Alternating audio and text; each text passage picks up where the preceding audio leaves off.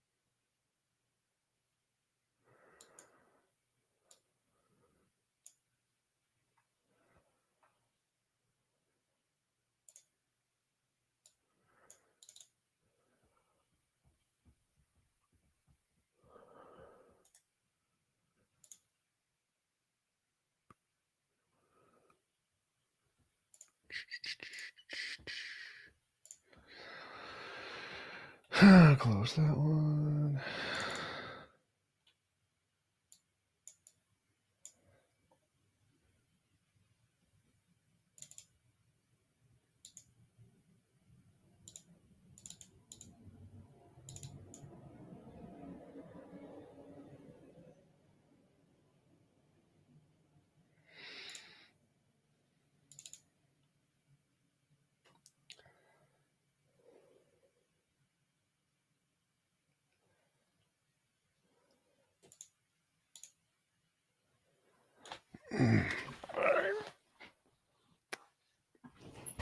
Mark, are you on PC or mobile?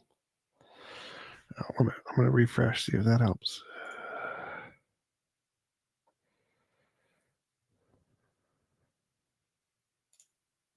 What? Testing. All right. Okay, PC. Mobile has an issue, so PC is better. All right, try your settings and see if you have a different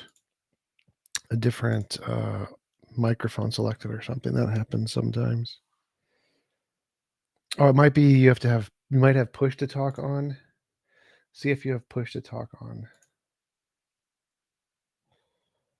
I don't even know where that is. So user settings, voice and video testing.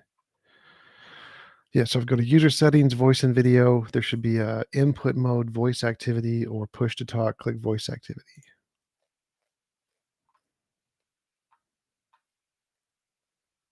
Okay. There we go. Okay. Can you hear me? Yep, that worked. Okay. I can hear you perfectly. Good. Yep. Discord has that weird setting where if you have push to talk on, it won't make any noise unless you push the button you have selected or whatever. Yeah, Discord has a bunch of complicated settings, which are dumb. Oh, wow. That drove me nuts for the moment. Yep. How are you doing? I'm doing good. Yeah, I'm excited. And I'm a little nervous just because I don't know we've never done this before. Yep. So how do you want this to go? Like, what's your view? What's your Well, normally, so we have a Sunday show with some other guys, and essentially they just do whatever they normally do for a talk show or whatever you would normally do for your call-in show. And I just hang out and talk in the background when people join. That's it. So just do whatever you would normally do to host your call-in show pretty much, and you can stream it to whatever or call it whatever you want. And I just hang out like and chat. when you say hang out, like you'll be constantly talking, right? Do I need to be saying stuff? Is it kind of depends? Just sometimes I'll go to the bathroom, get some cereal or whatever, and you can take over and do whatever. Oh, okay. I just want to know if I need to have like material ready. Like no. I have nothing okay. ready. I do literally nothing but show up and talk when people join the stage, and that's about it. So you can set it up and prepare whatever you want to prepare in any way, whether it's a lot or little or nothing. I don't care. But yeah, one thing I would appreciate is if you could figure out how to get a call-in number, because that I've been trying to do, but I haven't figured out how to integrate it. I think you need to have like a second, like an incognito window Discord up, and then somehow link the input volume from the call-in show to that Discord account and have that one on the stage to make it audible for everyone in the audience. But I haven't figured out how to do that yet, and I'm too lazy to figure it out. So Gotcha. if you eventually want to do that, that'd be cool. We figured it out for StreamYard, but I'm not so sure about, because I don't have any experience with Discord. Yep. But I'd imagine there's gotta be, you gotta have like that cable set up. It's like a digital cable. Yeah, virtual audio cable or something. I don't think so. Uh-huh. Maybe, Oh, no. maybe you might. I don't know, but I think like Gotcha. Like what I wanted to try to do was just create an incognito window, and then have the voice come through the incognito window, and then use that window as the input or something, or you can do it second computer or something. I have no idea, but Gotcha. I'll look around and see. Cool, appreciate it. And I want to send a message to Taco. So, like the audience, like, how do you know who's like wanting to talk to you and whatnot? They will raise their hands. Okay. There's nobody's raising their hands right now. So if anybody wants to come up and talk God, philosophy, politics, whatever, raise your hand, and when they do that, I'll show you how to do it. Do I need to be reminding people of that, or is that something that's pretty common in this? It's pretty context? common. Okay. And then, is there a way to like kind of screen what they want to say for you, or is No. you're in control of who gets to speak? Yep, I can Okay. bring them up and then kick them back down whenever I want. Gotcha. But I don't usually like vet them and make sure that they're not trolls or anything. Too lazy for that. There is a way to do it. I don't, but it's too much work. Gotcha.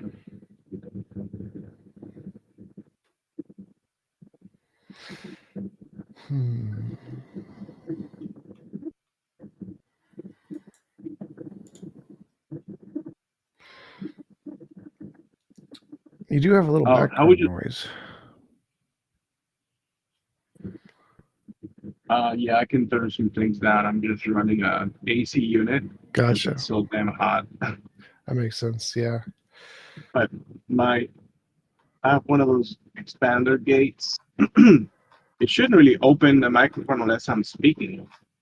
But let me increase threshold and see if that doesn't get.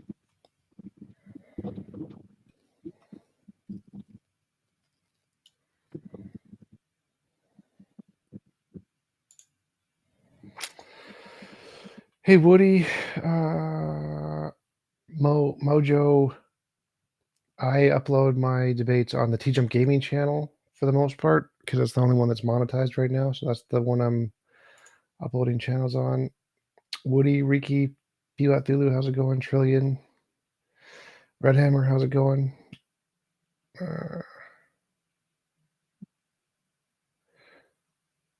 Drew Nichols is raising their hand to offer help if you need extra hands. Yes.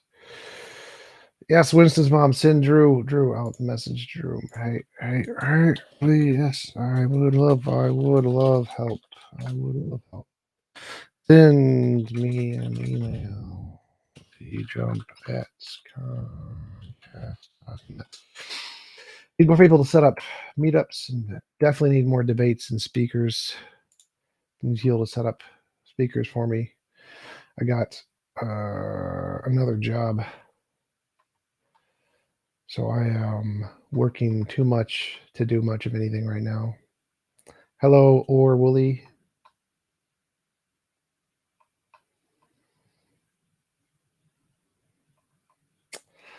All right.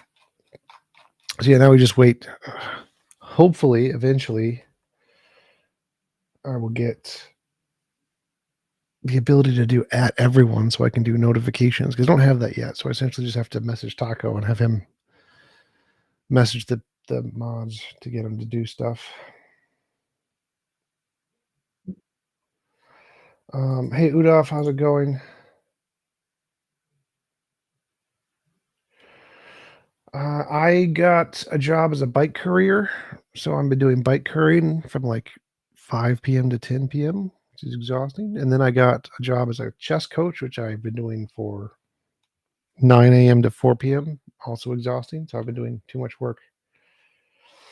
Do you believe someone has to physically make a prediction for something to count as evidence, or is it implied prediction based on the established theory enough? I mean, if it's obvious, like an obvious implication of the theory, then that would be fine, even if you didn't expressly make the prediction. So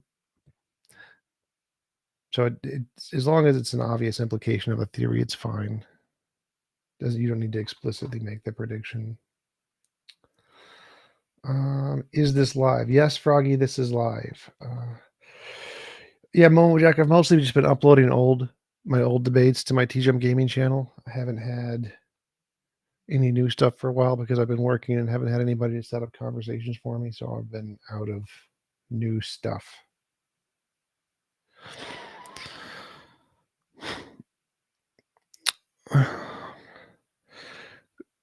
Did they get Amy? Amy should.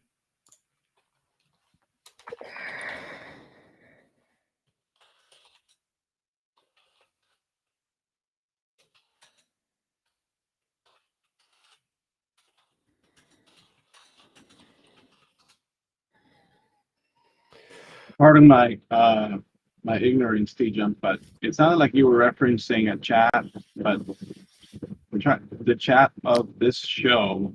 Yeah. So doesn't the really. chat is from my YouTube channel because I'm streaming to my YouTube channel. All right. So do you see in the Oh, okay. audience, Jeff has his hand raised? Do you see the little hand? I see that. Yeah. Yes. All right, Jeff. I gave you. Here you go. I invited him to speak, so he can speak now. All right, Jeff. Welcome to Atheist Call-In Show with T-Jump. I'm Mark Peralta. Where are you calling from? Where are you from? Calling from my computer. All right. What would you like to talk to T-Jump? What do you got? I was actually curious to know like what the reasoning is behind you being atheist. If you want to just like throw that around real quick to get something started. Sure. But I'm actually interested in the question. Yeah. So yeah, I'm an atheist because I don't think there's any evidence of a god. I think the evidence for God is equivalent to the evidence of unicorns, and leprechauns. So I think that's the reason I think there is no God is the same reason I think there is no Santa Claus.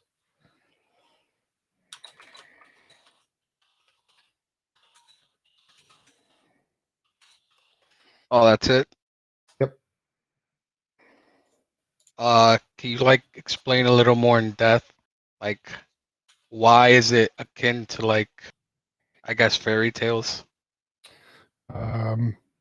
So Santa Claus, leprechauns, fairies, etc. The only things that are evidence that they exist is people's imagination, stories, personal experience, testimony. And the same is true of a god. The only thing evidence of it is stories, testimony, intuition, feelings. And so there is exactly the equivalent evidence of both of those things. Neither of them have ever made any novel predictions about the future. And so there's no greater reason to believe in God than there is leprechauns. There's no difference, epistemically speaking, between the two positions. Also, Mark, you can totally answer all these questions too. So it's mostly just for any atheist wants to hop in. Usually we have like six atheists on the stage answering questions. So if you want to answer any of them, go ahead. Sounds good. Yeah, I appreciate it. Yeah, I mean, I don't see it any different.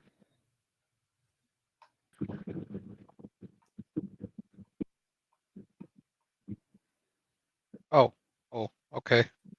Well, that's really my only question, is to like try to understand why, you guys are atheists. I wouldn't call myself an atheist because I'm like traditional, right? And I was like, uh, how do you say this? Conditioned to believe in a higher power as a child. But nowadays it's getting less and less uh interesting, the concept of God, right? Because like you guys, I don't really see any like tangible evidence, right, for a God. It's all just like all these ancient uh what's the word? All these ancient Fairy tales? reference points.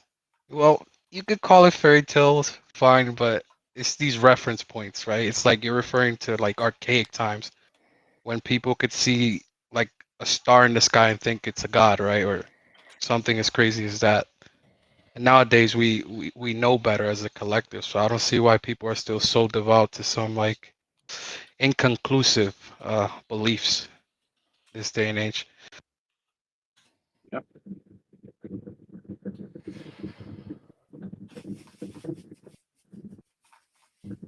I mean, I would get into why religion was even started. I think there's like there's a reason for it, because it's like, how do you control people, right? And that's I don't like the think that's. greatest way to control people, I don't think I that's think. how it started. I think how it started. There was a really great YouTube documentary or explanation by Robert Sapolsky on the origins of religion. He's a Stanford professor, and he was talking about how epileptics and things would have these visions and have a bunch of confidence, and the confidence would be followed because confidence is an attractive trait. And then the beliefs were then positive beliefs, some of them, which led to more beneficial outcomes in the societies, which then caused those ideologies to grow in popularity. So it's not controlling people was not the purpose of religion, but it was a convenient secondary effect it had. Also, Regert van Rensburg asks, "Are you still cycling? And how is the weight loss going? I don't see any activities on Strava. How much do you weigh in at now?" I'm at 240. I haven't been using Strava. I got a job as a bike courier, so I've been doing bike deliveries, and hopefully that helps with the weight loss.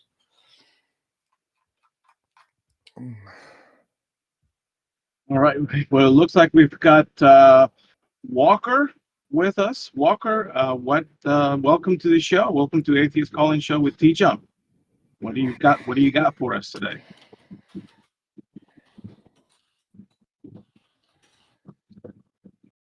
Walker, can you hear you? Can you hear us? Welcome to the show. I can hear him there. Can you hear me? Yes, now we can hear you. Nice. Rocker's All a right, regular. Walker. Okay. He's been on my YouTube channel a bunch of times. He's in the Discord. How are you, Walker? I am awesome. How are you doing? Very tired. Managed to pull off having a couple days off, which is nice.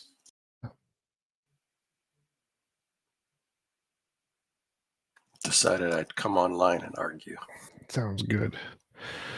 Yeah, I want to get, there's a specific like stage or in the server there's a role you have where they give you the ability to do announcements. We don't have that role yet, but we need to get that role so we can do announcements and get more people. Hey X, how's it going? He's also a regular. He's one of the speakers in the main show. Ouch. All right. Welcome to the show. Can't hear you right now though, X. The mic is not working. Yeah, I don't know if there was an update or something, but I had to go into my options and just exit out before I could talk. Yeah. It didn't change anything. It was just headset change. Good morning, everyone. Hey Goody. X, do you have connections to the admins to ask them to do like an announcement thingy? I have not been the one who's dealt with them in the past. I think that's been like Taco and Randolph, presumably. Yeah, it's Taco. Taco is the hero who does all the stuff, the real work. The doer of the things. Yep. But we can ping him. I talk to him all the time, just about other stuff. So I'll ping him right now and ask him if he can put the word out. Awesome. Tom, can I ask your perspective on Agrippa's trilemma? What about it? Well, you know who Susan Hawk is. Is she the one who did the found herentism or whatever? Yeah, she found a way of combining foundationalism and coherentism together. Yeah, I don't think it does combine anything. I think it just uses the problems of both. So I don't think it solves anything. Yeah. Well, yeah, she didn't necessarily say it solved it. It's just that she couldn't get away from the fact that both were in play. And there was a second argument that all three horns are in play almost at all times, which is kind of counter to the way Agrippa's trilemma is offered, and the fact that you'll find yourself impaled on one of the horns sooner or later. And she basically said that something along the lines of like the Cogito, you couldn't stop acknowledging that there was a coherent web of knowledge that was being used. So coherentism was in play, but one of those nodes was you being sort of an absolute extant fact, you know. As a result, like, since you couldn't walk away from that, but you also couldn't share it with anyone, like there's no way anyone can share knowledge of your mind such that, you know, the problem of other minds still exists. You yourself also can't deny it. So it's a kind of a catch-22 there, or a properly basic belief if you'd like to go down that way. And yeah, so I think that if you're starting with the you exist part, and then after that you get all the coherent stuff, well, then that's still just a form of foundationalism. You're just adding the coherence of all the secondary beliefs together on top of the foundationalism, which is the I exist part. So I don't think she tried to describe it like a pyramid or a crossword puzzle, which was kind of interesting about how, yes, all the bricks in a pyramid are connected together, but there's one that's at the top. Or if you invert it, there's one at the bottom if you're building upwards. well, the crossword puzzle example is saying that there's none of them at the bottom because there's all interconnected and you need the sum of them to get all of them.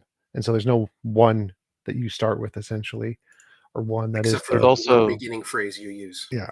It Which also could be any implies, of though, them. that there's a degree of interlock between sufficiently reinforcing beliefs that they become the most confident beliefs that you have, even if they didn't start out as your initial ones. And I think that's why I like the crossword analogies. It's descriptively the way we do at least science with regard to falsification.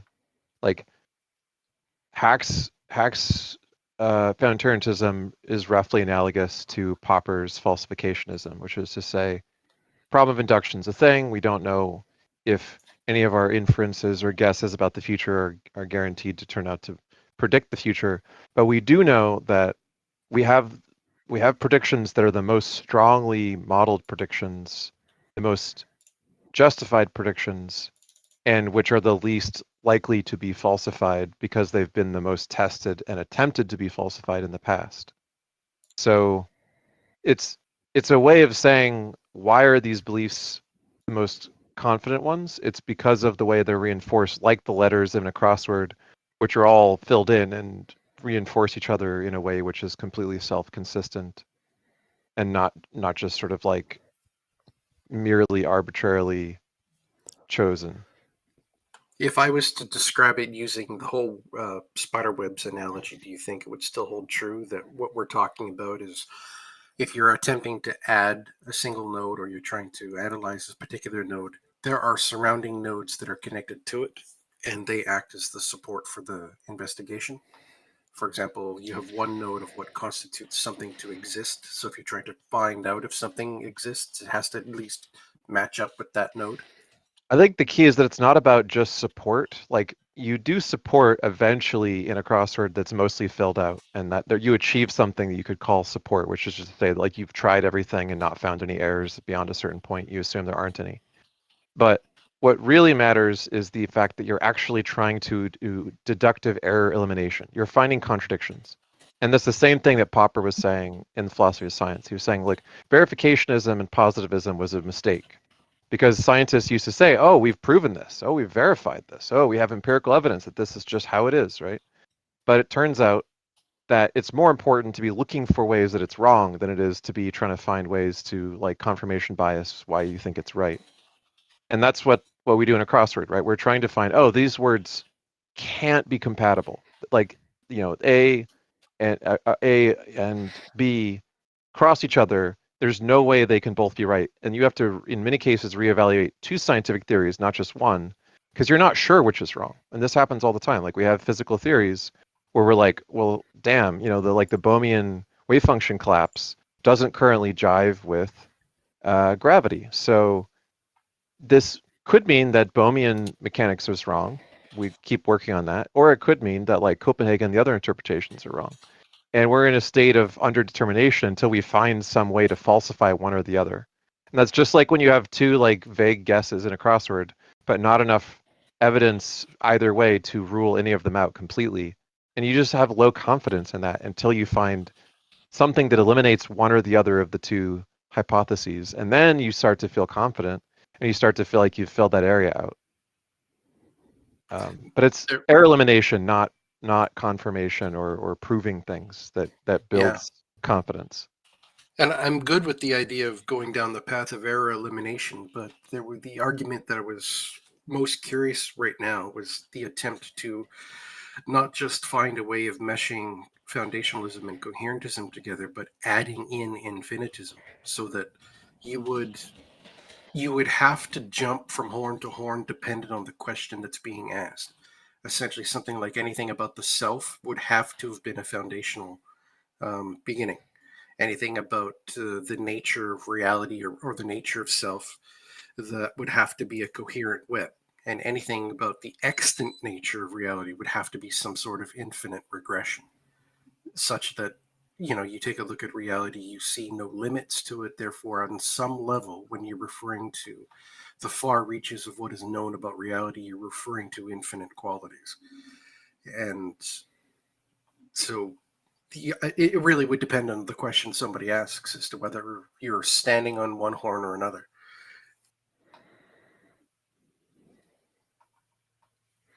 To me, I've never seen the benefit of coherentism.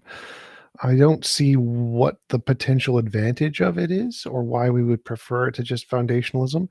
I don't see why it should be accepted or used as a basis of knowledge, preferred in any way.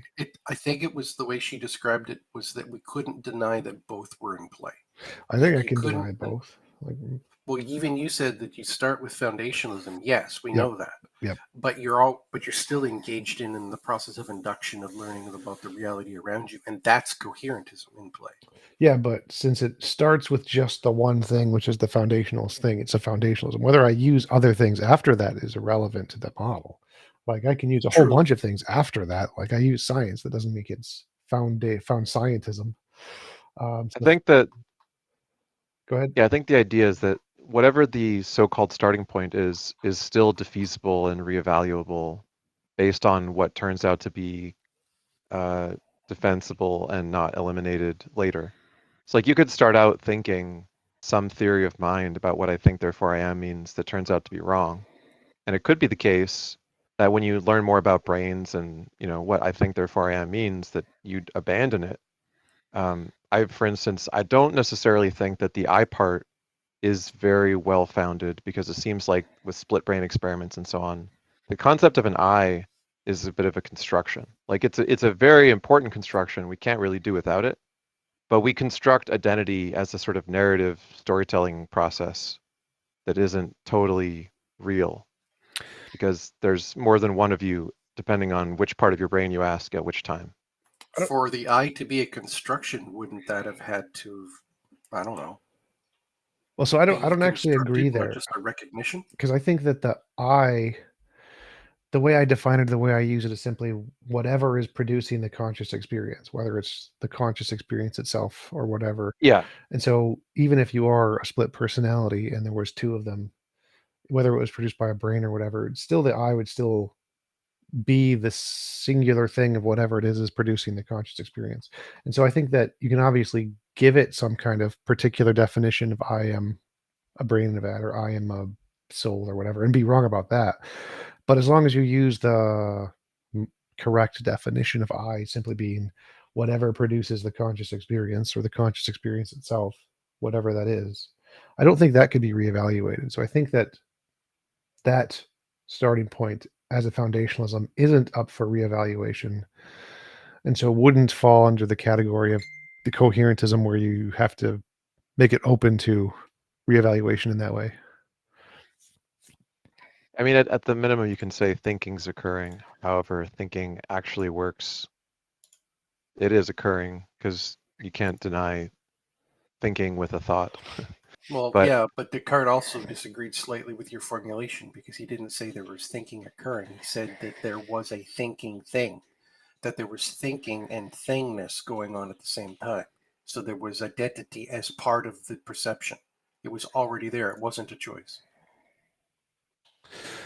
yeah, it's just on like a few different views of cognitive science or philosophy of mind, like illusionism or something. It could be the case that there's some mistake in the base assumption. But if, as you put it, you're just open and you're sort of agnostic as to what the I is, and you're not loading it up with a bunch of theory-laden claims about the I part, then the minimal version, whether you say thinking's occurring or whatever I am that is thinking turns out to be, then yeah, I think it's a reasonable starting point. I just don't think that we have to commit to it as an absolute. I think we could turn out to be wrong about that and still end up with a web of beliefs, even if we ended up not being I's, or maybe even reevaluating what thinking actually means. Do you not have to commit to it being something extant? Well, on like extant and meaning ontology is a funny thing when you have stuff that doesn't have really clear Mariology and very clear parts, right? So, like, you could commit to thinking without committing to identities being real, or without committing to like the Cartesian theater of the mind kind of view of what thinking entails, the way that Descartes thought of it, or the way that maybe some people misuse what they think Descartes thought of it. I do have an issue with the statement thinking is occurring. I like the I. I think the I is a useful term there because it's not just thinking is occurring. It is thinking that you have direct awareness of is occurring. And I think that direct awareness of part can be encapsulated by the I. And so I think that I think is perfectly meaningful when it's saying thinking is occurring and that thinking I have direct experience of. So I think the I is an important addition to that sentence rather than just saying thinking is occurring ambiguously. I kind of say the same thing, but I don't go with the I just say thingness because that's what I learned. So maybe I should change my language. But the idea was there is thinking being acknowledged, but it's singular. It's identity that is being labeled. There's an A, is A there. And that we call it self. We didn't choose to call it self. It's not the end of some sort of rational argument. It's just a description of what we perceive to be going on. Like there's the extant facts of it, and then there's the essence of the experience. Then those are two separate contexts.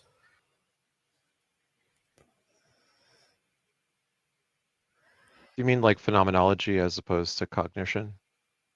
Well, there's the thinking going on, and then there's the nature of that thinking. You can't deny that the thinking is occurring, but you can start to doubt almost everything about what its essence is. Yeah, like so there's a couple biologists, for instance, who think that sentience, like phenomenal awareness of experience, is something which is separably evolved in a more recent time and among certain species, but that some animals don't have any need for it, that they can more or less purely react to stimuli successfully and appear to do cognition like puzzle solving or environmental navigation or whatever prey finding that they need to do without having any of the things that we would think would be part of our brain's phenomenal experience. And he thinks, I've got the scientist, but he thinks that it's a more recent development.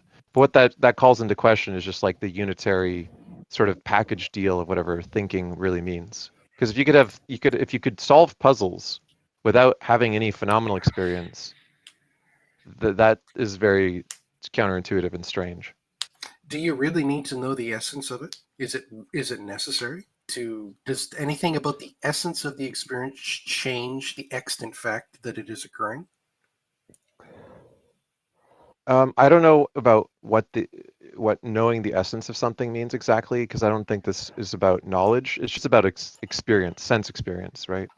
So if it turns out that there's an animal that has the ability to like solve problems, but has nothing equivalent to what we would think of as sense experience or phenomenal consciousness or awareness, but it does have the ability to react to its environment and learn and survive, then that just means that they're not as inseparable. The idea of thinking about the world and experiencing the world are potentially two different things that usually overlap in our case, but don't necessarily always overlap in the animal kingdom.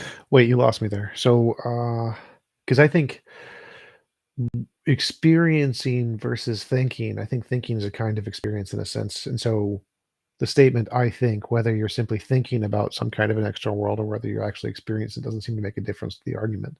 So, like, obviously, like an AI can solve problems without actually being conscious. Exactly, yeah. That's kind of part of the analogy that makes sense to me as well, is that we can construct a machine that can appear to react and respond as though it's an aware creature, but it's not. It's just, programmed or using neural networks in a certain way. But would you? And if it turns out that that is analogous to what these animals are doing, that they have the neurons to fire to make it do things, but they don't have the neurons that we have that are like sense experience. They don't have the neurons that we have that are like second order beliefs and conscious thoughts about the sensory experience. Then it could be the case. They're not thinking about thinking. They're just They're reacting. just doing. Yeah, exactly. And they may learn in the sense that they get smarter at solving their environment. Machine learning doesn't entail consciousness. Like machine learning just means a thing gets better at doing something the more times it experiences the thing. That's all that machine learning implies, is like some performance improves in some measurable way in response to repeated exposure to some kind of stimuli. And so we do that all the time with like, algorithms that predict what you would like to purchase in the future or something like that. They're just taking some like stochastic function and they're trying to do like a curve fit for the data that's coming in to predict where the curve is going to go the next node on the graph or whatever.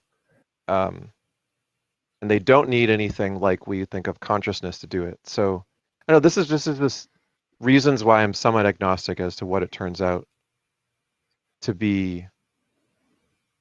I think I share the exact same intuition that you do, T-Jump, that it's very meaningful to me to say, I think, therefore I am. I'm not so confident that that's going to be the case when we're finished understanding everything, that I think it couldn't be reevaluated what it actually means. But it's a good starting point.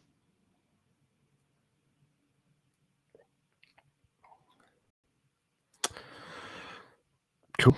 Anybody else got any questions? Philosophy, politics, religion, potatoes.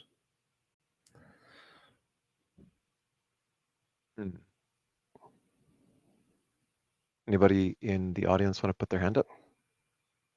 There's WizKid has a hand up.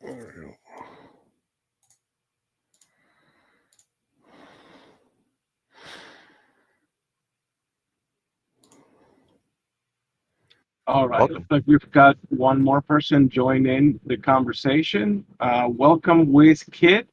You're here with T-Jump and Mark Peralta with a positive mind. What do you got for us today? Do you hear me? Do you hear me? Yes. Yes. Okay. I'm not sure where the conversation is right now. Should I just should I just like input my own thing, or Sure. should I like go off what I'm talking about now, or how? You can talk about whatever you do want. Go for it. Okay. Well, okay, let's start here. I'm a theist. And And I don't agree with atheism. That is what it means to be a Uh, theist. Are you a yeah, deist or a theist? And like, do you That's a make good question. a strong distinction between, usually theism is like a personal God and deism is like Interactive. an impersonal, non-interactive God, Yeah, just that's a a good creator. well, I think God is personal, so I guess is the th. I don't think there's a God like outside of me, if that makes sense. Does Not the even God remotely. does the God intervene, or is the God just like a part of things, or like the creator that put everything in motion?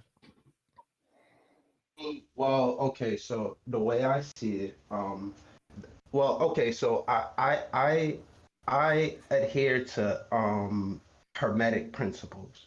So according to Hermetics, it's the mind is all and the universe is mental. So God is a construct of the mind.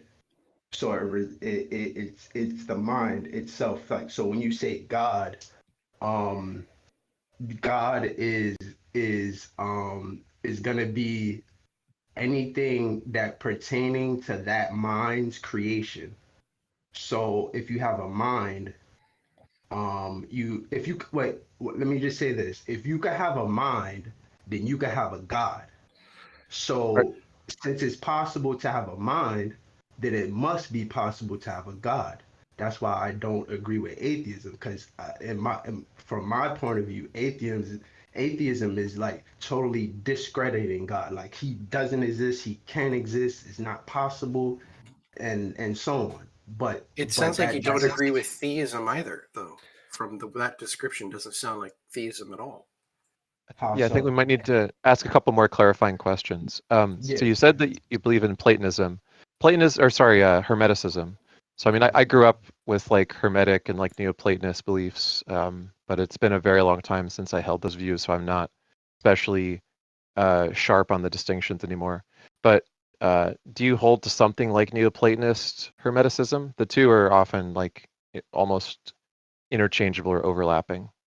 Is that adhering to the world of forms? Is that what It's not just Platonism. So like Neoplatonism is more than just Platonic like abstracts exist. Neoplatonism is a view that says that there is like a something like classical theist God creator of the universe, similar to or sorry, more like deism, that put everything into motion, and usually it's a kind of monism about the world, that everything is like one essence. I'm not going to be able to do it justice because I don't hold these views anymore, but I just wondered if that's what you think. so I don't think the world is just made of one essence. Well, it's complicated because I can say that the world or existence anyway, or essence anyway, is consciousness. That's what I equate existence to. The phenomenon of existence. I equate that to consciousness.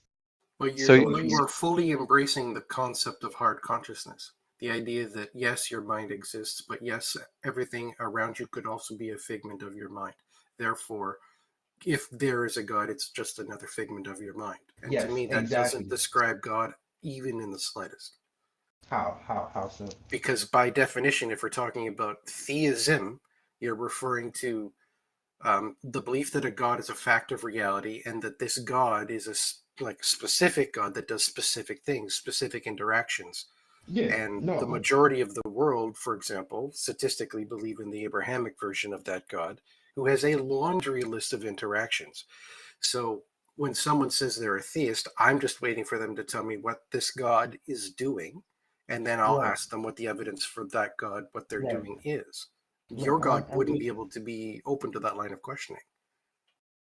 I see what you're saying, and I would say this: my God would be in line with that theory because again, the Are you way I sure? see it, yeah, I'm gonna Then explain it. name one thing your God interacts How, in one way of revelation, one way of revealed truth, something, any way that your God interacts with reality, not necessarily people, but with reality, just one way.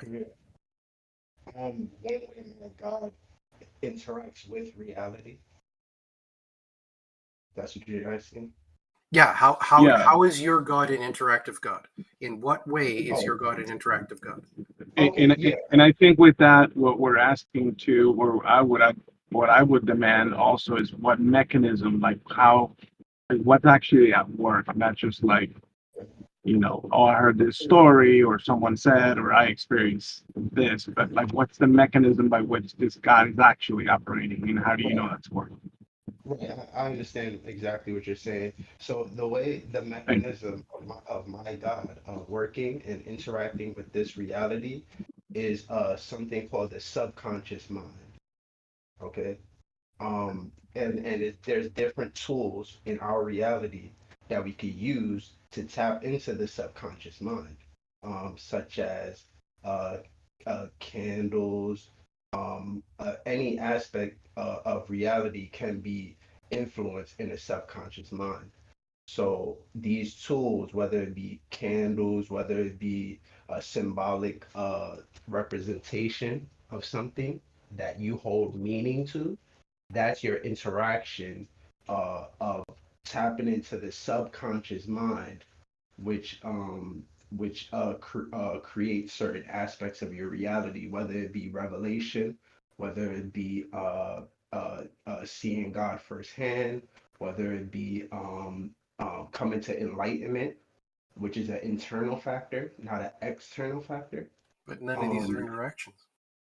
Yeah, those are how coming so? from you, not from the God, right? So in all the Yeah, things you described, you're talking yeah, about how you think a person can stimulate or facilitate a state of uh, consciousness or subconscious access in which they will perceive God, right? That's what you're talking about so far. yeah, Is that yeah. correct? Because Okay. as I said, I don't think God is an external thing that has influenced the person. I think it's the other way around. The Okay. person So finds God through internal means. okay. So that's compatible though with a view that is purely psychological and doesn't actually require any supernatural metaphysical commitments, right? It's like there's a lot of people who are self-described like atheo-occultists. Like I would probably have described myself as that at some point, which is to Wait. say that like You you said, could you could do all those same rituals and you could have those states of mind and you could perceive like God beings or narratives and it could be psychologically valuable to you, but you don't necessarily have to assume that they're real in an external sense. And you yourself have said it's not external.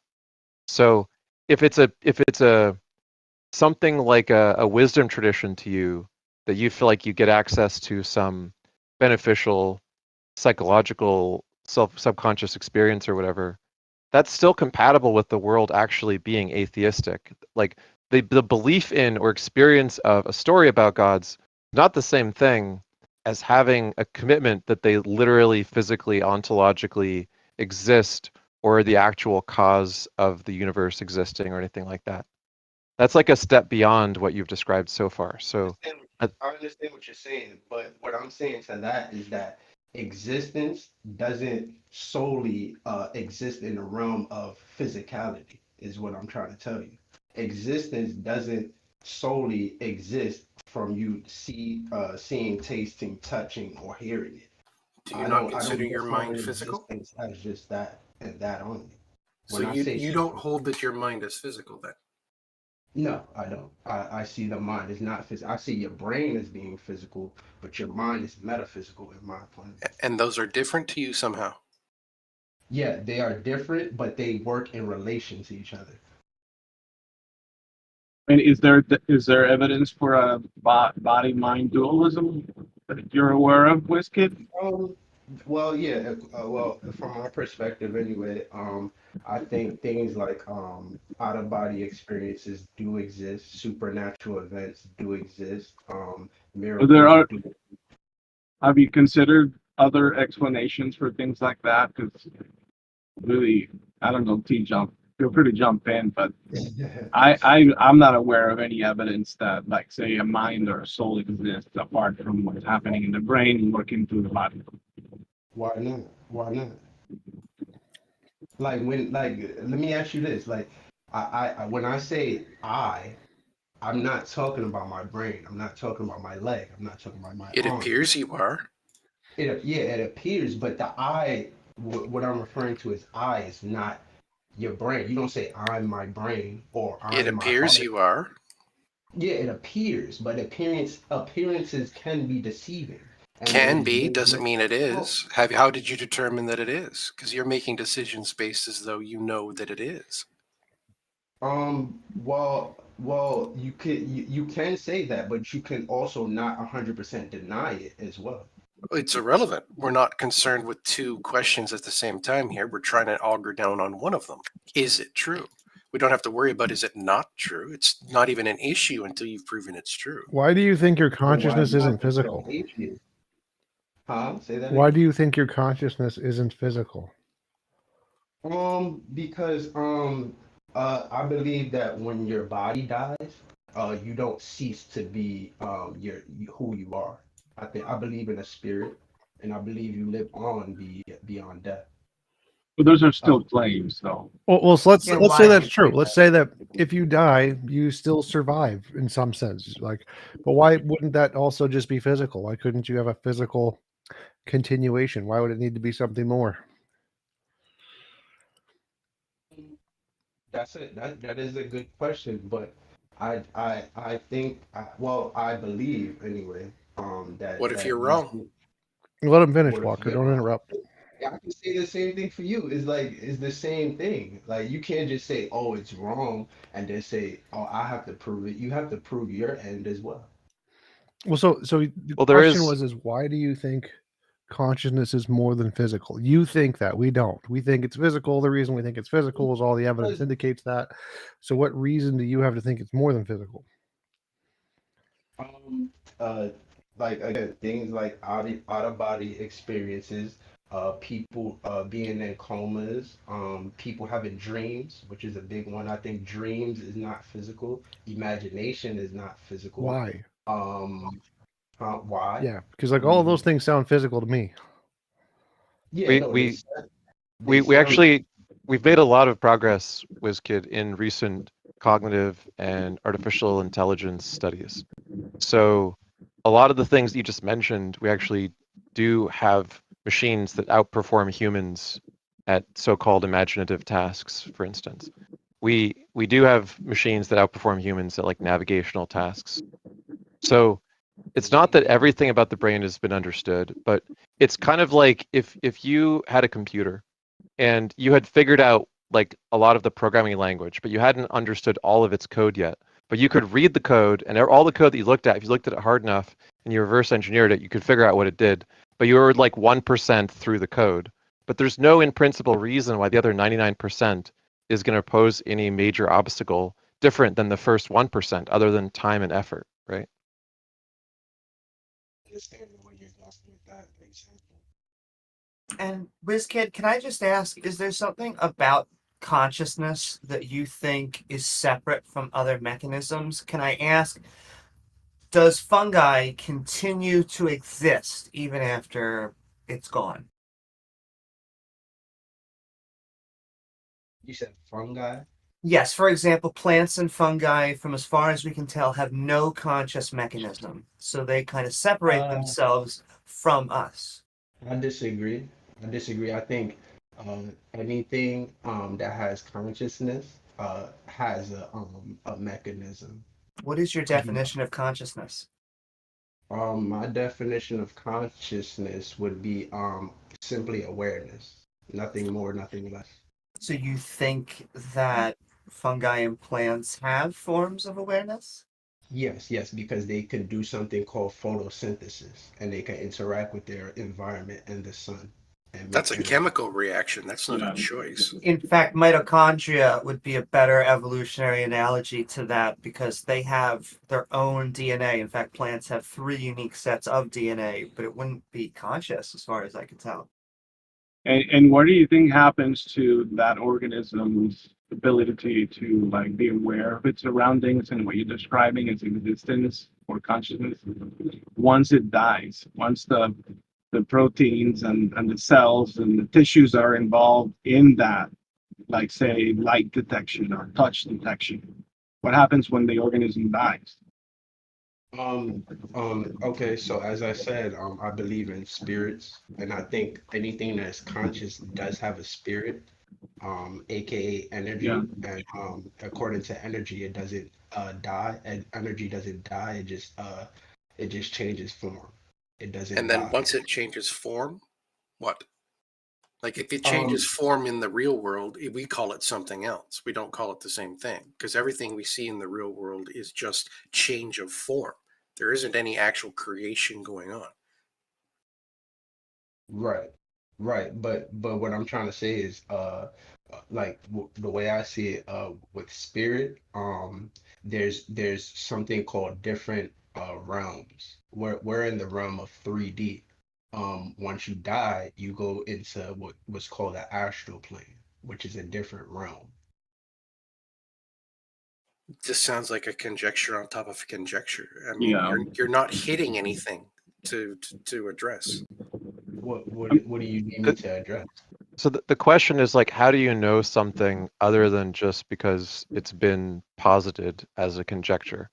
And we generally, even in metaphysics, have epistemologies, like a mechanism or a method of establishing. If you have, let's say you read 2 books, and one of them says that when you die, you go to the astral plane, and the other one says when you die, you go to Hades.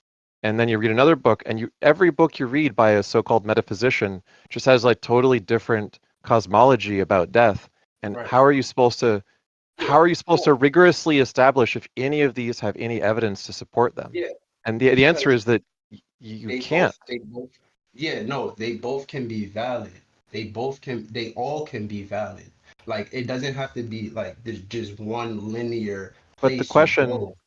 the question is, if there's no way to establish which of these hypotheses is valid, maybe none of them are valid.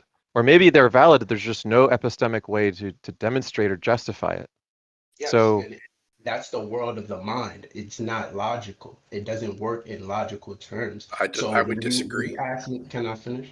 When you ask me for logical explanations, things like what we're talking about now doesn't it can't be explained solely on you want a logical, straightforward answer, but that's not how the mind works. The mind works off of possibilities, imagination, intuition, those types of things. That's why you can't get a like straightforward one but answer there for that.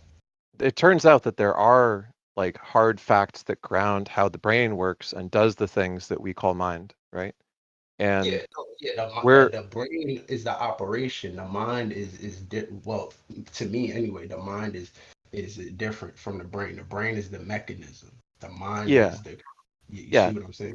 yeah, but the mind in terms of its like in terms of its epistemic position, the mind is not equipped to be able to be the authority about how it works because Why not? it's not doesn't have access to the kind of third person information that you need to understand what brains do. So I agree with this. when we look at what brains do, we come to surprising conclusions, counterintuitive conclusions that contradict our intuitions about our own minds from our own mental experience all the time. And this is Right, something we couldn't do if we weren't using all sorts of tools like functional magnetic resonance imaging, right. EEG, I totally you know, understand that. I like totally thin understand what. slicing. Yeah, Yeah, I totally understand what you're saying because the mind works logically. So you could have, for instance, you could have a problem in your mind, right? And you could think solely with what your brain says logically and still be incorrect. It happens many times with many instances of people making predictions based on what their logical brain says based off the past and based off those analytic data. That's not like the only thing that works in reality is like analytic brain calculations. That's not the only thing to predict things. You see what I'm saying? So just the No, way I'm not following at the all. brain- You how seem to be getting away from it, WizKid, because your initial claim was, as I remember it being, was that that there is consciousness or a reality beyond like yeah, our living lives now, yeah, like after yes, death. And so, yes, you're claiming that somehow in this other realm, that yes. I don't think that there's any evidence that we can say, all right, we know that exists, but you're just positing It, that there is a there realm is where these exceptions take place. Hold on one second. Um, that somehow reality or an experience of living is possible, but yet everything that we know about our bodies and how our brains work and how we experience reality, namely through our senses and how our brains are making sense out of it, require us to have a physical body, and that one that is fully functioning. Because without like auditory organs, or like without pain receptors on my skin, without like those light receptors in my eyes, I would not be able to experience life. And I'm not quite sure how that would even look like outside of having my senses. And so, how can you explain? I mean, maybe pick one aspect of reality in this other realm that you're describing, and tell me how is it that you're able to experience that? Yeah, it's just how? mainly again is mainly consciousness, which is awareness. Yeah, but consciousness in itself, unless you're referring to a memory, I wouldn't say a memory is reality, but unless you're actively living, a memory isn't anything, an experience isn't anything.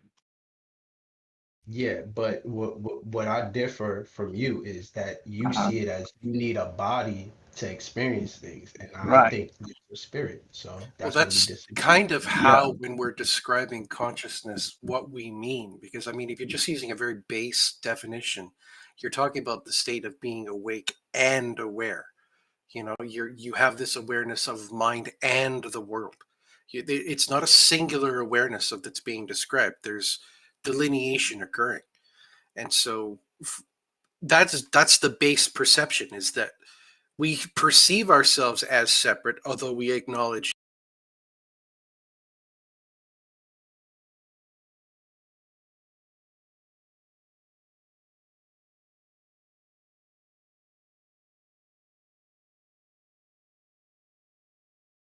it's possible.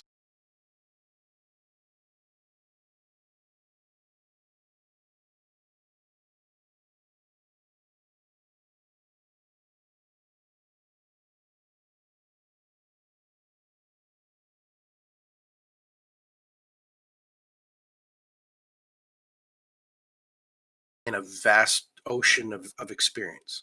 And all you can do is sail around this ocean of experience and label things with its extant qualities, like describe it as it is. Because reality is consistent around us, or at least it appears to be. And so that becomes your measuring stick for what is true, is everything that seems to be consistent with reality. And Yeah, that's where the terms come in. It's not something you could say about self. You know, like it's true that my mind exists. It's like, well, it's just self-evidently true. It's not something you could prove to somebody else that your mind exists, right? self-evident. Yeah, and that's something that can't be disputed. Your mind is self-evident. How Like there's how how is it possible that your mind's existence is not self-evident? I know I said it is self-evident. Okay, yes. Yeah, it is self-evident. But it's Do it's you more than also it's do more you than self-evident at this point because we have third-party observation of minds. We have a model of how the mind does what it does, such that we could externally look at a mind and literally read words out of the thought process occurring in that mind. No, you We can't. can do I a know. 70 to 80% accurate reconstruction of entire sentences that you are thinking with fMRI and EEG attached to your head. So With I it's not disagree. the case anymore that these things are inaccessible to the external world. or that you're the only person who can know that you have a conscious thought No, process. see, We that's can not what I externally read your conscious thoughts. I No, agree with what what I said. Apostate NX said, but can I ask you, WizKid, you Yeah, use the word spirit. yes, If we're yes. just going to continue on with definitions, what would be spirit? Spirit. I equate the spirit and mind as synonymous with each other. Say that one more time. The what was synonymous? The spirit and the mind are synonymous with Oh, each other. see, there is a talking point because you said, well, the mind is not the brain, and then consciousness. We all have these floating words, and I assume then that consciousness and the mind are not the same thing. No, they are it's synonymous as well. Because I believe we have a mind, I do not think that it's synonymous with spirit. I think the mind is the operating system of the brain. I think that's a closer analogy. And I think that when you remove this term like spirit, you find that plants, fungi, and single cellular life don't have it. Well, the way I see it, I think the mind, the spirit, and consciousness are all synonymous words, and I use them interchangeably. Maybe that's confusing, but I just wanted to make that clear. Well, So I no, do see I that. agree with some of what you were saying up until you start to delineate from what I think is physicality, like T Jump and others were starting to Right. point at, is I think when the brain dies, the brain is the highest level, and everything under it, including the mind and consciousness, ceases to exist. Okay, so where I differ from you on that is I see the brain as the mechanism, and the mind lives on when the brain deceases. Yeah, but it almost sounds too like it sounds like in your view, what you're referring to mind or spirit can operate independently. But Yes, I don't just think that like dreams, the evidence points the like complete opposite direction. like no, well, there's a lot of evidence of otherworldly things such as dreams, out of body experiences, astral traveling. Mhm. Well, Yeah, that's Uh, that's you're when it kind of gets away poisoning the from it. well by calling them other bodily, because that's what's in debate right now. I think okay, dreams are well, very much made from the mind. I think that your body is trying to figure out what to do with you while you are just chilling there for hours and hours and right, hours. Yeah, we've right. actually See, studied the it way I enough see to understand there's a mechanism called memory consolidation. So what happens is when you experience new stimuli, like a new place that you haven't been before, or a new concept that you haven't learned before, entire new cortical columns and like hippocampal complexes get formed to attach to these new memories. And when you go to sleep, these newly attached memories are in a state of excitation, which causes what's called memory consolidation. And so memory consolidation is just these recently formed regions of neural organization repeatedly reactivating and generating a fictional world, a dream world, based on things you've recently experienced for the first time. That is why you have dreams about stuff that you've just encountered or just thought about before you went to sleep. And like okay, this is a well, well And enough it's doing studied it thing with the now. help of chemistry too, because you've got hallucinogenic chemistry that's being secreted during those sleep stages. I think you're referring to what occurs during REM sleep cycle and Yeah, it's memory. specifically called memory consolidation. Yeah, So and so if you don't do anything, then you tend not to have such strong memory consolidation experiences. You have to that's learn right. new okay, stuff for it to be triggered. Yeah, okay, and well, then what happens is that you'll wake up in the middle of the night if this is while this is happening, and then you recall the memory of that experience, and then it'll be like, okay, you had a nightmare, you had a dream of some sort, in which then gets equated with like out of body experiences and all kinds of other stuff that there really is no evidence for.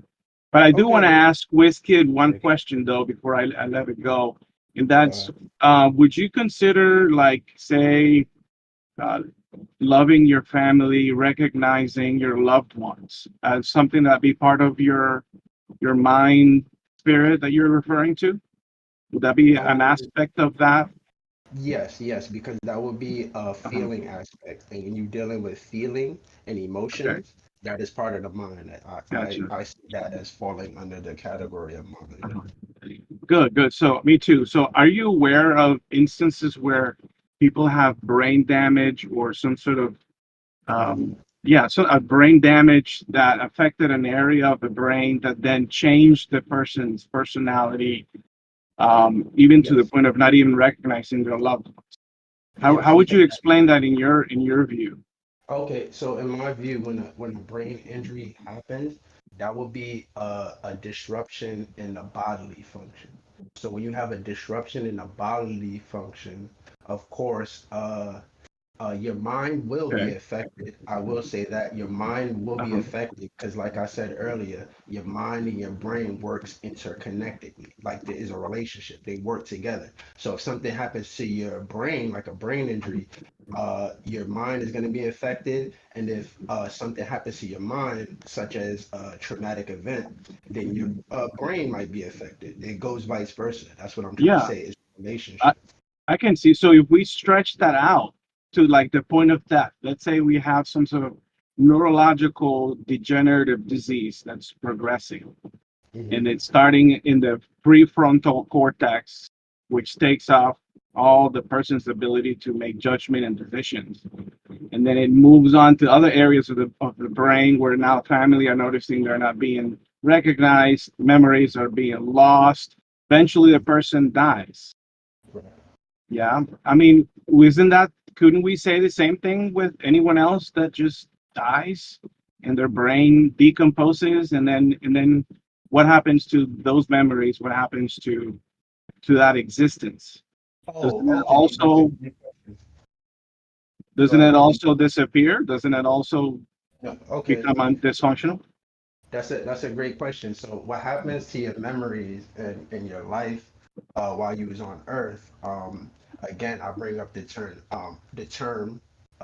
astral plane. That's where your spirit goes when you first die. So that's where your memories, your passions, what you wanted to do in this life, all of that goes to that. That's your spirit. So all those things go to that. So Like, it sounds like right? you're now positing some sort of like iCloud Yeah, of I where mean, your you could life say that. can go to while you transition. That's where I lose you, Wizkid, because I don't know, I don't have any evidence of that actually being a thing. I mean, okay, well, okay, you could say that, and that's fine. You could say you don't have evidence, but I think it's plausible because there's a lot of evidence of certain out of body experiences, certain dreams, certain Well, you have true to be careful about the experiences. evidence term you're using because that's a claim, not an evidence. That's just a story Well, until it's well, validated. it's I would say this is not hard evidence, but it should be taken into consideration when many people are saying this. Right, No, we as a can matter we of can fact, the take number of people that report something is irrelevant. yeah, we How can is it? take data. We can take data of people's reports into consideration, and we can find that there are explanations for their reports which are not consistent with their beliefs about those reports, right? You understand there's lots of phenomena where people are deluded, people are confused. And so we have many cases where large amounts of people's claims are not compatible with reality. And Yes, physical we reality. routinely downgrade those kinds of claims to being essentially worthless when it comes to determining what's actually going on. And unfortunately, that's the case when it comes to people saying that they had a dream and they think that the dream is real. Because what people do is they try to prove that these things actually work or are real, and they fail to do so. For instance, Okay. there was a James Randi challenge where James Randi was offering $1 million for any confirmation of any psychic phenomena of any kind. And all people had to do was demonstrate in some kind of repeatable experiment that they could demonstrate some provable effect from the psychic phenomena they were claiming existed. And literally, no one ever successfully claimed this because no one could actually do anything repeatable and reliable that would demonstrate any psychic phenomena was real. Okay, I disagree with that. I think there are many instances where you can prove psychic phenomena are real and it can be repeatably tested. If any one of those had been demonstrated, they could have collected $1 million prize. Why do you think it is the case that they never successfully did so? Because they probably didn't know what exactly psychic phenomena is, and a lot of people get that confused. They think it's some woo-woo thing that's crazy. No, everyday things are psychic phenomena, believe it or not. So psychology, everyday like mental experience, imagination, dreaming, all that kind of stuff is not That's psychic something phenomena. that's going to be measurable in any meaningful way affecting the Yes. real world outside of what we would already expect from existing physicalist models It of the can brain. It can be, and I'll tell you why. There's a thing called hypnosis, where you can hypnotize yourself and see results psychologically and psychically, behavior patterns that can be tested, and you will see a change in that individual. That's not Pretty sure hypnosis not does not rely on the supernatural to work. yeah, hypnosis is not a psychic phenomena. I think what you're confusing is like the idea that there's some mind-body connection Yeah, and the it term is. psychic. Psychic implies spooky action at a distance, something that actually affects the outside world in a way that relies upon some action occurring from the mind to the external world directly, or something like supernatural knowledge accessed from the external world, information that you shouldn't be able to have. For example, being able to read someone else's mind. However, if you just predict what you want for dinner, that's not psychic. Right. No, I understand that. And what I'm trying to tell to you is that there are many instances of psychic phenomena that happen in everyday life. You don't have to read somebody's mind, you don't have to levitate a rock off the floor. Those I don't see as like psychic phenomena. May What I I'm ask saying- for an example? Yeah.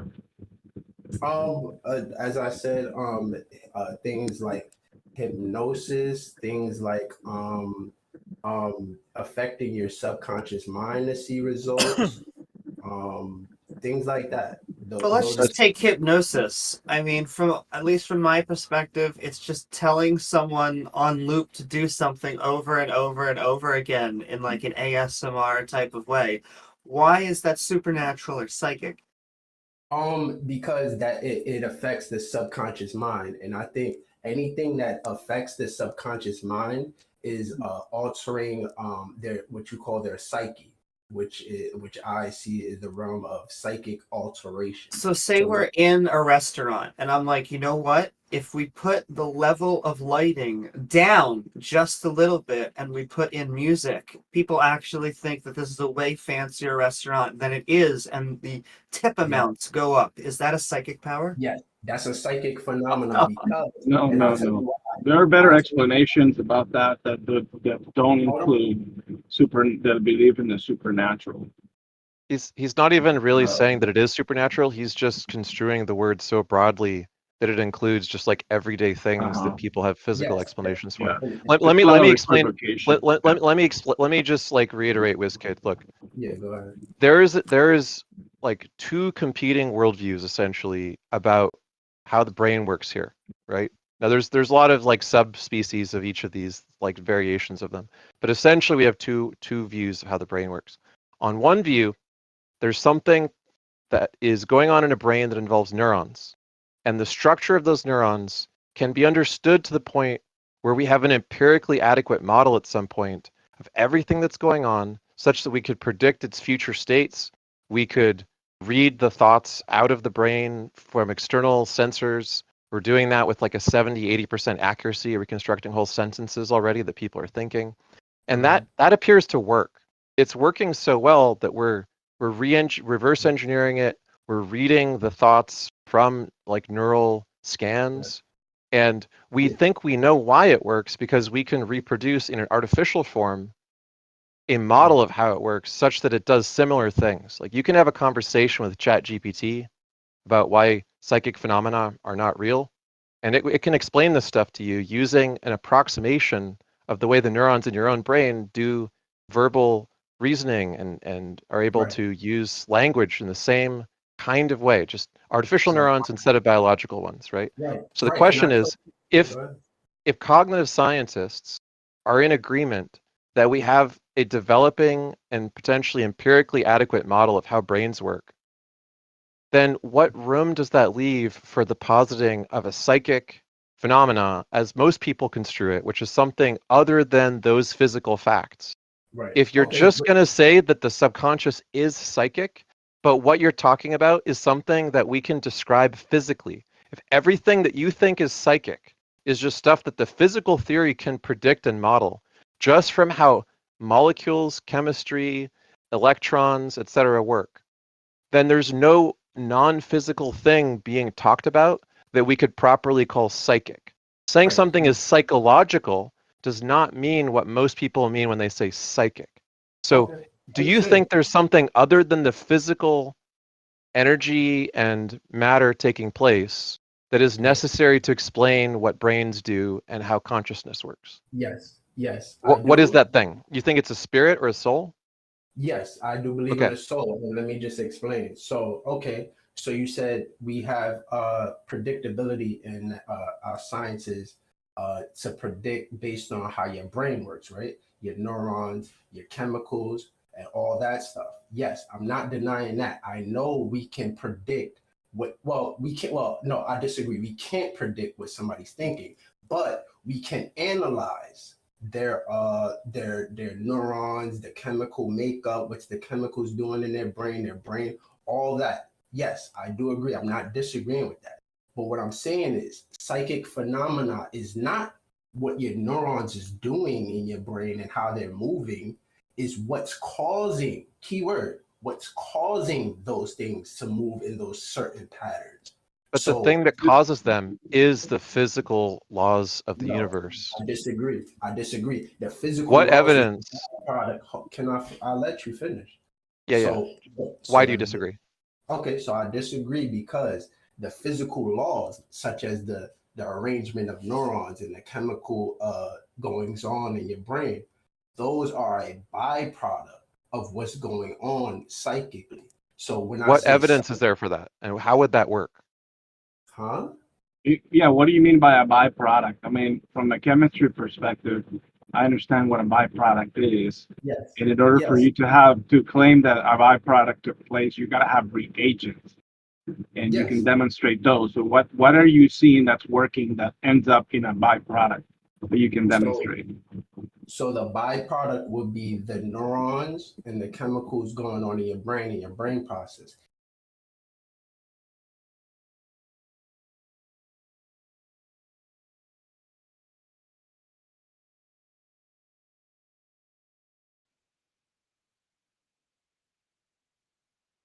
But you're not actually adding anything new. So Well, sorry that's to where jump the in, guys, problem but we do have a few other people in line, so I wanted to move on to a All different right. speaker. We can come back to WizKid later. Antangelo, what do you have for us today? Yeah. Yes, hello guys. Hey. So, yeah, my question is, why does random unguided events be a superior explanation to the origin of codes, languages, which direct the making of complex machines, because we rather know than they an exist. intelligent creator? Because we know they exist and we don't know a creator exists. So we're just dealing with the toys we have. Novel Well, testable what predictions. exists requires an explanation. That's the point.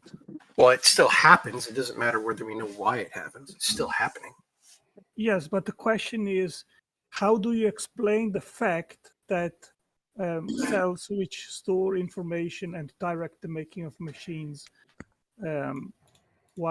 how they have come to be, how they originated? That's the question. We've What talked is the about best this Because there's explanation? natural ways before. to generate information. This Look, is we've talked common about knowledge this. now. We've talked about this before, Tangelo. All you need is a replicase bootstrap from a protocell, and the necessary replicator protocell substrate exists on the surface of the Earth in the form of clays, which randomly autocatalyze the production of long polymer chains in random arrangements, some of which will eventually be self-replicators, given a protocell membrane, which lipids provide, which is abundant in the same environment.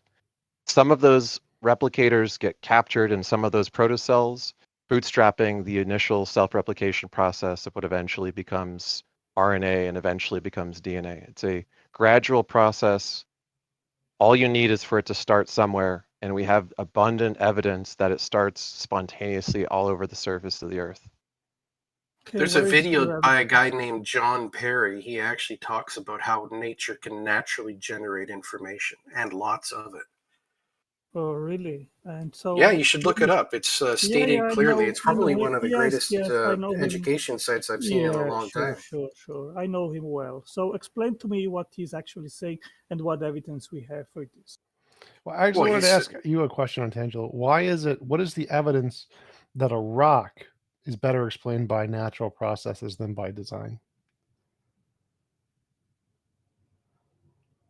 Well, we are not talking about rocks. We are talking about molecular machines. Oh, no, and no, I'm closed talking about environments. rocks. This is a question for you. What is the evidence that a rock outside of my door was a product of natural processes and not design?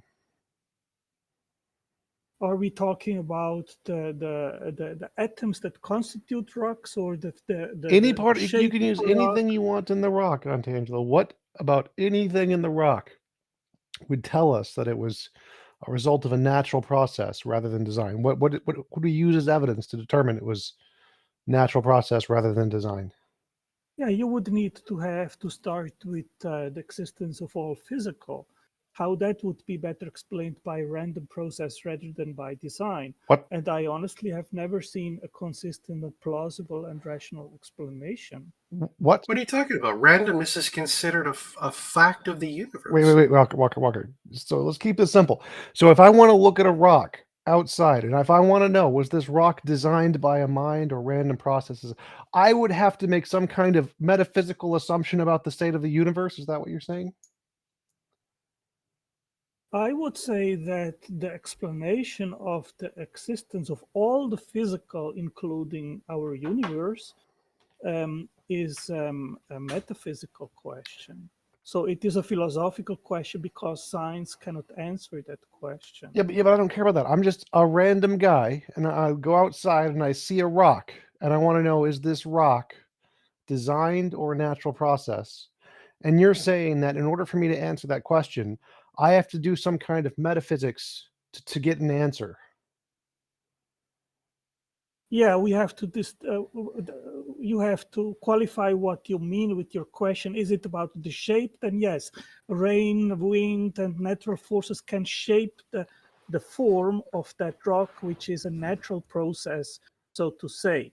But if you want to ask what is the ultimate cause of the rock, like everything physical, then No. Say we walk would be a outside and we pick metaphysical up a rock. question. Is this rock designed or was it natural process? Or pick up a leaf. Was this leaf designed or natural process? Or pick up a potato and say, is this potato designed or natural process? Just go outside, pick up any object, and you want to determine, is this a designed object or a random process object?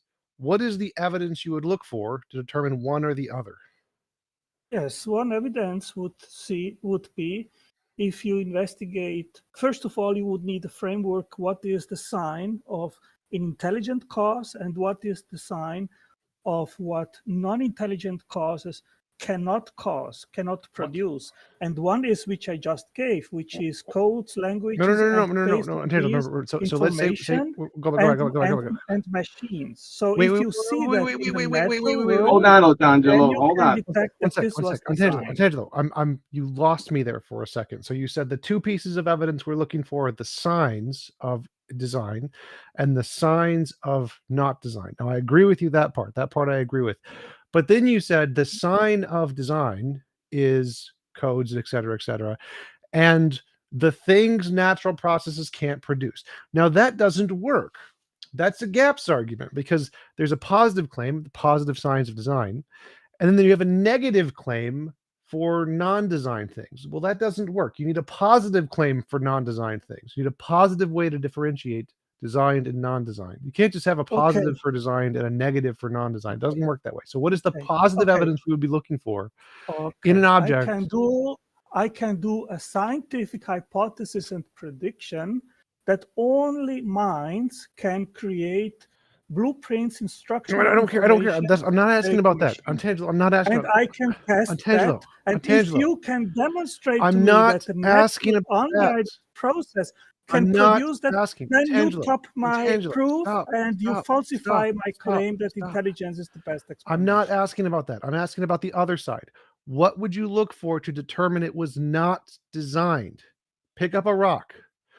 We want to know it's not designed. What evidence are you looking Right. for to figure out it's I not designed? can, yeah, sure. I can verify and I will observe that rain, wind, and natural processes shaped the form of the rock. Therefore, the shape of the rock was not designed. And what else? I answered your question. Well, you just answered for the shape. So, like the shape of the rock. I don't care about the shape of the rock. Was this rock's existence Yeah, you designed? want to know about the existence of the rock. Yeah. I told you already. Then we would need to ask, what are rocks made of? They are made of atoms. Then we would have Everything to ask, is ultimately what- made of energy, right? No, that doesn't matter, Walker. So like we know there's a natural process to produce the atoms, which is in stars, right? Stars are they gas combines, crushes the atoms, explodes, sends iron everywhere. The iron then collapses into rocks, right? So just like we can say the shape of the rock was not designed, the rock itself was not designed. There's a natural process that does this, right? And even though we haven't seen the natural process for this rock, we've seen it over there in the galaxy where the stars explode, atoms come out, the atoms collapse because of gravity, produce rocks. There's comets, it's a rock. And so we can look at this rock in front of us, and even though we've never seen this rock being created, never in the history of the universe have we ever watched a rock go from gas clouds in the early universe to stars to supernova to gravity collapse to comets to planet. We've never seen the complete process. Never seen it. But we have seen each of our different parts of the process naturally occurring all over the universe. And we can say, because there's a natural process that does a bunch of the different steps, we can infer this was probably not designed. It's just natural processes doing the thing, right? You're making an excellent case, T-Jump. And I think this is something which you understand, which many colleagues of you do not understand. That is, that we do not need to see something happening in front of our eyes in order to make a logical, plausible inference. Namely, what is the path to the cause. So if you see a rock, you can make an inference of the best explanation, even if you do not have proof of the process, how eventually the rock was made, but you can reason up the cause.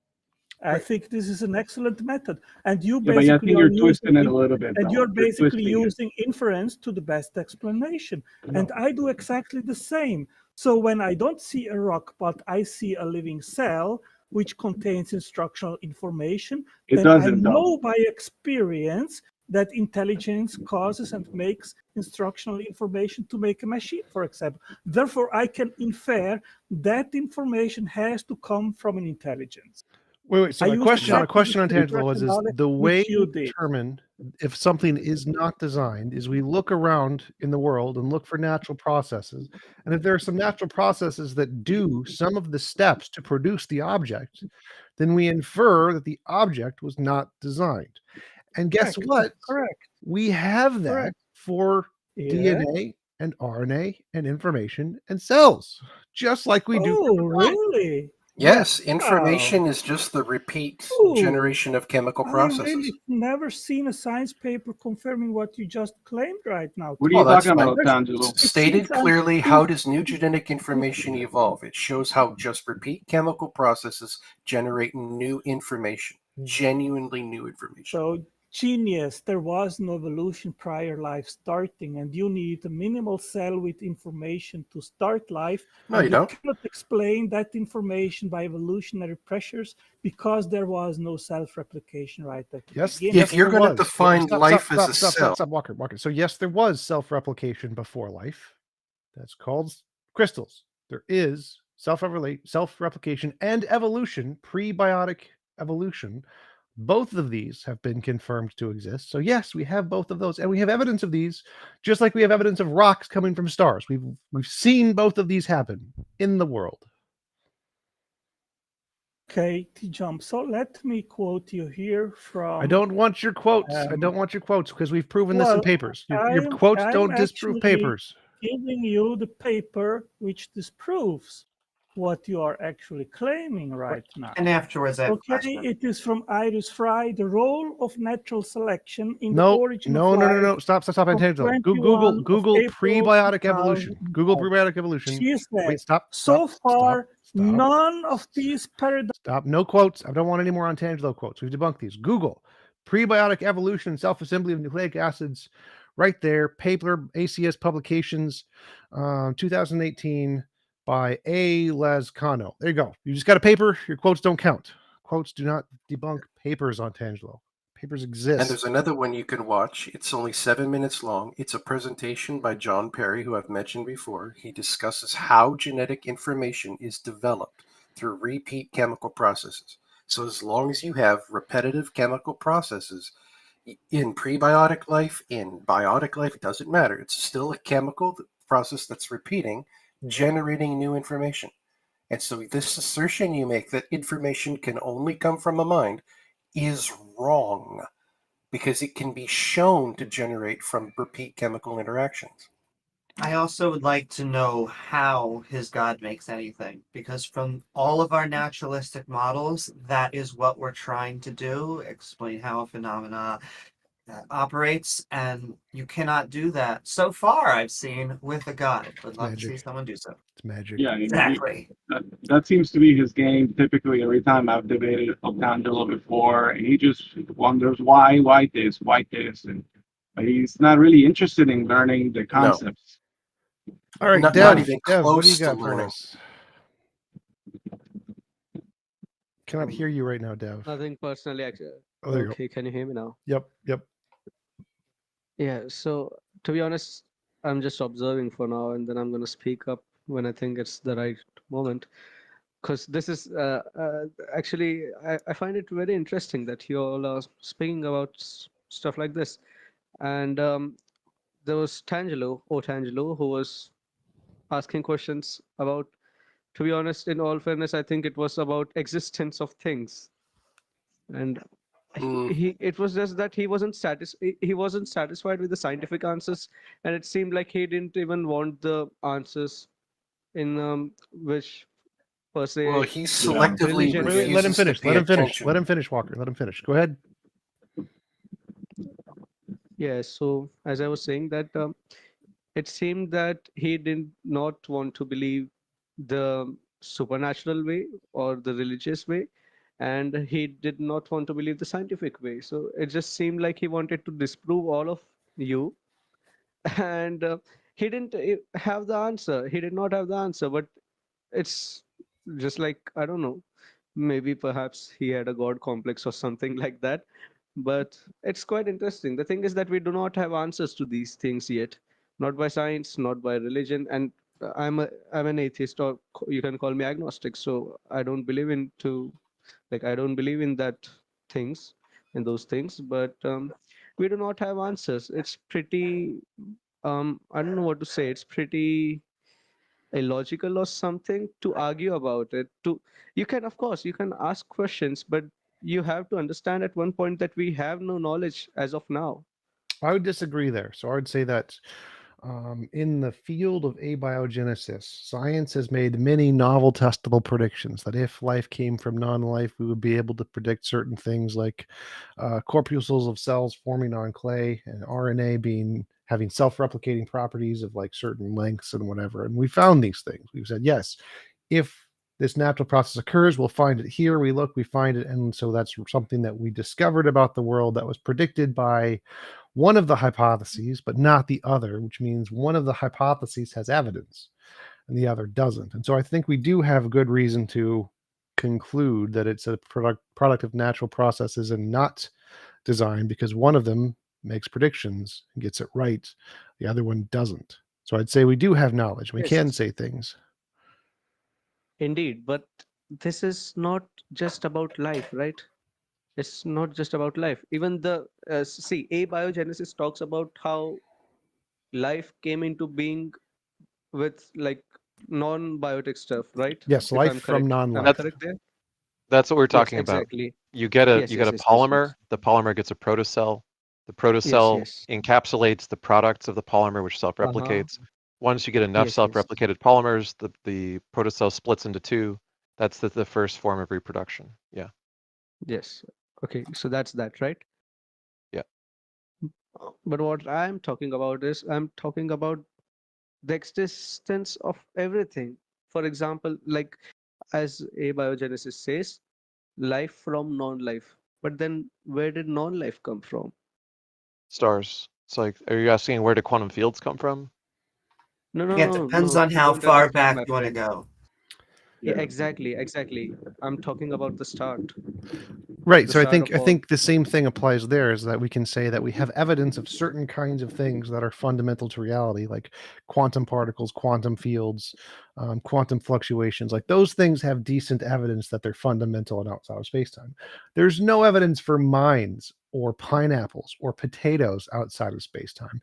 And so again, we can say we do have knowledge for a good explanation of what is the fundamental thing in reality that created everything else, because we have evidence for certain kinds of things outside of space-time, and we have a good reason to conclude certain things are not going to be the fundamental nature of reality because they only exist as higher order emergent properties, like pineapples. You would never say a pineapple was the fundamental nature of reality, because a pineapple is a biological thing which came from a chemical thing which came from a physical thing which came from a quantum thing, and so it's a very higher order object. And so the same thing would apply to like minds or God. If you think a mind is the fundamental nature of reality, you have the exact same problem is if you think a pineapple is the fundamental nature of reality. Minds and pineapples are both higher order emergent things which have no evidence exist outside of this long chain of existing of biology, chemistry, physics, quantum. And so it's completely implausible to think that it actually exists outside or before any of these processes that produced literally every example of that thing that we know of. And so we have a good reason to think that, yeah, the theists are probably wrong, physics is probably right, just like we do for abiogenesis. And so we can probably conclude, or rationally conclude, that the fundamental nature of reality and the start of everything was probably quantum particles. And that's a much more rational position than to think it was a mind or a pineapple. Or all hail the eternal pineapple. I sent you an example paper called Well, Spontaneous Creation of the Universe from Nothing, which is just one of the candidate hypotheses for oh, how the universe bootstraps from a metastable vacuum, which, if you understand the Casimir effect, thanks. the Casimir effect is a measurable kind of force exerted by empty space, even in a vacuum. And it's because of particle, antiparticle creation and self-annihilation that it doesn't really amount to anything most of the time that's measurable. But when you press two metal plates together, it becomes measurable at the point where it gets condensed briefly, and then it vanishes once the two plates touch. So the paper I just sent you, Spontaneous Creation of the Universe from Nothing, Yes, yes. takes up from that basic finding, which we believe virtual particles come into existence. Normally they annihilate, but in the event of a first bubble forming, they would not be able to annihilate because they would be separated quicker than they could annihilate each other. So they would come into permanent existence Uh-huh. rather than annihilating, and that would cause a Big Bang-like expansion of a universe out of no universe to begin with. Uh-huh. The only thing that's So, necessary for that to take place is the metastable vacuum, which appears to be nothing, but actually spontaneously, just by having fluctuation, gives rise to space and time and all the rest of it. yes. So, I looked at the document that you sent over, like Yeah. the website, and I searched about it.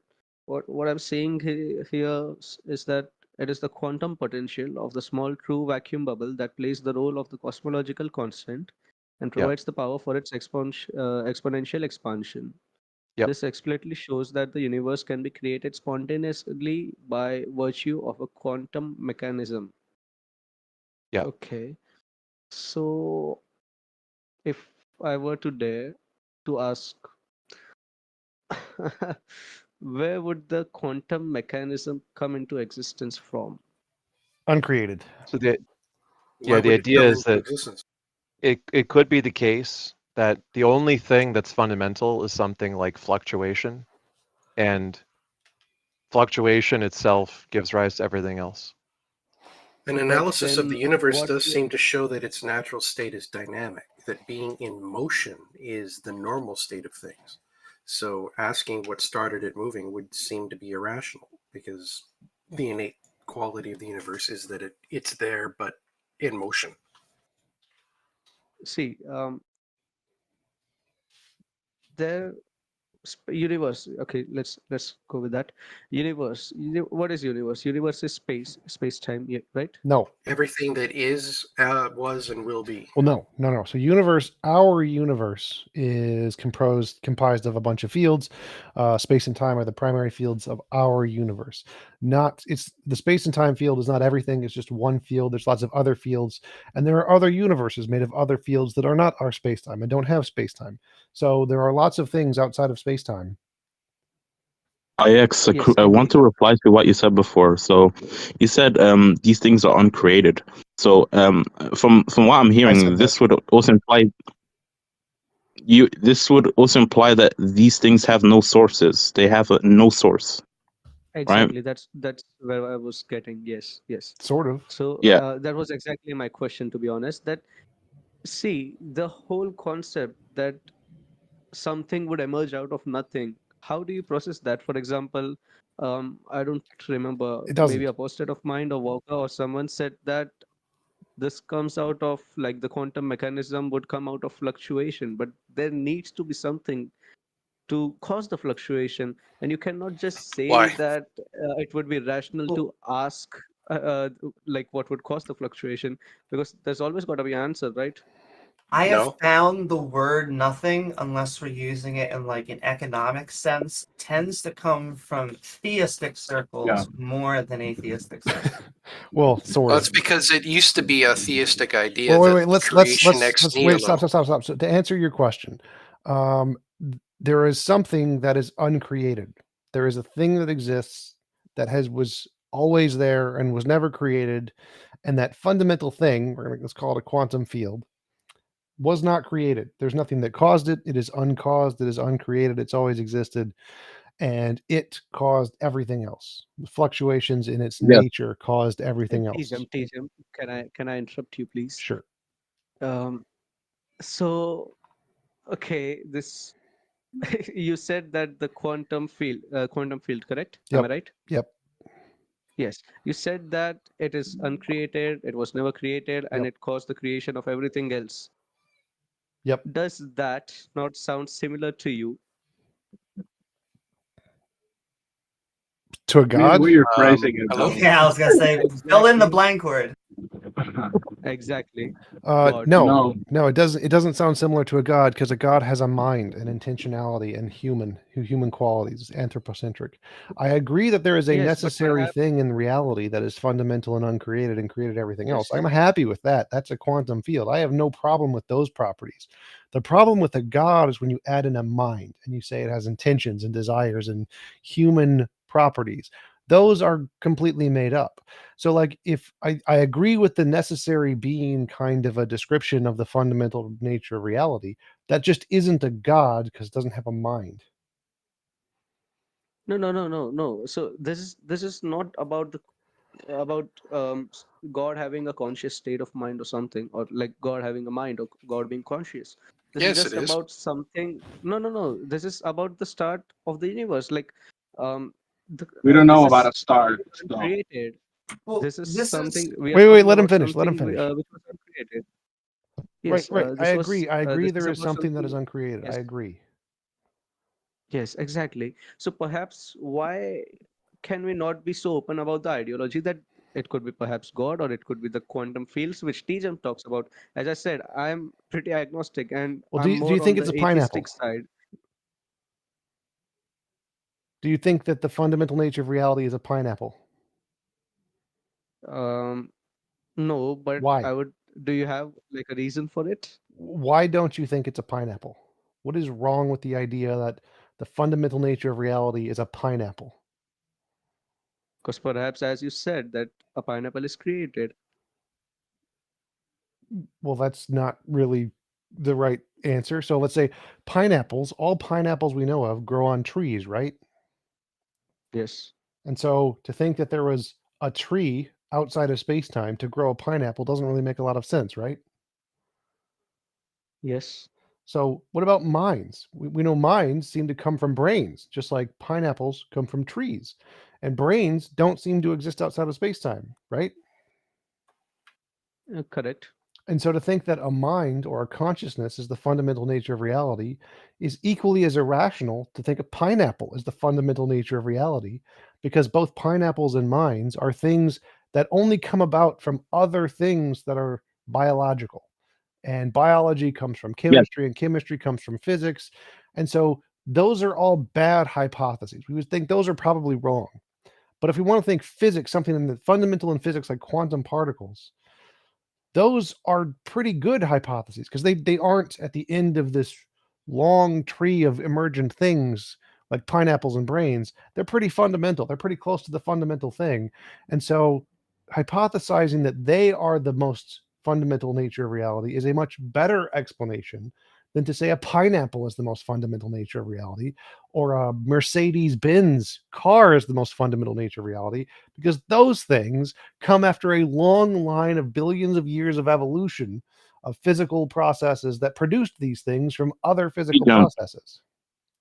T-Jump, so you can't really compare it to this the analogy you made before. You can't really compare it to what we was talking about before. So we was talking about something that was uncreated, right? Yeah. So there's no original source. There's no like something that's uncreated. Don't have like, for example, like a tree that grows this uncreated thing. It's uncreated, right? Yeah, that was literally So the point of the analogy. Yes.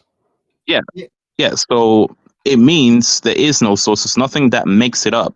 Right. The point was that a mind, just like a pineapple, is something complex, and so we would not imagine a mind outside of time and space as being something more fundamental. Yes. So We would not if add. If I may interrupt, T-Jump, a question for you. Are you there? Yeah. Go ahead. So,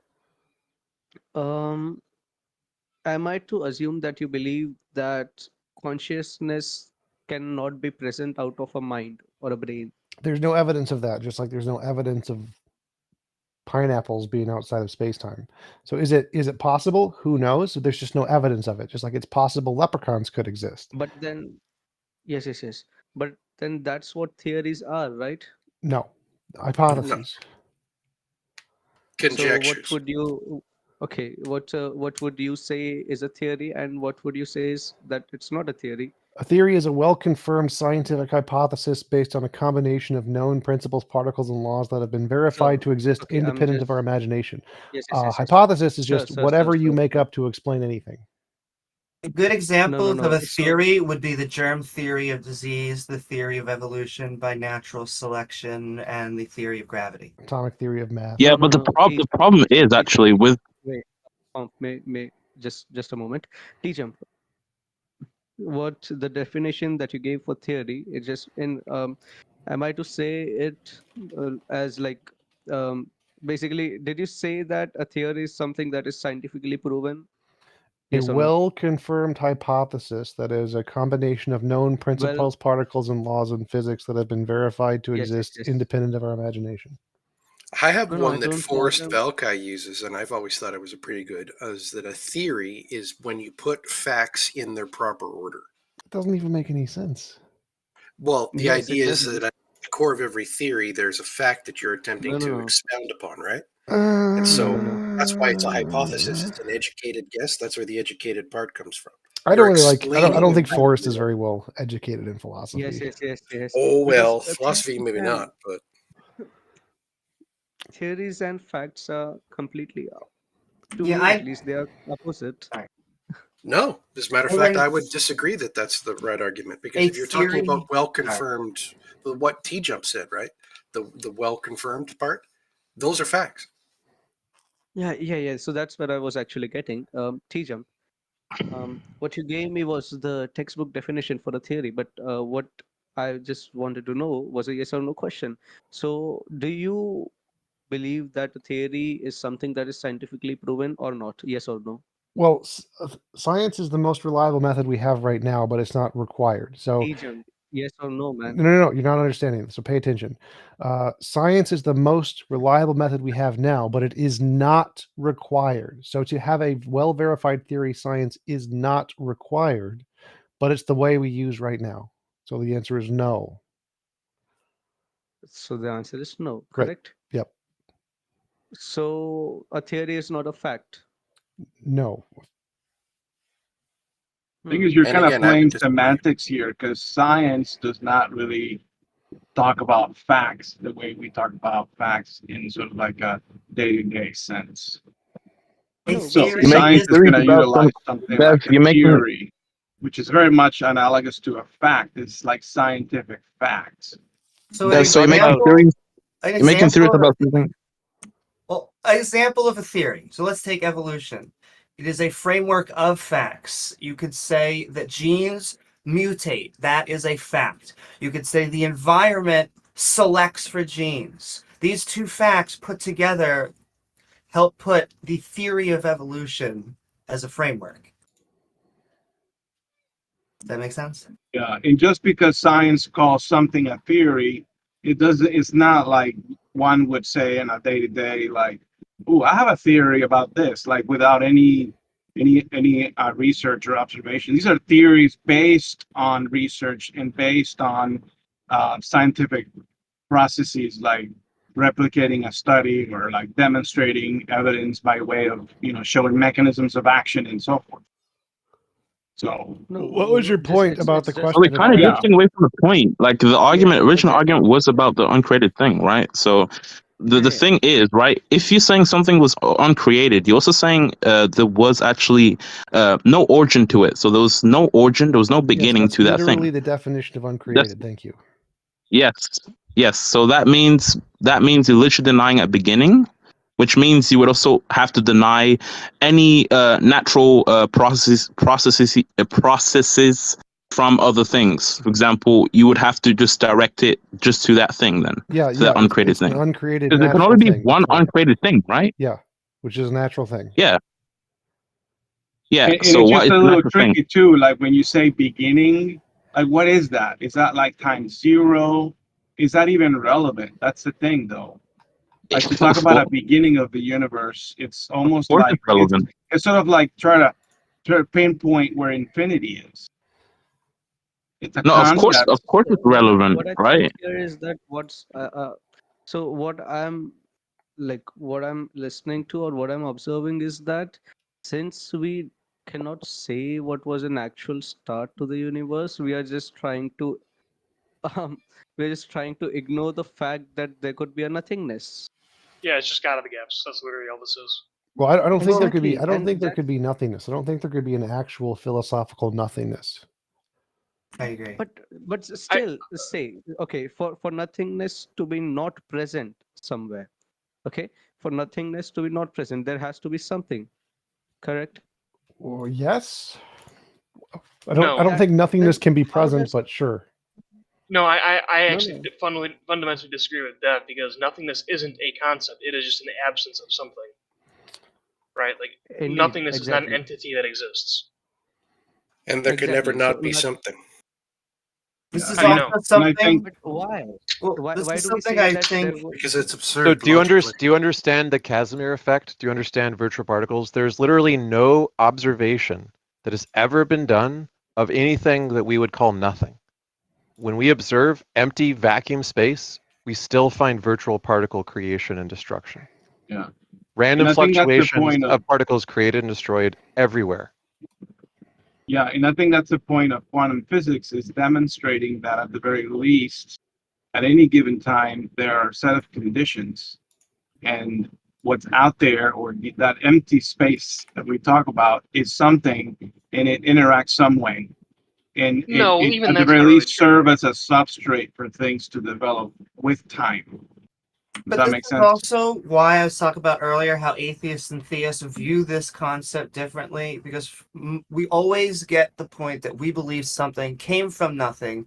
I find this coming from theists that when we actually give an explanation, when we have someone like Lawrence Krauss who writes a universe from nothing and tries to remove everything that he can as possible down to, like they were saying, basically quantum fluctuations or virtual particles, and we say this, as far as we can tell, is the most fundamental.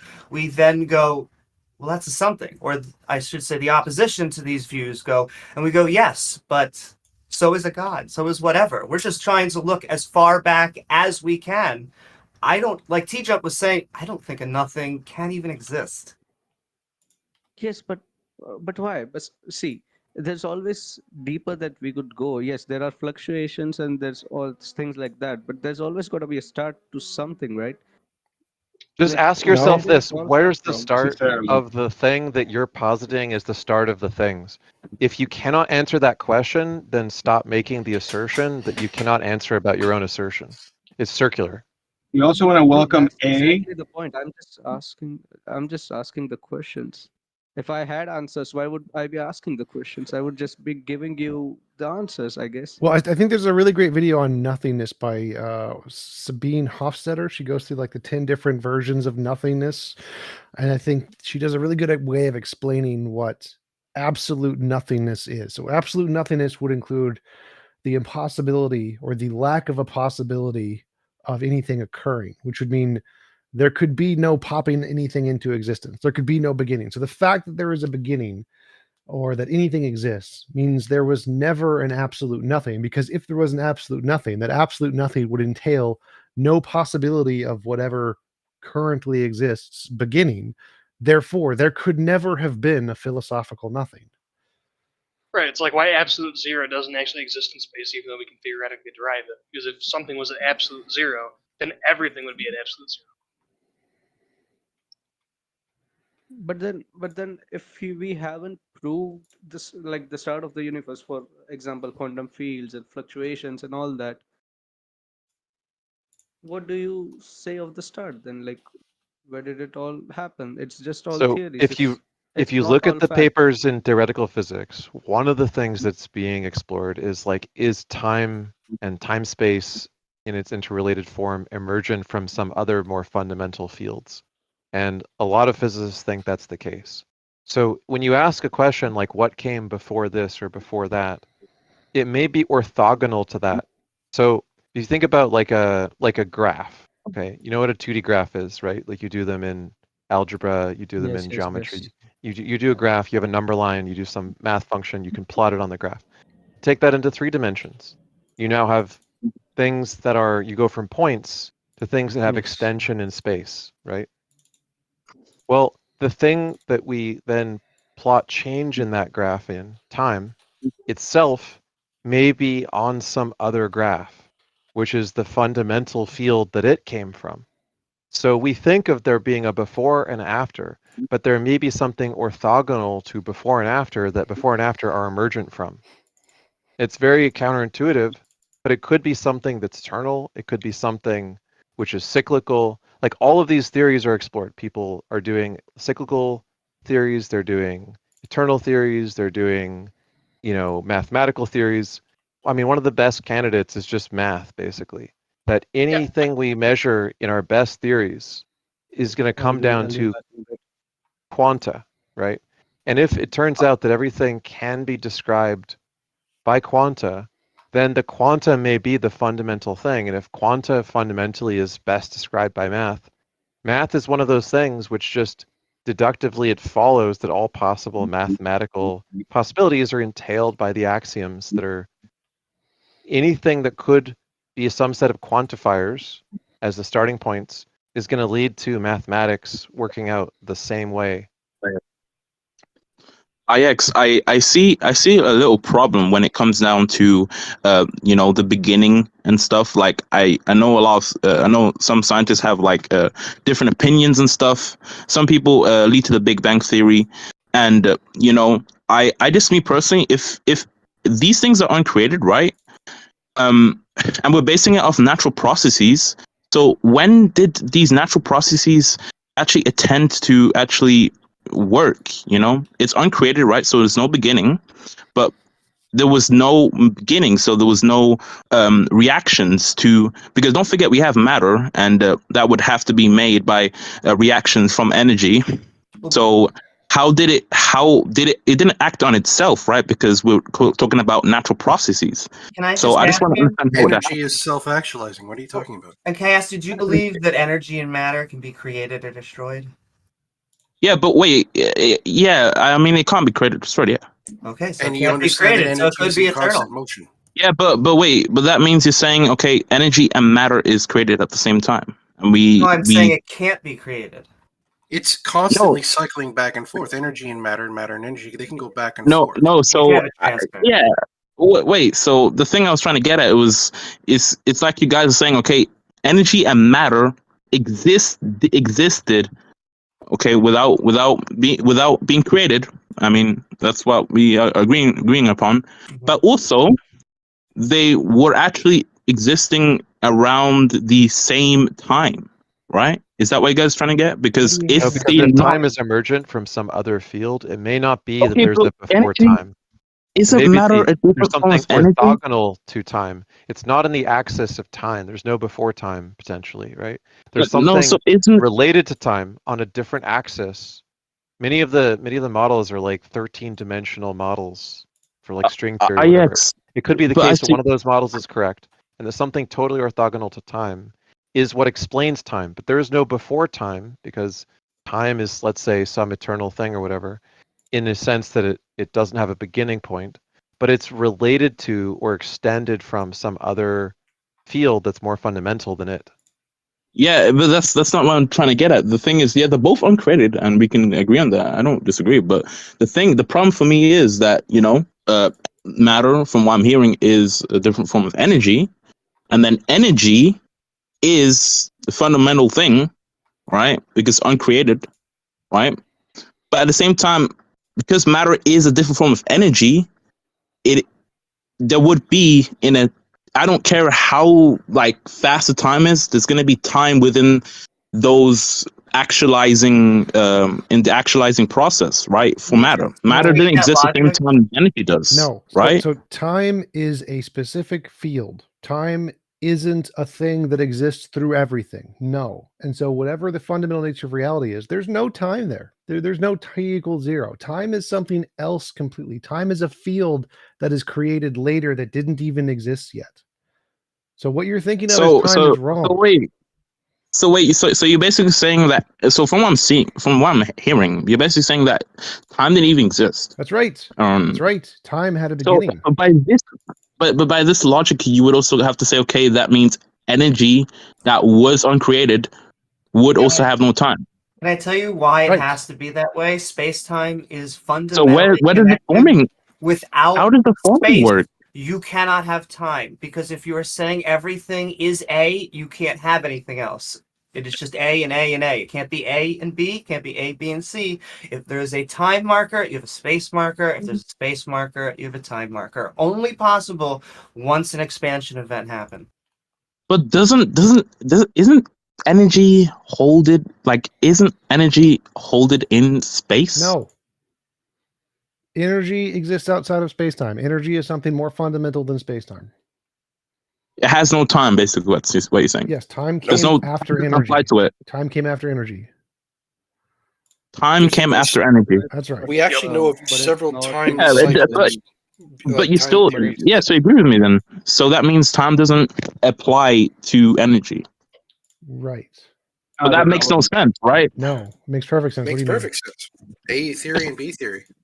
Then how does the forming work? How do you form things without any time? mean? Energy was How are you gonna never form? energy was Because- never created and never destroyed. So it wasn't Yes, formed. There was no yes. forming. No forming. Yeah, no, I'm not saying energy was formed. I'm saying that how does energy then form things? It's dynamic. It's Without not time. motion, There are therefore other it's fields. There are self-actualizes. field space and time are one kind of a field. There are other kinds of a field that are different than space-time where stuff can happen outside of space-time. Space-time is not the only But they field. still have time, right? No, they do not. Time is a specific field. There are other fields that are So you not can time. form things without time. Yes. So you can form things without time. Yes. Okay, It's just so like, imagine you have a 2-dimensional character. You've ever seen like the Flatland thought experiment visualized, like the way that Carl Sagan does it in Cosmos from Thomas Pynchon's novel. So if you have something in 2 dimensions, you might say, well, is it to the left or the right of it? And that's just not the right question, because it's the forward or the backward of it. And if you only have a concept of left and right, forward and backward is like a meaningless concept to you. It makes no sense. You're like, yeah, but is forward to the left, or is forward to the right, or is forward to the up, or is forward to the down? Someone says to you, it's just not on those axes. It's a different axis. That's what we're talking about. Something other than space-time exists. We think there's 13 fundamental fields. So probably space-time is emergent from more fundamental Yeah, fields that but are more. it makes That's no why I sense. use It the makes no term sense. orthogonal. Orthogonal implies that it's Okay. not on the timeline. The timeline is a No, no. particular line on the graph. It's not the line Mm-hmm. that things emerge from. The The- thing that Okay, the no. thing that So emerges the wait. universe is Yes. not the temporal line. It's some other kind of relation line that's not temporal. IX. So if the only conclusion come to what you guys are saying is that time was created from energy. That's No. not exactly. No, I we're mean, saying No, no, he no. jumps. energy Okay. exists independently of time.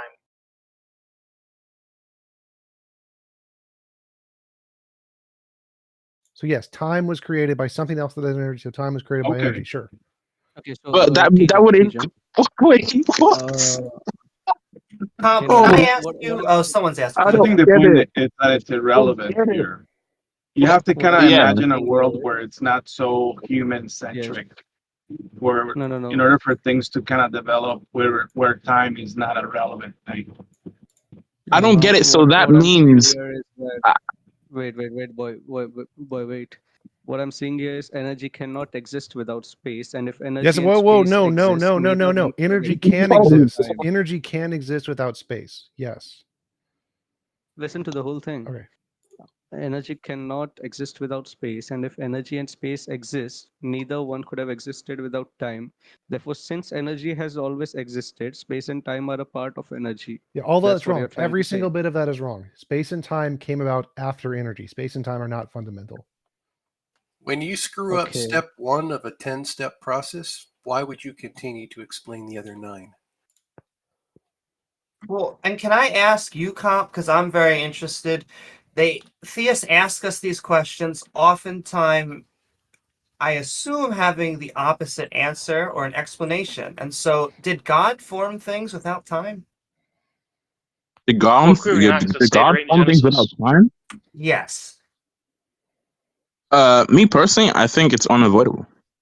Okay, so you find it very easy What to I imagine things what I forming think without time. I don't see what why I you're having such a hard time accepting our answer. it's for me Having- it's Oh, not why? right, because in the Oh, why? Bible it says that Because it God doesn't make sense, right? created it in 7 days and It doesn't. like The question is, why would you prefer your narrative imagination of like anthropomorphizing a story about a character doing stuff over the best physical theories that are most brilliant? You know, theoretical because physicists come up with? if I'm talking about theist arguments, then theories are still not proven. So if we are taking one unproven thing and we are taking another unproven thing, well, both are mostly But as the thing feasible. is, But one I of understand that there are scientific facts, but still, theories are unproven and God is one of them is unproven. not So just I just unproven. want One of them is feasible. not even a theory. Like, let's put it this way: if your theistic model is claiming that it's an explanation for physical facts about the world, but it cannot generate any meaningful predictions about it, and it adds nothing to the predictions that are already generated by the most successful physical model, then it's not even a competing explanation, because it explains nothing and it contradicts nothing that's not already being explained. I agree. Ours are actually trying to make educated guesses, where, as far as we can tell, Yes. these are coming from religious holy texts. However, I just want to point out that theories in science are actually the top level. They go above facts, because a fact is a data point, and a theory are many facts put together to try and explain a phenomena. So we're just going to put that out there. So when someone says it's just a theory, that's a fallacy. I was going to make a joke, but it's just a fallacy. Very nice. There's a Thank pretty you, good Amy. book about this called Theism and Explanation by Gregory W. Dawes, where he goes into how that's an interesting one. That's an interesting one, though. Energy creating time. Wait. Let X finish, and then you can go. So Dawes just says, look, theism isn't capable of being an explanation. So So at least they don't put forward models. They don't give anything to make it an explanation. right. A story that you like does not equal an explanation. To do like reasoning to the best explanation, one of the explanations has to actually be one. And if it doesn't actually explain anything, if it's just a story that makes you feel a certain way, if it can't explain or predict any facts, then it doesn't provide a competition to the other explanation on offer, which does explain and predict facts, right? Yeah, absolutely. I think that's sort of like insisting on pointing at a particular research that was done, I don't know, a couple of centuries ago, and saying, look, this is true because this paper says that. While like reality shows you the complete opposite. And it's like, well, an old book said it, and that's why it's true. So I wanted to jump in there a little bit. So you made the argument that two unproven theories are both unproven, therefore they're the same, and that's not the case. So let's take two different theories. Let's say we see footprints in the snow. There's two possible theories here. My theory is it's a horse. It was unproven. We've never seen the horse, but we know horses exist somewhere. And then you have another theory. It's a magical unicorn that poops rainbows. One of these theories, neither of these theories have been proven. We've never proven either of these theories, but one of them is significantly worse than the other because one of them is a composition of something, principles, particles, and laws that have not yet been demonstrated to exist independent of our imagination. And that's the key difference. The key difference is if one of the theories has any parts that haven't been demonstrated to exist independent of our imagination, it's a worse theory.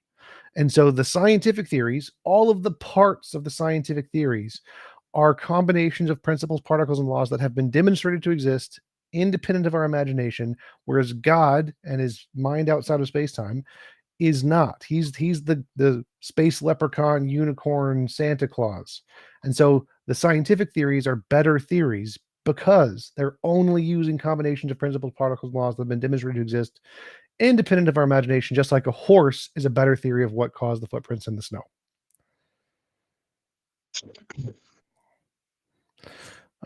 Casey, what do you got for us? Very well said. I can give you some communism if you'd like any of that. I don't like communism. I think communism is stupid. That's a very good argument, my friend. Correct. Greatest argument ever. I think sharing is caring, and that's exactly what Jesus said.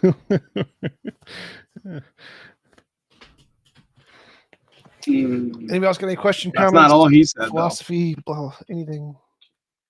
Wait, like forgiveness and sharing are kind of Jesus's main things, right? I think maybe our Christian culture paints that picture, but if you go back and read everything he said, everything that's claimed that he had actually said, because we don't have any evidence of what Jesus actually said, just have people that quoted him, and these were like copies of copies of copies. So, but I don't know. You tell me. I think you guys are looking more for the. I think you guys are more looking for the evidence if he actually exists and what he's actually said. So if you know he exists, then you can at least know he did say at least something worth writing down on the book. I reject that because even if he did exist historically, which I personally don't deny, what we have here now are copies of copies of copies of gospels, or letters that may have quoted him that are like of people that were not even original. Like the gospels were originally anonymous, so we don't even know who wrote them. So I guess it got. Well, we know there were dueling classes of thought about what the Jesus narrative should have been as well. I mean, the first Council of Nicaea was them trying to decide which one to go with. So it's not as though there's one consistent narrative. I mean, there is a tradition, but what I'm saying is we don't have like gospels from Jesus himself. How did we get on this? People that claim to know what he said or what some tradition collectively claim to know, but there's just not evidence of that. It's just you have copies of copies of copies of things. Yeah, so you just need to connect the intention of Jesus actually existing, and like you have to kind of research, kind of what Jesus, who Jesus was as a person, and then also you would also have to connect it to what the people were writing, because yes, there can be people that kind of write falsely about some people historically, but there are some decent things that lead to Jesus and what he actually said. But I don't think, me personally, I don't really think a lot of these things what the Bible's saying is from Jesus. But yeah, most of them are not, but there are actually some good things there. We got on this topic because Casey wanted to say that Jesus was a reason to believe communism was correct. Is that right, Casey? Pretty much. Okay. What? So if it were the case that there were no Jesus, do you think there would be no communism? No. Okay. So you think that communism is an idea that could arise independently of Jesus, but you think that Jesus really liked communism? I think that Christianity probably helped with the development of communism as an idea, because religion was one of the main things that which was central to kind of Marx's critique of capitalism. Sure. But there's other religions that have other ideologies that influentially shaped all kinds of morality and concepts and so on as well. The fact that it happened to have happened the way Marx posited it doesn't seem to be like the only historical way it could have developed in a similar direction. It just happens to be a historical accident that the form of it that we have turned out that way. There are other communist I agree. ideas, including the idea as well that you have to at some point use capitalism and then switch. You know, these are still communist ideas. Different Are you methods appealing? to employ it. Yeah. Casey, are you appealing to like the early Anabaptists, which were like communitarian Christians in your thinking? Where is this coming from? More of Jesus's, like, well, obviously we don't know exactly what Jesus said, but his kind of underlying principles, which I think were followed mostly by those like initial Baptists. I don't think he was very friendly to like the Pharisees or like the spiritual leaders of the time. I think he was very wasn't critical. fair? He wasn't very friendly, meaning he opposed them to their face and did not have fellowship with them and spoke against them. And He so wasn't alienated his followers from them. So you can't make a general statement, is what I'm saying, that Jesus is like the prime example of being friendly to your neighbor, because he was a little choosy. He had dinner with. wasn't friendly to capitalists. You kind of have to take two. You have to kind of take two pieces of the cake and slice them in the same way. So I don't know what your name is, apostate of mind. I just wanted to say that you used things that you would say.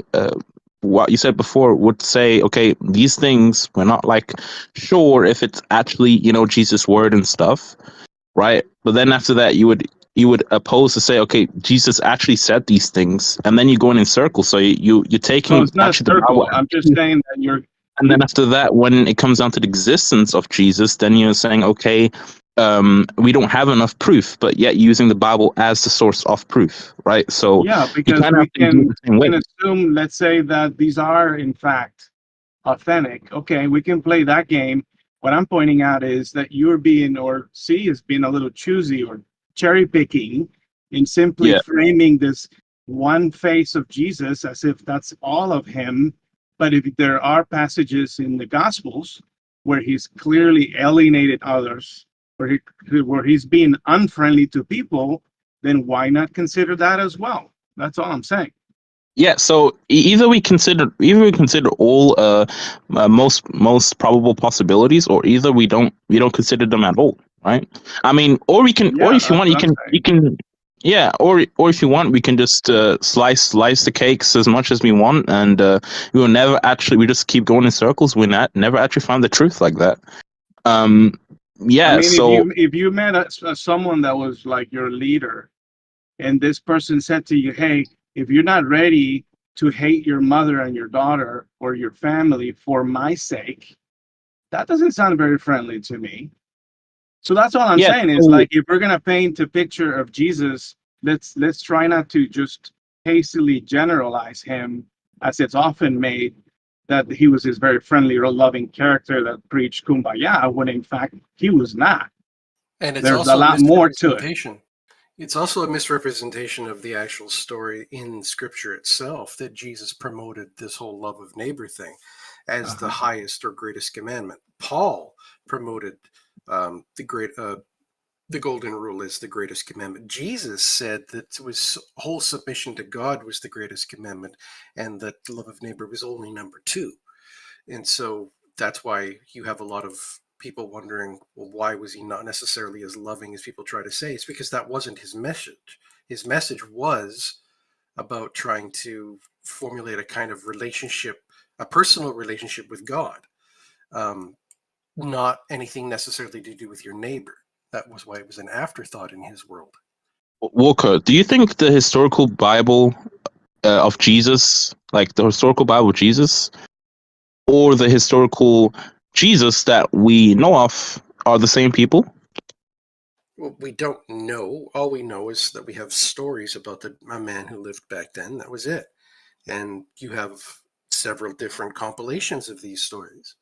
Yeah, but the thing we need to know, and we need to know, we have to connect the pieces, you know? So is the historical Jesus really connected to the biblical Jesus that we know of in the Bible? Is it the same guy? Okay, first off, there's no way that we could do that, because we already know that if there was a person who lived back in that day, his name would have been Yeshua or something to that effect. And that the Jesus term came along later as part of the creation of the story. And so, I mean, in my books, I've always broken it down. If you say Jesus, you're talking about the myth. If you say Yeshua, you're referring to the man that may have existed at that time, an itinerant rabbi walking around telling stories of Taoism and finding a receptive audience, so receptive that he made himself an enemy of the Roman, populace at the time, and he died as a result of being seditious. So, or at least from their position, being regarded as seditious. And those are two very different stories about some schmuck who got himself waxed versus some supernatural being. These are two vastly different accounts. And so there has to be some intellectual honesty made when one is addressing one versus the other. Yeah, so then we can kind of say the pieces we need is actually to say that we need to maybe study more on the historical Jesus more than the biblical Jesus, because maybe that Jesus might not be the.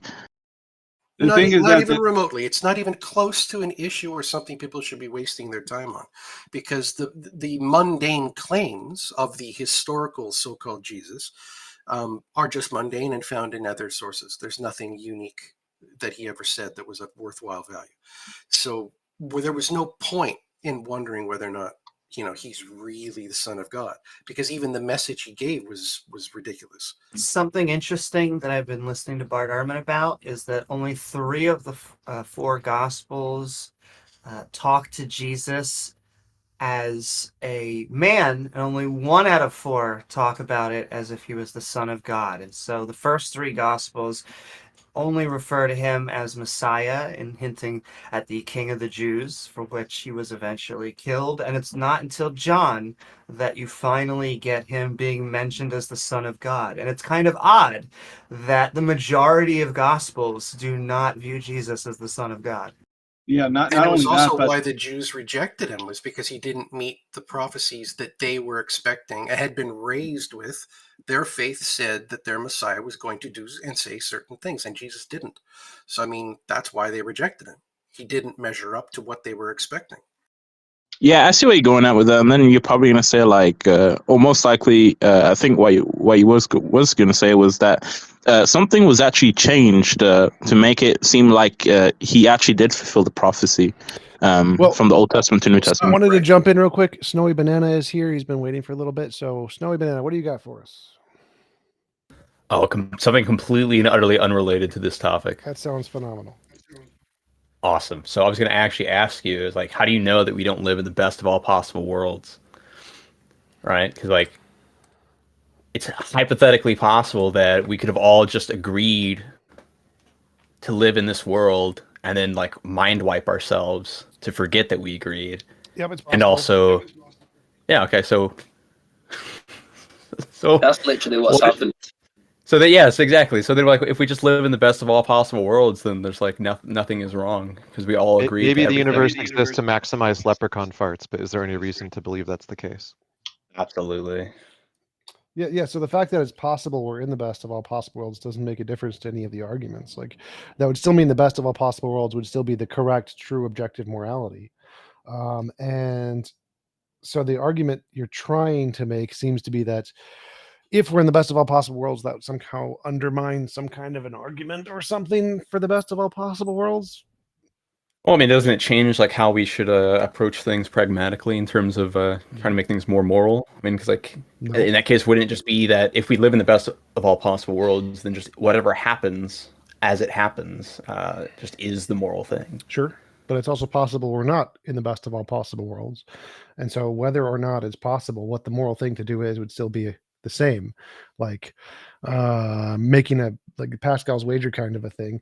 If we're in the best of all possible worlds, any action you do is going to be moral. And if we're not in the best of all possible worlds, then any action you do could try to make the world more moral. But so there's no downside either way. You're going to be moral either way. But if we're not in the best of all possible worlds, then what you can do can be immoral. Therefore, you should do the moral thing. Jump, but the thing I wanted to say actually real quickly is that the problem with the best possible worlds is actually that the best possible worlds would actually need it would not need any subjectivity, right? In the best possible world wouldn't. Zero sense. Subjectivity is personal experience. What are you talking about? No, but we're based on morality based on personal experiences. What? Yeah, so personal experiences exist. I mean, subjectivity exists. Yes. So there would be subjectivity in the best of all possible worlds. What? Really? So nothing. So, for example, God would be. For example, I'm just basing this role. God would be considered perfect being. He has no. He should have no subjectivity, or should he have subjectivity? Should God be subjective? What do you think the word subjectivity means? God is himself a subject, so he is subjective. All of his judgments are subjective. Oh, really? Yes, it's what subject. By What do you definition. think the word subjective means?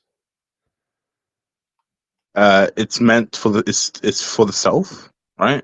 What? Yeah, and God has no. a self. How is that a definition? Don't agree with what he just said, because what he just said did not make any sense. It's for the self. What does that even mean?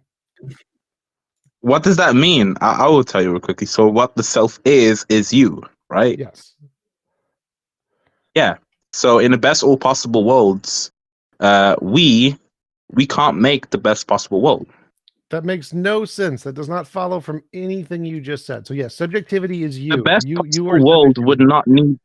In the best possible world, you couldn't have something that is not the best of the possible worlds. Sure.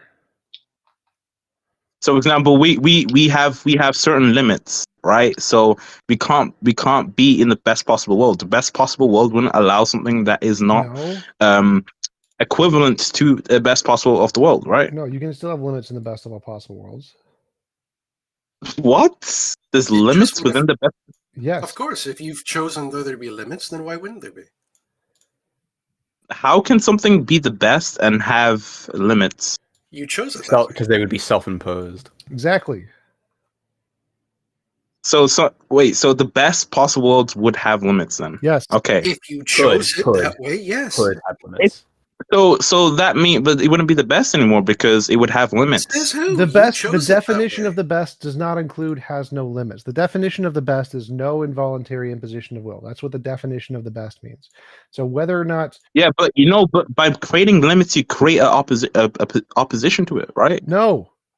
Like if you, yes, you do. You create will to have limits. Like if I would like to play Dark Souls and I want it to be a very difficult game, then I want limits. And so it's moral for me to have limits because I want the limits. Can I ask you, Comp, is this the best possible world that God could make? No. No, you can do Yes. better? You can make better worlds? Definitely. Definitely. So No, why do you make this definitionally he point? can. This is the best of all possible worlds. If God is all powerful and he's absolutely good, then he would only make the best of all possible worlds. This is the best of all possible worlds. It is kind of funny to have like an No, omni but you know, god. He's like, you know what? I'm only gonna go halfway there. Oh, okay, sure. Right. So, like, just for clarification, like a limit on a limit on our world that I think all of us would consider good is, you know, you can't murder people, right? I mean, that's a limit imposed by the state on personal behavior in order to stop other people's personal behavior or consent or will from being, you know, egregiously violated. It's But egregious. by Wait, one second. Yes, that's problem wait. That's a great example. Ballin, your volume is really low. Could you try turning your volume a little bit? But yeah, it's a great example of a good limit. T-Jump, but by doing that, you're also opposing the will of the person that wants to do that stuff, right? I mean, even though you could say justified, yes. Not in the best No, possible. so Right. how So, like, he maybe in the best possible world, there's a way for him to take out each person to take out their murderous desires, or maybe they don't exist, or maybe there's a way for them to take them out in some Yeah, simulated but you're reality. removing something that would you're removing a part of that person, right? So that would also be something. So in Right, the so- best of all possible yeah. worlds, you only have rights over yourself and your property. So even if you have the desire to kill, you don't have the moral right to kill anyone else.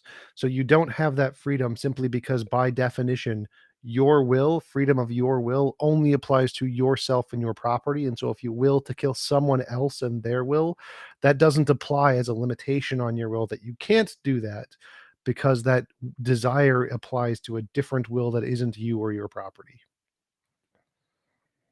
Wait, that didn't really make a lot of sense to me. Like the first part, but like the second part where the definition of with the property, the definition of the best of all possible world is a world where there is no involuntary imposition of will.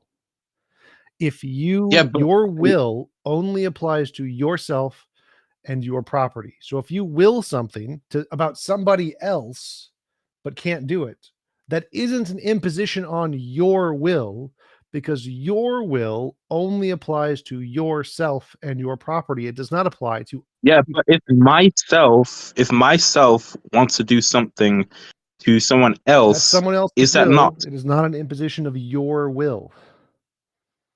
Your will. Well, but wait, if you don't allow it, then it is actually imposition of my will. No, you're confusing the generic definition of imposition of like literally any kind, no matter what, which is not the definition. Imposition of will in this model specifically only applies to yourself and your property. I can limit you in any way I want in regards to what you can do to other people. That doesn't count. That's not an imposition of your will. So, for example, so let's say that you go and like you're old and you're dying, and then you write what? What do you write? You write a will, and your will is only going to pertain to yourself and to your property. It's not going to pertain to your neighbor's property, and so you can't die and give away your neighbor's property to your child. In my will, I'm going to write my son gets all of Bill Gates' money. Yes, absolutely. That's perfect. Wonderful. Hopefully Bill Gates will abide by that. Yeah, so I'm a little bit confused though, because like for example, an imposition of will do you mean that there's no need for any imposition of will on other people, or that it's physically impossible? Can't happen. Okay, well, for example, I mean someone very well might just want something that's very bad for them. Right? Totally so fine. Let's say but then that of course they're a node in the network of society, and of course their bad decisions are gonna play out into society. No, There's not no really. society in this. So in the best of all possible worlds, everyone gets their own universe, and you can design your universe however you want. So say you want to do Literally no all society. the heroin you want. You just want all the heroin. You can set your settings in the universe so heroin causes no physical damage. So that means even if you want it, you can get all the pleasure, none of the pain. But say you want to keep it just as is with all of the damage and stuff. You can keep that too. Have the heroin with the damage, and that's the way you set up your universe, perfectly fine. And let's say you wanted a group communal universe with a bunch of people, and we all set it, and we all want the damaging heroin, and we all consent to the damage heroin causes to society. We've all agreed to this. Then that universe is still perfectly moral, even if they all want heroin and they want to just damage society with their heroin. That's still perfectly moral. The thing is, T-Jump, actually, I was thinking about this. So when you have multiple universes, I think I had a discussion with you last time, but when you have multiple universes, I just want to know, like when you have a rule in your universe, does this rule actually, is it a rule that just comes into you and then it just applies to you, or how does it work, you know? I don't know Like, what is that it, is these like rules or these limits you place, do these depend on the mind? Does it depend on the mind, or does it depend on your body, No. or They're what like does it laws of depend on? physics. What, how do you set these They're rules? like laws of physics. They just apply in the universe automatically. Right. So you So have complete they control of apply how to they you. apply. Like They you can apply to you. control at what level they apply. In your universe, but they Okay. don't. You can't change how they apply in other people's universe. So each person gets their own Okay, universe, sure. and they can do whatever they want with it. And there's an overriding set of rules, which are you can't involuntarily impose on other people or their property. So it's physical then. Then these rules apply physically to you. Sort of, yeah. Right. So the Okay, interpersonal so rules are binding. Yeah. From a okay. Yeah. Yeah. But again, how do you interact with people without the possibility of negative interaction? Like what we're doing right now. yeah. So can you punch me in the face if you wanted to right now?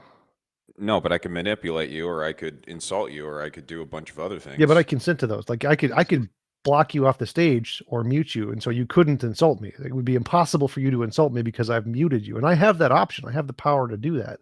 And so in this consensual interaction, Wait, we're but having- I don't have the power to mute you, No, so but it's you would- an wait, wait, wait, asymmetrical Yeah, yes, situation. correct. Wait, stop, count, He jumped. stop. So into in the this God, situation, okay. in our world, I technically own this room, sort of, and so you're consenting to be here. But you're saying like we would both be able to Yeah, to mute each other in our own Yeah. for our own thing. But then again, like you could then backtalk me to other people. So? You could make other people view me as negative, and so this So? doesn't solve reputational destruction issues. Yeah, that doesn't matter. So you have full rights over yourself, which includes your mouth and your words, and so I don't get to restrict your words in any way at all, no matter what. Yeah, but Unless there's you're- one But big you understand how people Shush, could shush, damage. shush. You understand how people could damage your I don't. property, your reputation That- by what? disparaging you to other people, right? That's not your that's not your property. So your universe and how you set it is perfectly fine with you. How other people talk about you isn't. You don't own that. What they talk about, what they believe, those are all their property. Whether or not they correspond to reality is independent of anything. And so But wouldn't that be a way for us to cause harm to somebody potentially in a manipulative or harm damaging isn't a way? problem. You can cause harm if it's consensual in any way you want. The problem is the imposition of will. So you can't impose on people's will without their consent. Oh wait, So the harm, the quote unquote harm that would be being caused is you would be prevented, you would be barred from all the people that they convinced to not like you anymore. You would be barred from interacting with them, but that's already their right. They already have the right to not interact with you and not they let have you the right to interact not with them. interact with you, but the person also has the right to disparage you, and there doesn't seem to be any sort of Because that's not immoral. then It's not just immoral to turn- disparage people. You Well- can call people names all you want. It's immoral Technically, to they don't lie about actually have people. the- I mean, that's what well, so- disparage means. Nope. Like has a They're connotation lying of isn't lying. immoral. So you can lie about people all you want.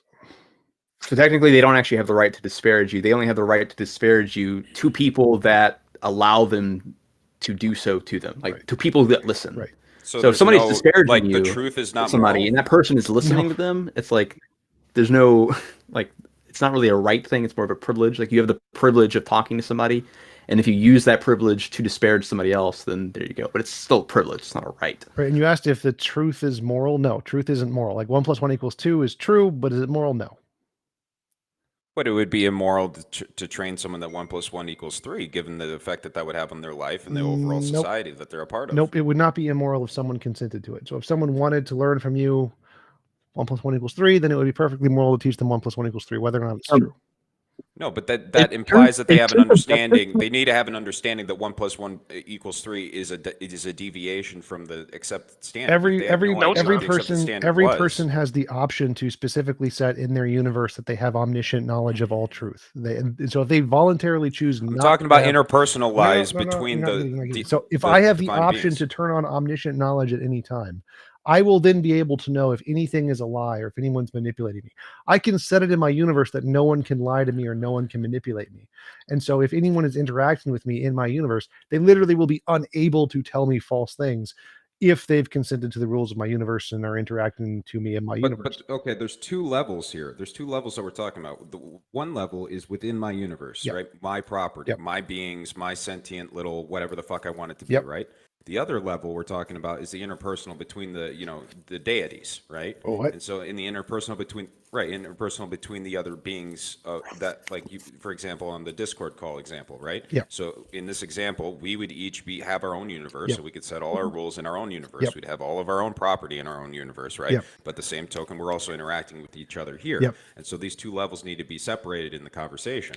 So at this level, lying to the rules of social interaction still would need to be followed, and right? No, you could in this interaction, you could tell me anything you want of any lie of any kind will never be immoral. Nothing you say could ever be immoral in this case. And then I can go back to my own universe and Google search it and be like, is what he said true?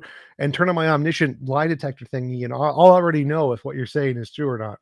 And so, actually, I'm actually not sure if that actually would work because Right, but that's just a processing speed thing. I mean, like eventually, like you're telling me that everyone has perfect knowledge, and there's no if they want it. There's no asymmetry. Well, hold on. whatsoever. I actually don't know that would actually be the case. It's like, would you be able to have perfect knowledge of the inner thoughts of another person? I don't know that you would Right, I be mean, able that's to their have property. that. That's not your property. Well, so like if you're so in this example, if you're lying about somebody else, say Bob is a baby eater or something At the deity level, right? The interaction level. So in Bob's universe, Bob eats babies or something. This is the claim you're making, and you're telling me this over Discord in our communal space. Now I can go as long as Bob has set his universe to public, I can just Google search, does Bob eat babies? Answer, no. All right, problem solved. You were wrong. Lie. Done. What if you set it to private? If you set it to private, then I So it can't would know. so I it would can't know either require. way. So I may believe it would you, which is require fine. information from the other Or universe. what if the API is designed to lie? So you're querying their universe, Perfectly. and it spits out. You'll actually we've so never eaten the babies. interaction in your universe can't tell you a lie. So it can say you're not allowed to have this information or something, but it can't lie to you if in your universe you said no lies allowed. And so if you're querying That's imposing a rule from your universe onto someone else's universe. No. If you're in your universe and you're asking for information, like Googling it, and in your query you say no lies, and if you query another universe and it gives you a lie, then it can't tell you that. So the universe. What if knows. the other universe says You don't that understand it. anytime You someone don't go. queries something about my universe, tell them this? You can't apply that They to can't someone do that? else's universe. That's trying to apply your restrictions to someone else's universe. No, that's doesn't get a putting say. outputs. No. That you get to decide the output doesn't of your come universe. from your universe. The output does not come from your universe. The output comes from the omniscient knowledge of everything. But your universe is. So that's God. No. This is just input sanitization. The input. Right. That's It's just reality. That's what would be coming from the other if universe. Someone though. queries, if I don't have control over what my universe returns when someone queries it, then Your I don't universe have doesn't control over return my anything. property. So if you want to know a fact about someone else's universe, and you have your universe set that you can only be given true information, there are two options. Either it can say, I am unable to give you this information because it's locked in the other universe, or it can only give you the true information. It can't give you false information if you have it set to don't give me false information. But you understand that the omniscient knowledge that you're presenting your universe contains is in itself an imposition on the other universe. No, it's not. What are you talking about? Okay, No, I mean, like whenever you said like it would just say like we don't know, that actually solves it. Yeah. So there you go. It just this wouldn't work. person is lying. Might as well just say this person is lying. This person is sending out bad info. Well, not necessarily. It's like that's like the same logic of like, oh, if you have nothing to hide, you have nothing to fear of the government like watching all your shit. It's like no, it's like that's clearly not. So you can like query another Soviet universe and it spy says logic. I'm unable to give you this information because it's set to private, and then you can make up a lie and say Bob eats babies, and then somebody else can query it and say, well, I'm unable to give this information. Right, and then you have War of the Gods because of course Bob. And that's isn't gonna perfectly like fine. You can have fucking lying information differences as much as you want. That's perfectly moral. There's nothing immoral about that. You can have whatever. But I opinions don't you want. understand how this doesn't break down into the Greek gods fighting each other over everything. Well, if all of their fighting is their opinions of one another, that's perfectly fine. They can have opinions of whatever they want. So what superstructure? What being is in charge of None the of them. restrictions? Every between being is combat of exactly the- equal. Okay, but there's something above them that's stopping them from fighting. Yeah, reality. The universe itself. The laws the of universe the itself. universe itself. You said Yeah. limits, so I mean, I guess there's someone better than the other. I guess. It's your mom. They're all self-imposed. Okay. Anyways, Tijam, I just want to say that I don't understand where you're coming from. It's just like, you know, you said before that it would imply to my physical body. Um, and my physical body going into yes, let's say someone else's universe, and that's their thing, right? I still have my physical body from my other universe that has all these limits and rules that I set in this other universe, and but yet this other person that I'm in the universe I'm in the universe with actually can regress against everything uh, within me. He can read my mind and everything, right? Yeah. Because it's So his universe, if you right? consent, Well, that doesn't make sense. it makes perfect sense. Like if I'm in a video game and I join your server of Rust, and in your server of Rust you have hacks on and you can see my inventory. But in my universe, in my house, you can't see in my house. Like you can see in my body in your universe just fine. So if I have two bodies and I've consented to make an NPC avatar in your universe, and you can see all of my inventory and what I'm thinking in your universe, makes perfect sense. It's perfectly easy to understand that in just modern video games. T-Jump, so the analogy you made was decent, but like it's just like you kind of forget the part where you kind of have to add that this person is completely completely outside of this other person's universe, right? So this other person can't really get to see everything that this person from this other universe is and from, Right. right? So if this Well, that person would be has a also setting, imposing on. so if this person has a setting in their universe that allows others to create an NPC to enter their universe, which is a representation of that individual, but is not the entire individual, and you, the owner of this universe, can see anything about the NPC, then they will not be able to see anything about the person behind the NPC. They will only be able to see the NPC. Now, you can set the rule so that you can't create an NPC, and you must genuinely enter the universe with your whole entire self. And if you enter with your whole entire self, I will be able to read your mind and know everything about you. And that you can make that the rule, and people will just be like, nah, I'm not going to enter that. Okay. Or and maybe you would, and they'll know your thoughts, and that's fine too. The problem is with the best possible worlds, from what I'm hearing, is it uses too much assumptions, right? So using a lot of assumptions within the analogies you're making. So if this and if No, that, it's right? axioms, What? not assumptions. Like there's Well, a yeah, certain set of rules that you just have to assume for it to be able to work. yeah, but like I was just trying to say, like he is in the boundary of limits in it. So if there was There's no limitations, problem and with limits. Limits you'd be defined. setting the boundary. Yeah, and if you set in those boundaries off these limits, then we're gonna have like it's just all assumptions, I right? don't think you know what that word means. All right, I'm gonna get some It's food. You guys can run the show for a bit. I'm gonna go to the bathroom, get some food. Talk to you guys a little bit. Time to screech slurs and get him banned from YouTube. You guys go right ahead. All this is about Put on my watch, paycheck. buddy. I'm a moderator.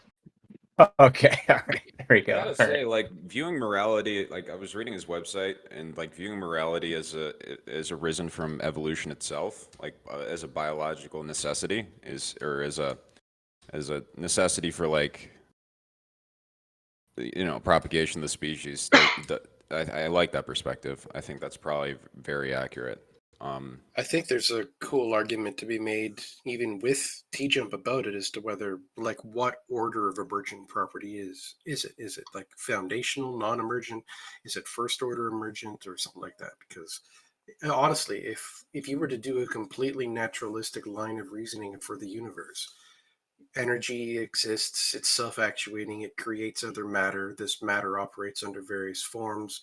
Gravity can cause the increase in complexity, so you've got another level of emergent complexity coming out, and then finally you get down to the point where you've got self-replicating molecules, and then that gets you into life, And yet all of this is still one continuous process of energy moving. So Yeah, does no, that I make the yeah. eventual emergence of morality from that life also emergent, but just second order or third order emergent? Yeah, Wait, like so I just yeah, I don't know. I, It I just wanted depends, to I say something guess. real quickly. I just want to say something real quick. So I think we base our morality or just what we think off our life experience. You know, we feel what we feel and what we like. We base it off our life experience. Like, I don't think it's because we Okay. exist we feel a certain way. It's because what we go through is how we build what we like and what we don't like. Because there Or would not. have to be experiences. We would have because that's I don't know where you guys get your morality from. Then You're like you get implying it. that it's ignoring a a choice. All collective morality is aspect arbitrary. of it. You're implying that it's a choice. I mean, literally, 95% of your total cognitive load right now is your subconscious trying to keep you alive. You know, so most of what you are is dedicated to the idea of life having some kind of primacy and continuation. So all of your subconscious is focused that way. The neurochemical drives you have, your instincts are all being pushed in this direction to stay alive. There's just this one little portion of your brain that you call you and that you call self that is focused on the idea of thriving, not just surviving. And that Are is you when the saying social that? element comes in. The individual may want to stay alive, and they have to recognize that if they are part of a social environment, then the success of their society is directly related to their own success. And so, Yeah, what is best of for me course. is that you are strong, so that we are strong. And that is where morality is coming from, that innate empathy that arises from us being alive and a social creature. No, so Walker, I just want to say that I do know that the subconscious does have a role within survival. Of course, yes. We don't choose. We don't choose for our our our uh, our brains to get signals from Or us our knowing heart when to to be hungry beat. or something. We don't. Oh yeah, heart to beat. Yeah, like it just does it, right? It just does, right?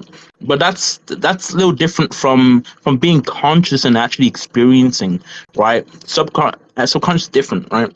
So actually being conscious and actually experiencing is actually it's really different because more to build a ground of morality, you would also have to experience these things. You can't just your subconscious just being existing can't build anything off that. Can't build any morality off that. Of course you can, because you exist and you're sitting there doing the analysis. And so you get to Yeah, say with your what is conscious important. mind. Yeah, but that doesn't change anything. It's still where we all are. We are all sitting here in our own conscious mind attempting to figure things out, which means that if you're starting to make definitions of what morality is, are you talking about what is good for you or not? Because that seems to be the nature of what these moral discussions break down to. It's like, what are you defining as morality? And as a social species, I am saying that we have already defined that as that which is best for our community, our group, because that is what's best for us. So altruistic egoism, right from the very beginning, is I'm making choices that are the best for me with the situations that I find myself in, which now has to include the idea that my society needs to be strong, because that is what is best for me. Okay, you In that can't just make it environment, objective. but that's the point. It's not a matter of objective. We're saying that these are the situations as they are for me. Right, These are it's the empirical. situations how they appear to be for you.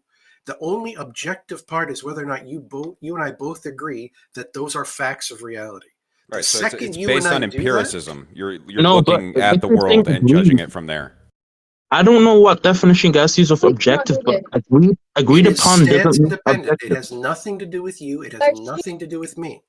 So if you and I both agree that we're seeing things the same way, and we determine that that is because we are both sharing a reality, neither one of us is in control of that reality, and yet we've both agreed to a standard. All right, one And second. that is where the objective comes from. Hiragni, what did you got for us? You just joined, so I'll give you a chance to speak. Yeah, I think I mean, there were various things said here. I think I do not disagree with Balian about the evolutionary thing, but I mean, it's fair to point out that it's like highly multivariable and also temporal factors that come into morality, hence why it's so complicated sometimes, I think, to define. I do think, T-Jump, that I was listening to your best worlds definition, and I haven't actually ever heard of this before right now. I do think that doing is necessarily doing to others. And so you can't really do anything without doing something to others. Like that's just the virtue of how things work. So like people throw rocks, are they doing nothing? When people play video games, are they doing nothing? Are people painting? Are they doing nothing? I mean, if I include just universe as a whole, I think if one person glances at that painting, you've affected someone. True, but does that mean that when you've made the painting but no one has seen it, have you done nothing yet? And you've only done the painting after someone has seen it? Well, how about this? I paint. Yeah. I use brush strokes. It affects the wind. The wind affects someone else. It is necessarily going to be the case. So what if you're in space and you're painting and no one else is in space? There's a Russian cosmonaut. He's the only guy in the ISS and he's painting, and nothing about it affects anyone else. Has he not painted the object? I affect some gravitational rays that emit that like originate from me. No, that Right, I so actually do believe in. The effect this. is going to be so small, it might be imperceptible, but it's still probably happening. It's fine, but I'm just saying that. I mean, I'm not even differentiating only like human beings and everything else. I'm saying because there is a matrix in which human beings are formed. Like how you affect the matrix, also the matrix will affect everyone else in the matrix. So if you do anything in the universe, it is affecting everyone else in the universe. Okay, so let's say yeah, I tell it could be affect. Here's 10,000 different ways. Like it could be that you're spending that time painting and not talking to someone, right? So that could be an effect by negation. It could be that you had to secure the supplies to be able to paint on the ISS, and you had interactions because of that. So I mean, it's you can even view it outside of the initial moment of the painting. All right, so let's say there's two people. One person is next door. He's painting. He's affecting gravity. Another person gets hit by a quantum wave, gets teleported to their own pocket universe where they're the only person who exists, and has no physical laws interaction with the current world, and they're painting.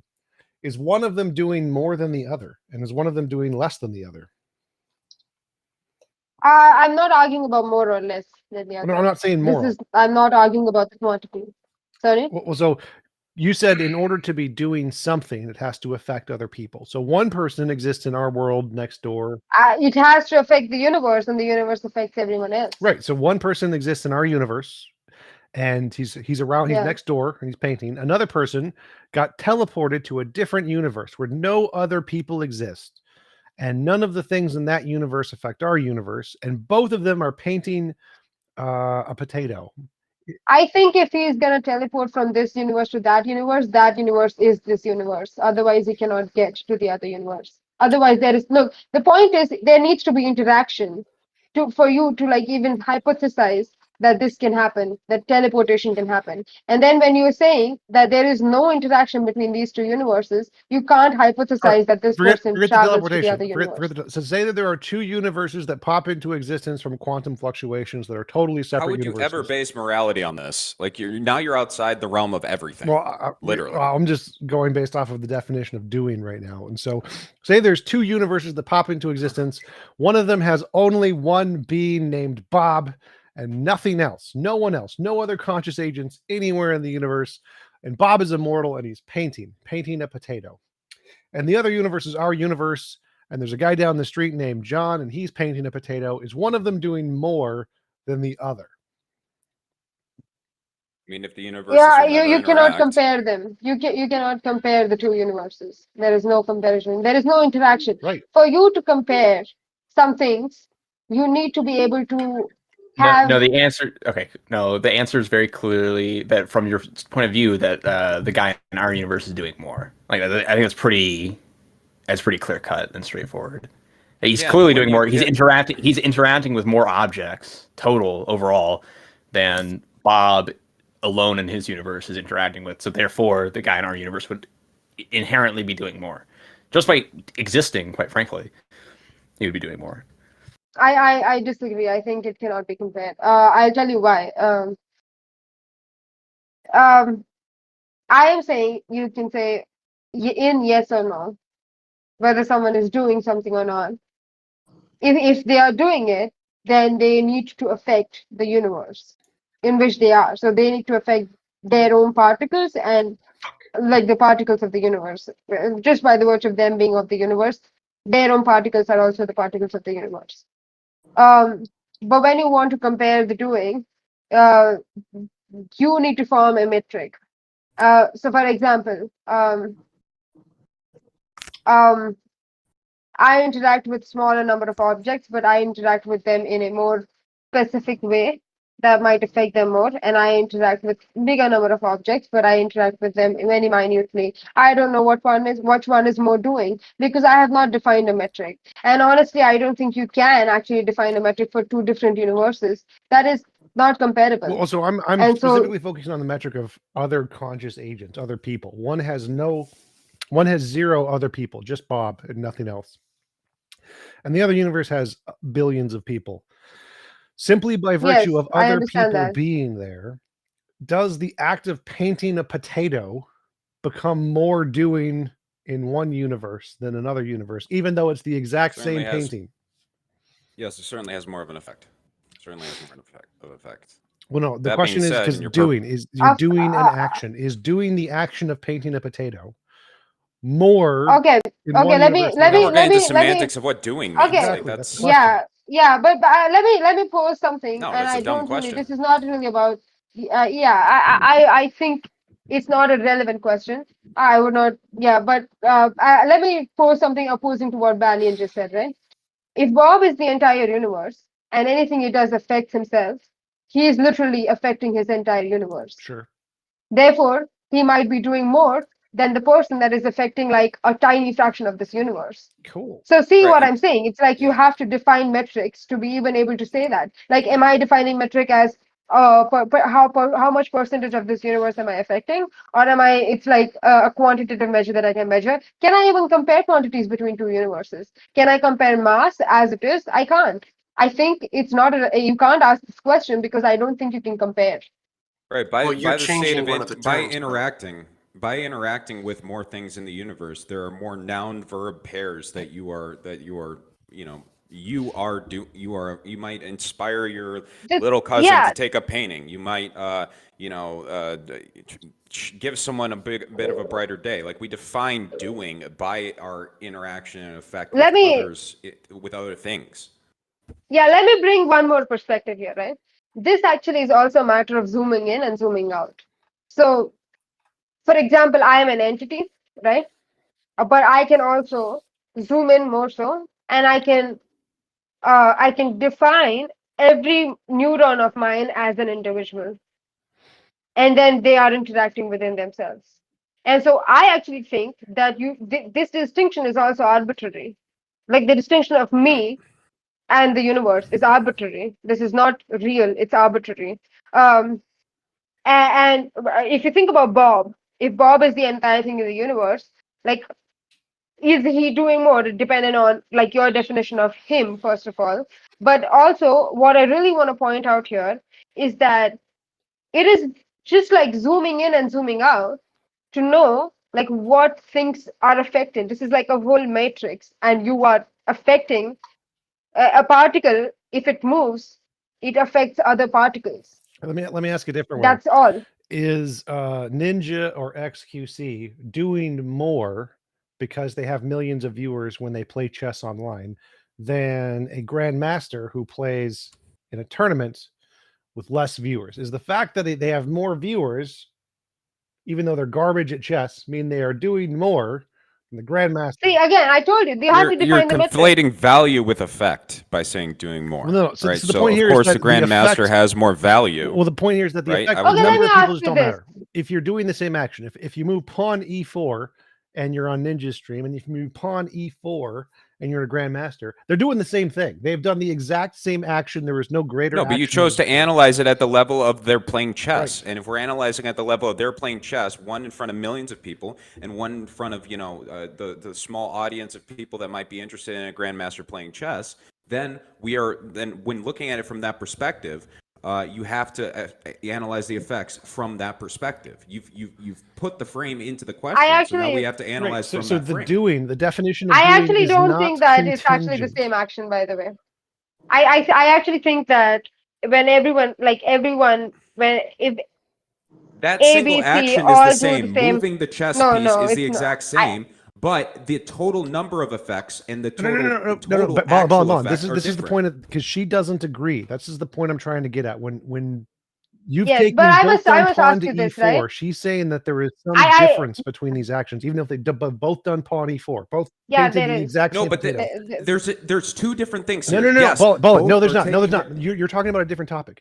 She specifically thinks those are two, even though the exact same physical occurrence has taken place, they are different Right, in but some it's the fundamental effect way. on the It's not about the world. effects. Not about the effects. Separate topic. Okay, yeah, okay.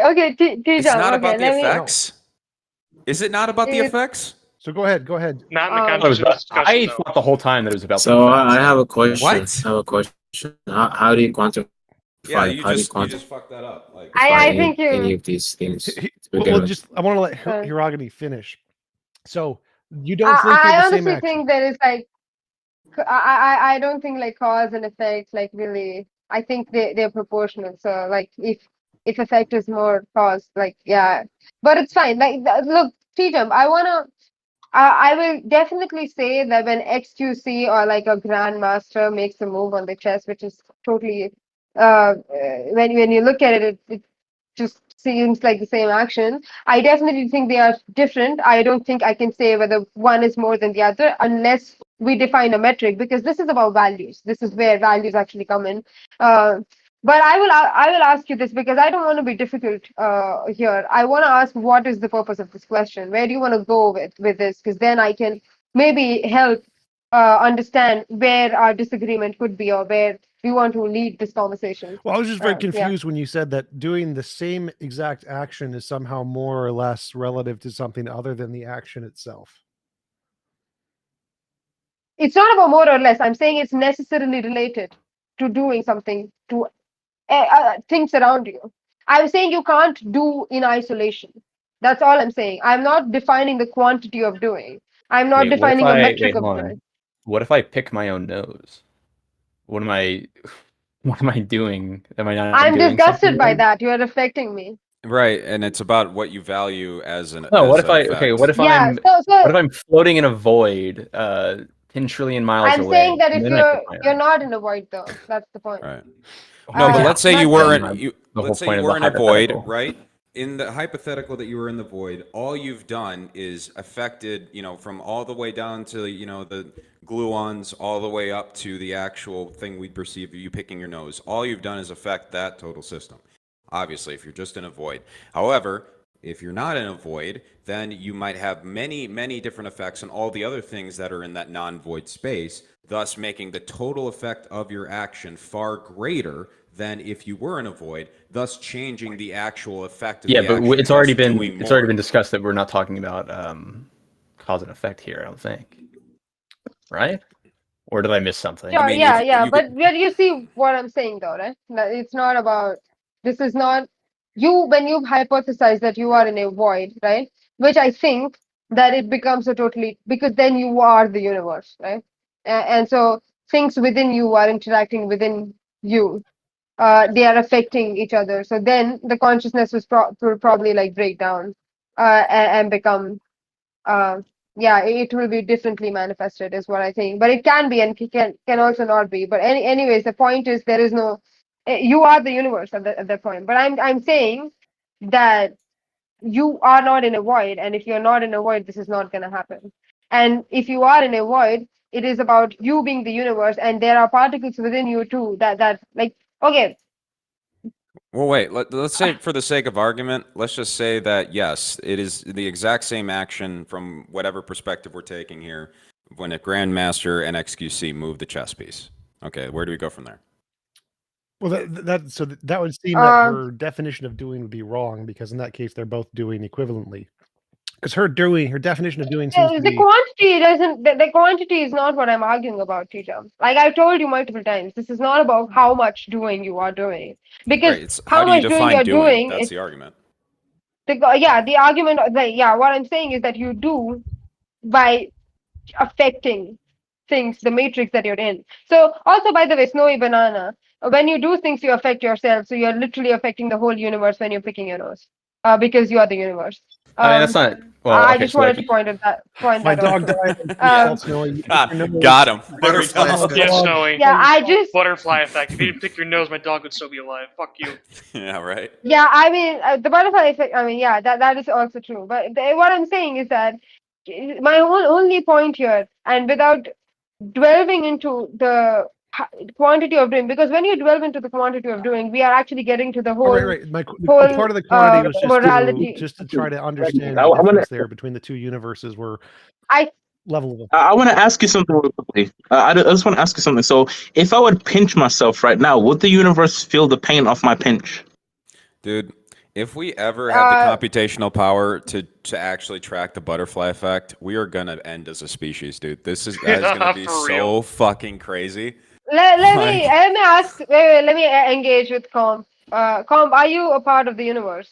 Or are you outside He it? is outside of he was 100% outside of the universe. He's just I think there needs to be a threshold to relevancy. Like something Get just the happened. fuck out of here. I guess so. Sorry, wait. Are you a part of the universe? Are you not, Comp?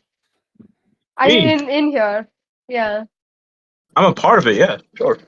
Yeah. So do you feel the pain? I feel the pain within my body. Yeah. Yeah. So does the universe feel the pain? What do you think? But if I pinch you know what I mean. If I pinch myself, does the universe then feel the pinch? Does every You are other part of thing. it. If you She's feel trying to you- eliminate the distinction between you, yourself, and the universe. It's the same thing. I from- mean, I'm from your arguing that there is actually but there is wait, actually but wait. all distinctions But- are arbitrary. If she's saying I'm a part of the universe, then you're also saying, okay, everyone is a part of the universe. So if I pinch myself, everyone is gonna feel that pinch. Yeah, That doesn't make sense.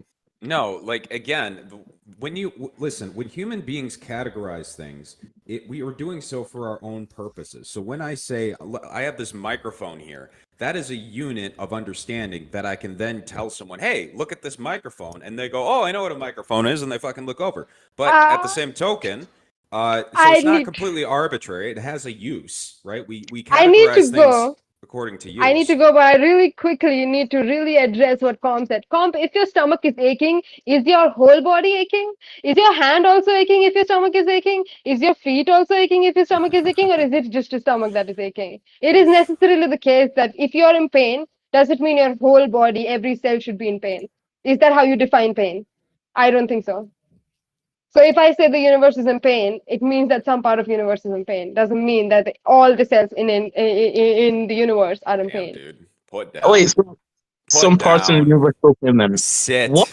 You can definitely say that you are in pain. You are a part of the universe. That means that some part of the universe is in pain. Simple. But to what extent can a universe experience pain Sat outside down, of son. a body? Okay, I have to go because I have to eat. So talk to you guys. But it's good talk. Thanks yeah. for coming on. Appreciate it. Talk to you later.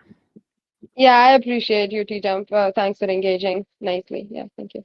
All right, anybody else questions? I didn't really understand what you're trying to get at there. I have a quick question though. What was the whole analogy about a Grandmaster versus XQC playing chess? I didn't quite follow that. So the argument she was making is that there is some fundamental difference in the level of doing between the effects the doing has on other people. So if a grandmaster moves a pawn to e4 and XQC moves a pawn to e4, simply the fact that XQC has a bigger audience means his action is greater. He's doing more because he has a greater audience. And I think that's stupid. I think that the fact that someone has See, a greater I audience, can reverse that though What? and say XQC wouldn't know to play e4 unless he saw a No, Grandmaster playing e4. that doesn't make a difference. So the argument here is if the physical action they take is identical, has one done more of an action than the other? I think no. She thinks yes. I mean, it's true from a semantic perspective, right? Because we say doing, right? So like if you are affecting, you know, this person this way and this person this way. So I mean, there is more doing from a semantic level. I mean, I guess I sort of agree with that, just in the sense that there can be different consequences when two people take the same actions.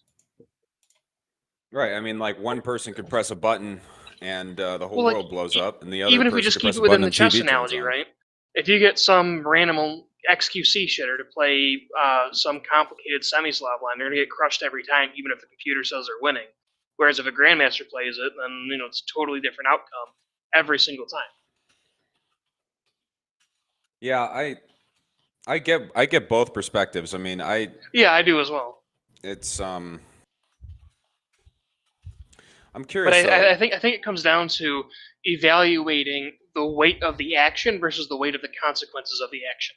I think if we look solely at the weight of the action, then I fully take T-Jump's side, right? But if we look at the weight of the action plus the weight of the consequences of the action, I don't quite side with her regarding that, but I'm not quite as aligned with T-Jump. Yeah. Only thing I did- only thing I did Yeah, was this was getting back to the universe. Could the system, the perfect world that he was describing, exist with basically the interactions between the universes completely contained? Yeah, so my perspective on that, and I heard some software terms being thrown around earlier, is unless there's some sort of checksum that can verify the validity of information being presented from one universe to another, there's no way for T-Jump's universe to verify that the universe, or that the information coming from, I don't know, Balian's universe is true. Right. Well, the other problem is that if the T-Jump beings can parties, traverse well, I mean, universes, if the beings can traverse universes, then of course there's going to be some interaction between them. Like there's going to be cause and effect. Yes. If I can go to your universe and I can apply my software to your universe, the same if you come to mine, right? But if our universes are only interacting with each other through APIs, then I don't have a way to validate whether or not the information pertaining to your universe is true just based on the output that you give. Right. So either our universes can affect each other, thus an imposition on the will by definition, which is against the perfect world. What? No, because like or we can't, in which case, or shoot, I lost the argument. You know that actually is Right there. a good point. T-Jump, how would you be able to differentiate between or how would you be able to know that someone else wants to enter your universe without them affecting your universe in some way? Because they would have to be able to send you some sort of information packet that says, "Hey, I want to enter." Same way I have messages on Facebook. I can set my messages on Facebook to private, and you can't send me a message, or I can set it to public, and then you can send me a message, and I can accept the message request. Same thing applies to the universe. So if I don't want anybody entering my universe, I just set messages to private, and you can't send me a message, or I can set it to public, and you can send me messages and ask to come in. Yeah, but there's social interaction presents a necessary imposition of No, it doesn't. That's basically my argument. No, it doesn't. You have to be able to affect. There's no ability to interact if you. Okay. Think of it in video game terms, right? What we're talking about right now is a difference between hosting a server and browsing servers to join, right? If you host your server, you're making reason by analogy. But if you are just no, he's perfectly right. This is not an analogy. It's literally what would happen. This is a very exact conversation. So when you're reasoning by analogy, you're. It's not an analogy. This is literally how it works. I'm literally perfectly describing what the system is. Like you're either browsing public servers or you're hosting your own server, or both simultaneously if you want, right? But that's how someone else's universe could interact with mine without me having to, or without them having to have some kind of influence on it. I'm not arguing that you can't turn off the other people's ability to interact with your server. I'm saying that by definition, if you allow them to interact with your server, then that's going to necessarily present minor or major impositions of their will on your server. So just but they don't have to interact with my server for me to interact with theirs. Impositions of will are not immoral. Involuntary impositions of will are immoral. So if you voluntarily agree to let people impose on your will, that's perfectly fine. So if you voluntarily allow people to impose on you, not a problem. So the problem here of what makes something immoral is the involuntary part. So here's an example of involuntary, right? We already covered the you see what- necessity of problem with it- involuntary is that there's two different levels again, right? There's the my universe, and then there's the interaction we have at the Discord, analogy level, right? So by definition, by allowing someone from the Discord level to enter into your universe or to affect your universe or to interact even with each other at the Discord level, right? There is going to be things that occur that you don't like. No, And so you no, can that's shut wrong. off That's your wrong. So okay, universe. so here I'm setting up my universe right now. I'm saying people can choose to enter my universe. In order to enter my universe, they must abide by these rules. If they accept these conditions, their character in this universe is physically impossible of violating any of these rules. But that's assuming your rules are perfectly in Yeah. line with your wishes, which is a What? limit of quantitative ability. Yes, He's yes, doing that's a literally rules a lawyering part of bullshit the rules. So you get to set the rules. Right, but I'm saying, like, again, if we're both perfect beings with infinite computation power, right, then then we're going to it's got it's an immovable force versus No, it's not. Let's go through this. I'm setting up my universe. I have a set of rules. These are all of the things that I allow in my universe. You must accept this. It's physically impossible to do anything against any of these if you accept the conditions. You can voluntarily enter. You voluntarily enter. Now, show me how you can do anything to impose on my will involuntarily. Go. I can think of something that you haven't thought of that would impose on your will, but you haven't specified explicitly. No, it's all of the rules have been explicitly set. So there are no exceptions. All of them. Every possibility, every logical So you've thought of possibility is everything. done. It's a perfect world. Why wouldn't he have thought of everything? Sure. All right. Well, We Ben, do want I, to as welcome being- Raskor. Raskor, But welcome to again, the you can show. affect it by interacting at the level of compatriots outside of each individual universe. What? You can still affect into that universe. If Was it All right, wait. involuntary? So again, Yeah. Stop. So, all right. So I set my universe. Here are the rules. In order to enter my universe, you have to agree. It's physically impossible to violate them. I have all logical possibilities set. You enter my universe. I don't care what you did outside of my universe. How do you involuntarily impose on my will? Go. Well, I mean, the argument that you don't care what happens outside of your universe. I don't think people would have a space. in Okay, which let's they say could I really interact don't where like they it if you wouldn't talk care. negative about me, but it's still not an involuntary imposition of myself or my property. So it's not an imposition of my will. So I don't care what you do outside of my universe. It's not immoral.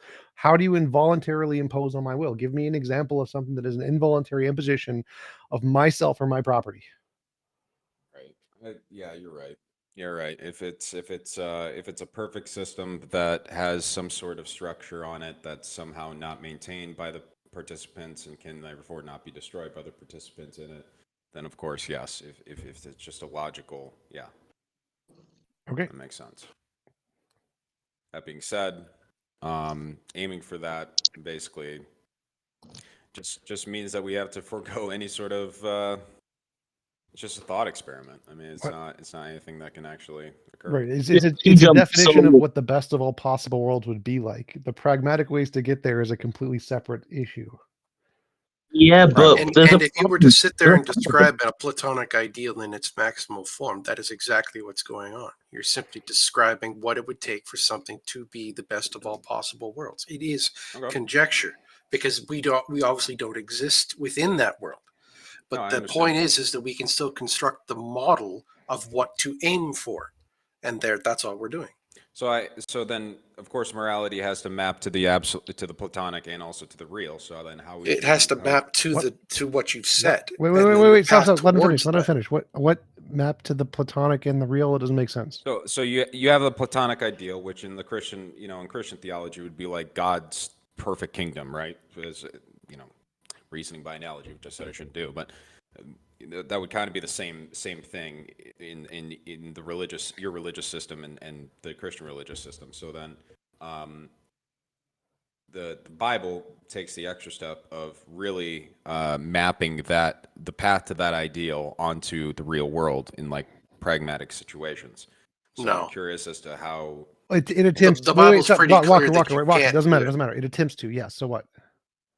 It attempts to, right? So like I'm just curious as to like the fleshing out of that attempt in your religion. Yeah. So in my religion, the goal is to make the world as close to the best of all possible worlds as we can, given our limitations. And so we should do everything we can to limit the involuntary imposition of will, legalizing weed, providing affordable housing, decreasing the cost of living, homes to the homeless, food to the hungry. We do everything we can within our limitations to limit the imposition of will on others as much as possible. So there are still going to be necessary impositions of will, like putting people in prisons. That's an imposition on will, but we do it to prevent a greater imposition on will, the people killing other people. Forcing people to get vaccines, that is an imposition on their will, which is immoral, but we do it to prevent them from spreading the viruses to a bunch of other people and killing them, which would be an even greater imposition. Stoplights are an Right. imposition So how of would you will. handle? Right. So you're trying to make sure that everyone can do kind of what they want to do without affecting society in a negative way. Pragmatically, Yeah, but so the possible way to though. phrase that is we pragmatically limit or impose on wills the least possible. The least that you have Yeah. to. Yeah. That makes sense. Yeah. Okay. So again, think how I'm- would you handle for example, the locus of responsibility? Would you make society responsible for ills? Would you focus on the individual responsibility? Like Christianity obviously focuses on individual responsibility and places it, the line, Dostoevsky, the line of good and evil cuts down the heart of every, or it's a line The down the heart of universe. every man, right? So you put it, okay, so then how do you assign blame? We don't need to assign blame. Within Why your would we religion. need to assign blame? Well, because, for example, you have two homeless people, one of whom is working incredibly diligently to find work, who is born with a terrible mental illness, who has been given a set of cards that was terribly stacked against Yep. them, but is simultaneously doing everything they can to, make the world a better place and make themselves a competent part of it. And on the other side, you have a person born with everything who wasted it all and is now sitting there homeless, an evil, corrupted, degenerate wreck. Sure. How would you morally differentiate between those two people? They're both conscious. They both have equal moral value. So moral choice plays no role. Nope. Okay, so then again, if someone chooses to do terrible things, We would how do you kind of like a justify- bear how would- or a rock. If a rock is going to fall on someone, we have to stop the rock. so there's no free will. I don't believe in free will. I don't think it's even possible to have free Okay. will, but I don't really care. So the fair. point here is that we place limitations on people. Well, no, the only reason I said that real quick was because you basically were going right to the analogy of a rock falling on someone or a bear just doing what it does. So we right? You don't treat assign a free will to person those, so. the same as we would treat a rock or a bear. Anything that would cause an imposition of will, we're going to have to try to restrict it. Whether it was intended or not makes no difference. I don't care if you intend to kill 10 people or you accidentally kill 10 people, makes no difference. We have to prevent the imposition on the death of the 10 people. And so the intention part is just irrelevant. I don't care if you intend to harm people. The intention we can use. We make that differentiation in our legal system, right? So we Wait, differentiate but between Cheatham, manslaughter and murder, first degree I want to murder, question. right? I want to question what you said before. Wait. So yes, in our legal system, we do that because if you are going to kill someone, there's a probability you may do it again. If it's accidental, you're not intending to do it again, and so we can guess with some kind of statistical probability you are less of a threat to other people's wills, and so we can make a guess that someone who did it accidentally would be less of a threat, and so we wouldn't have to put them in prison as long. So that's not because so of you the maintain intention. the intent because due to pragmatic probability, Yep. you wouldn't actually assign it any sort of Yep. any sort of supernatural meaning. Right. Okay. So, for example, if I intend to if I do something for my psychopathic purposes, for like completely selfish psychopathic gain, or if I do something because it's altruistic, you're saying that the only effect would be that it's just a statistical likelihood that I would. See, the reason morality makes that differentiation is pragmatically because of the likelihood or because of the direction it'll go. So yes, it's in everyone's psychopathic selfish interest, I believe, to behave truthfully and accurate and not destroy their reputation in the capitalist market, let's say. It's also you can also come at that from an altruistic perspective, but knowing that motivation is very insightful. And Pragmatically. so I think morality should account for that. Well, pragmatically, it's insightful. But say we were in the best of all possible worlds, and there was literally Hitler had his own universe, and he set his rules where he would kill all the Jews or whatever, and Right. You could consent to going into your universe. Just no one would do it. No Jews would do it for obvious reasons. And so he hasn't done anything wrong. He could set his universe to do anything he wants. Who cares? But so his intent to eliminate the Jews, he could have the most evil intent possible. It's still impossible for him to do any immoral actions, because in order to do an immoral action, someone would have to involuntarily consent to going into his universe, and that can't happen. Right. So the problem I see here, and again, I'm kind of going down just because I want to see how like fleshed out the religion is, because I find it really interesting. But like, check out the website Church of the Best of All Possible, churchofthebestpossible.org. No, I've read it. Cool, Yeah, cool. you told me the last time I was Yeah, here. I'm promoting for the audience, just FYI. Oh, sorry. Yeah. So, yeah, the problem is that we get into like a utilitarian situation here, where it's like, well, if you can calculate that by killing these 500,000 people, you're going to save 1.5 billion people or 1.5 million people, and that's assuming that you have perfect calculations. And so then would you just say that it's immoral to make any sort of any decision that isn't completely certain from that perspective? So we should just probably stay away from it. Well, it'd still be immoral even if you knew that. So even if you knew killing one person would save 1 billion, it would still be immoral to kill that person, because it's still an involuntary imposition of will. So in this context, all immoral actions that may lead to moving closer to the best of all possible worlds would be called justified immoral actions, where it's still immoral, it's still wrong, nothing's ever going to change that, but it's done to promote some kind of greater other moral things. And so we just get into the discussion of what's justifiably justifiable. What? Right? Like what actually constitutes, yeah. Sure, like the thing that causes the least imposition of will would be the justified imposition of will.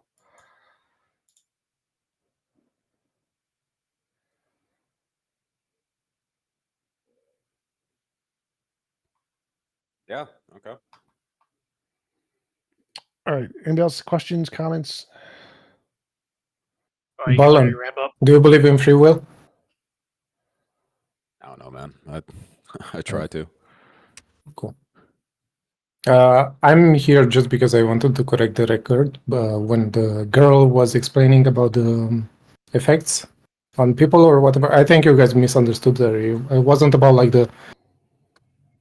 the quantity of effect or whatever in the chess example. It was about, so two people making the same action is a different action. That was her stance.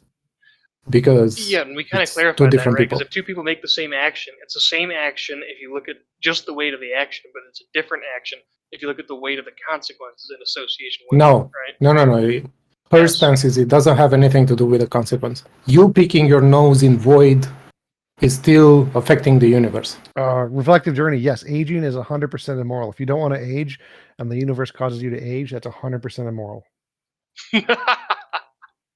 True. But anyway, it was a while ago, so I don't care anymore.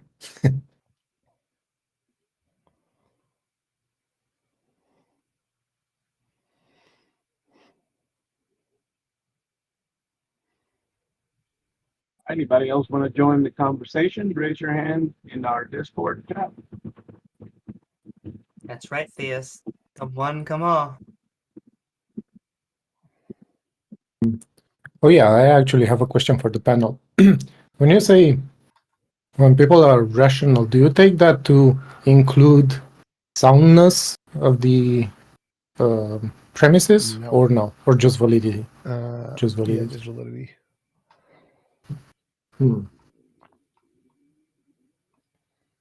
Okay. I mean, I'm not entirely sure about that, but I understand. Well, like, so you can have an argument that is valid, and as long as you think the premises are true, then you would be rational to infer the conclusion is true, even if they're false. You just don't know it. So, like, if I think if Jesus predicted he was going to rise from the dead and Jesus rose from the dead, then God is real, or something along those lines. And so I believe Jesus rose from the dead, therefore I believe God is real.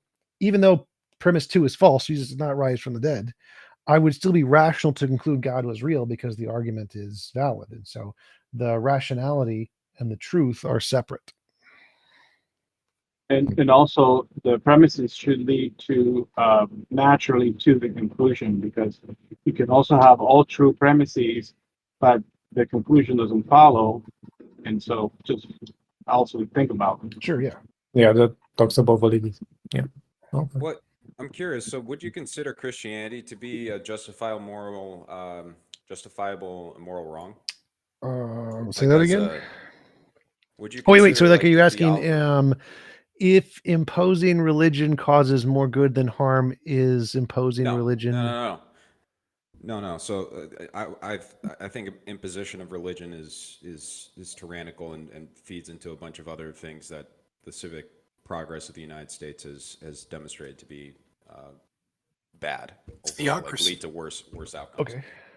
But I think that what I'm asking is that Christianity seems to be your theology, your religion seems to be like the broadest possible, the most abstract possible religion, right? So you've abstracted out the most key goals of what seems to me to be the Christian religion and other religions, and put them into a unified moral framework.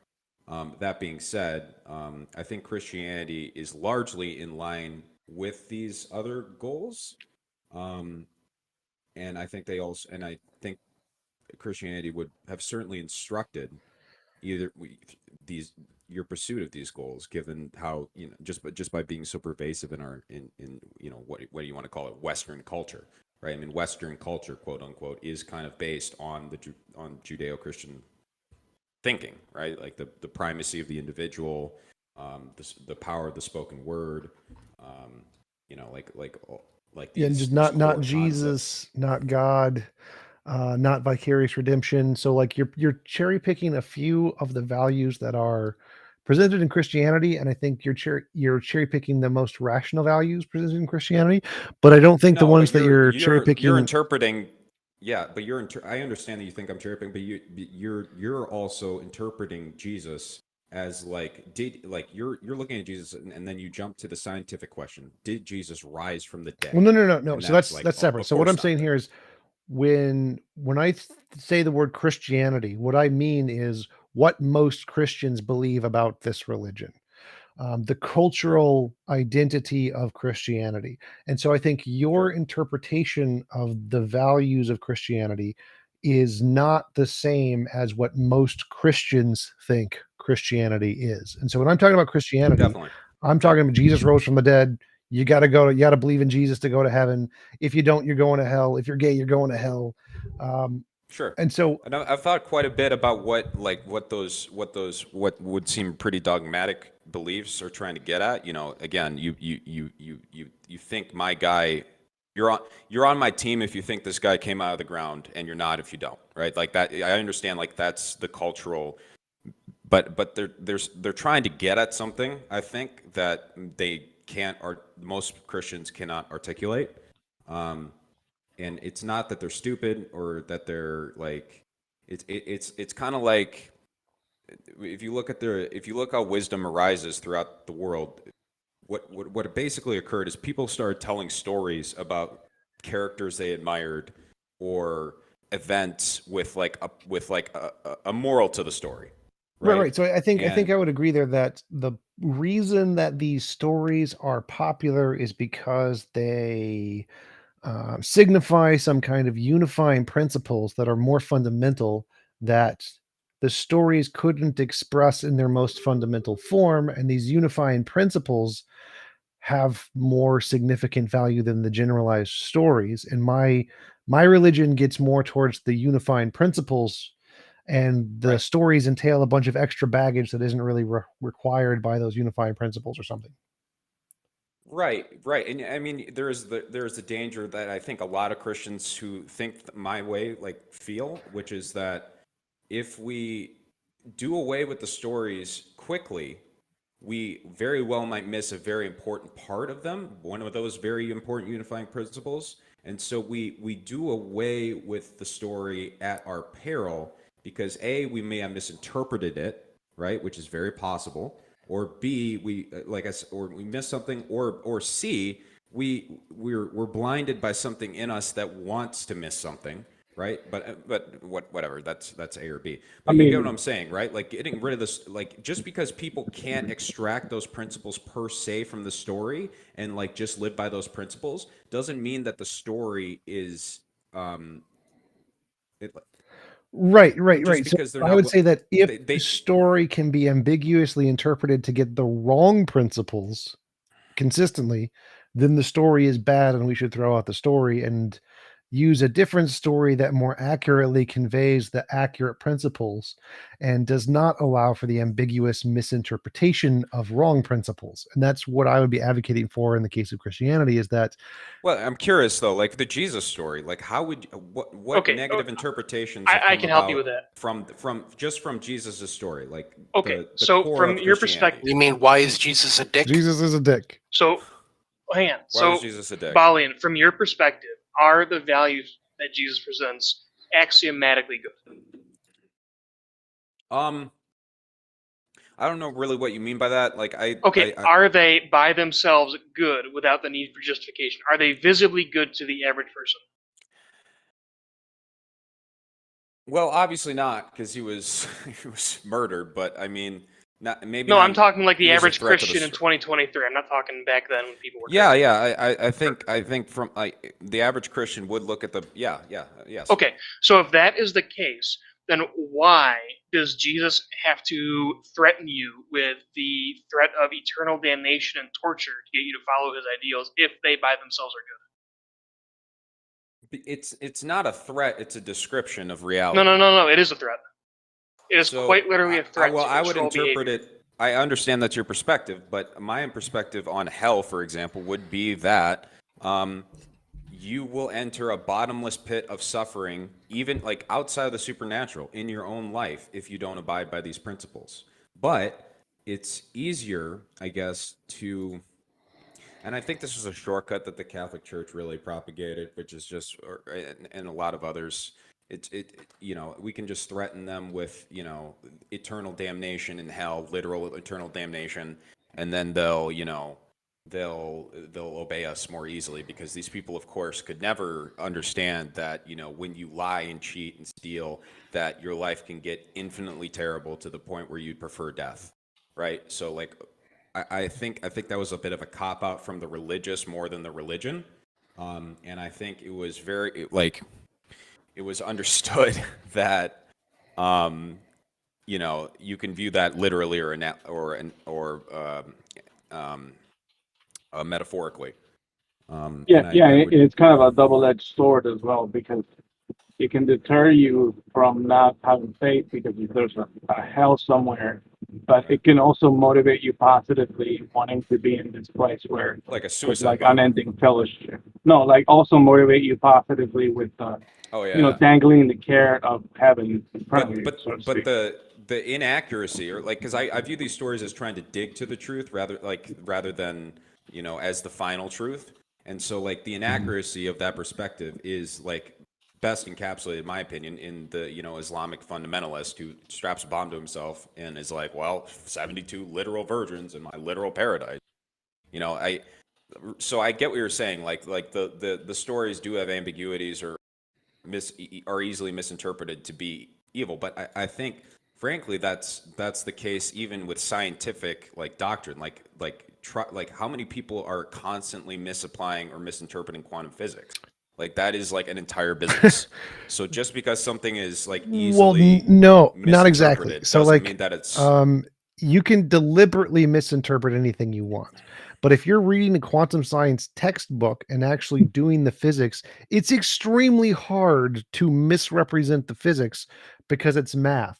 Both sides of the equation have to in the equal same them. way I would say that if you're living a wait. Christian life, and if you're actually looking for the truth in Christianity, then it's incredibly hard to misinterpret it. No, that is absolutely wrong. There is nothing mathematically true about Christianity. There's nothing in the Bible you can actually mathematically calculate to be like, this is the true Christian life. Doesn't Life exist. experience, if lived properly, will correlate, will lead you to, it'll lead you to a lot of truth in the Bible. I'm not saying that you're going to, fall on your face and become a Christian, but because that's completely false. 100% false. Some of the people who follow the Bible the most religiously and did the most Jesus-like lives became atheists because of how badly it failed, how badly they were unable to help anyone at all or have any positive effects on their life at all. So didn't Martin Luther himself say that the more he tried to avoid the 7 deaths, the more he found himself committing them? Yep. Well, I But- mean, like the story of Jesus is the difficulty of Wait, living wait, those wait, principles. No, the in point the here is that world. you could follow the Christian rules exactly, and it has no guarantee to have any positive effect on your life or anyone else's ever. It has no But correspondence it's the to best reality. shot you have. No, it's not. According to I what? understand. No, absolutely not. Listen, I understand what you're saying. You can live right according to the Christian principles, and they can, I don't know, put you on a cross. Right? That's the entire point of Jesus' The part story. you just said about it's the best chance you have. The best chance you have is the one that has the statistically highest probability of having the best outcome, and that one's science, philosophy, morality. It has nothing in But you Christianity. understand that Nothing. science doesn't dictate values, Right, right? right. So- You know so- that. But you're just Wait, wait, wait, wait, plagiarizing humanism. Muslims Stop, can stop, claim stop, the stop, same stop. thing too. I Hindus can understand. claim the same thing as well. I understand science isn't how- a thing. They're Wait, different stop, worlds. stop. I understand science doesn't give you values. That's why I wrote a model of morality. Mine does. Right. Okay. Well, again, your point was that Christianity, if followed, doesn't give you the. You said this. Christianity, if the principles in Christianity, if followed, don't guarantee you. Do a not good give you life. the highest You're- probability of success or happiness or values or anything. Yeah, I would say selling your daughter into slavery doesn't really give you a good opportunity for success. Yeah, dude. I mean, I can go pick on 10,000 BC hermits again. I think the people that would have been more Wait, alive wait, with you would have been the pagans sacrificing their So, daughters. so I And we're not just trying to to pick clarify, on the just to clarify, hermits, the though. Like secular Jephthah. values, secular humanist values, Norway, Denmark, Sweden, Germany, Japan. I mean, it's these right, but it's beat so the like. Can you at crap least out of admit that this is Christianity. disingenuous for this guy Oh. to look at look at the people who are living as Oh. close to your values in 10,000 BC as possible and say, well, they did also have some bad views on adultery. It's like yes, No, but I'm look at all the calling good things that they were Christianity doing. stupid. I'm not saying 10,000 BC. Again, just with the just to benefit of clarify. a computer screen that can feed you information, are you're you calling them stupid. screaming? Good Stop, for you. stop, You're so mad. stop. So Balin's interpretation of Christianity is a more like modern interpretation that doesn't fit the classical interpretation, which would include selling your daughter into slavery if God told you to, or killing your children if God told you to. He's taking a more pragmatic values approach to like the core essence of the most useful parts of Christianity that you can apply. And Yeah, so apologies for getting mad. Okay, That so perspective just pisses me off. To ask to clarify then, Balin, what is your perspective on gay people? That's. do you agree I with the would take- Christian values of the I Bible? would that take it's moral? in the same way that C.S. Lewis had a great line on this. This is a really easy answer question, brother. Yeah, sure. In the same way that you that when you look at yourself, you see moral failings, right? So I should have done this, I should have done that. We all feel that, right? But you don't hate yourself for doing. Sure, but do you don't- feel you don't sit there- heterosexuality is a moral failing? Wait, let him answer. He's going to take. You mean he's gonna homosexuality? He's going to take a few paragraphs here. Let him Okay, finish. there. You just answered it. Thank you. That's all I wanted. No, I was saying that. Just go ahead. Answer the question. I wouldn't even Just say take that. your- I frankly, my view on homosexuality is almost like I don't have a view. I really don't like to. Hey, but like to Bannon, put you're that kind out. of getting I away. think the from question it, is more about the Bible. Yes. So like is you talk I about wanna- like wait, personal wait, experiences wait a and sec. So and all that. I want to clarify here. So is your interpretation of Christianity that Christianity says homosexuality is wrong and immoral and against the values of Christianity? Yeah, I think so. I would have some. There's some good arguments to be made for that that I don't think get grappled with in our society very often. I would say that the homosexual lifestyle, especially between men, predisposes one towards hedonism and overvaluing of sexual gratification. I think that it imposes a significant cost on society because of for instance, the cost of adoption and childbirth, or the cost of gay people having Can I children. pause is you for very 1 high. second? So I think there's arguments that you could even make a pragmatic argument Right. against So Wait. Let Amy go. But- Let Amy go. Yeah. Okay. Well, no, the correlation seems to be with testosterone and men. Men tend to have a more frequency to have the desire. Now, lots of women do have the desire to have sex, but I'm just saying the more testosterone you often put into the equation, you have two men often having the most sex. And Right. then, So it would be a morally justified wrong because these people had no idea what testosterone was. well, no, it wouldn't be wrong at all. It wouldn't be wrong or No, right. I'm not saying homosexuality. I'm saying the argument against homosexuality made in the Christian Bible would have been a justifiable moral wrong under T Jump's thing, because they didn't understand, they couldn't affect testosterone. Can right? I tell you why that's an evolved position? Because what it used to be is that in the Torah, in the Old Testament, it was very clear. It was like, listen, man sleeps with another man, we need to kill them. The Jewish tradition was to stone them to death. And there doesn't seem to be at least any implication within Christianity that that outlook has changed. And that's where you get all of this negative views. And what has happened is it's no longer the literal view. Even the literalists, even the fundamentalists won't be like, you know, it says kill them in the Bible. So, you know, we got to. No, and again, like someone brought up the stone the daughter if there was adultery, or, you know, even homosexuality. Like, if you're in a tribal scenario, you have to, again, do morally justified evils in order to maintain the society from a pragmatic perspective. So again, allowing homosexuality into the society could present a lot of create a lot of friction and a lot of problems. That. What do you mean allowing it into the society?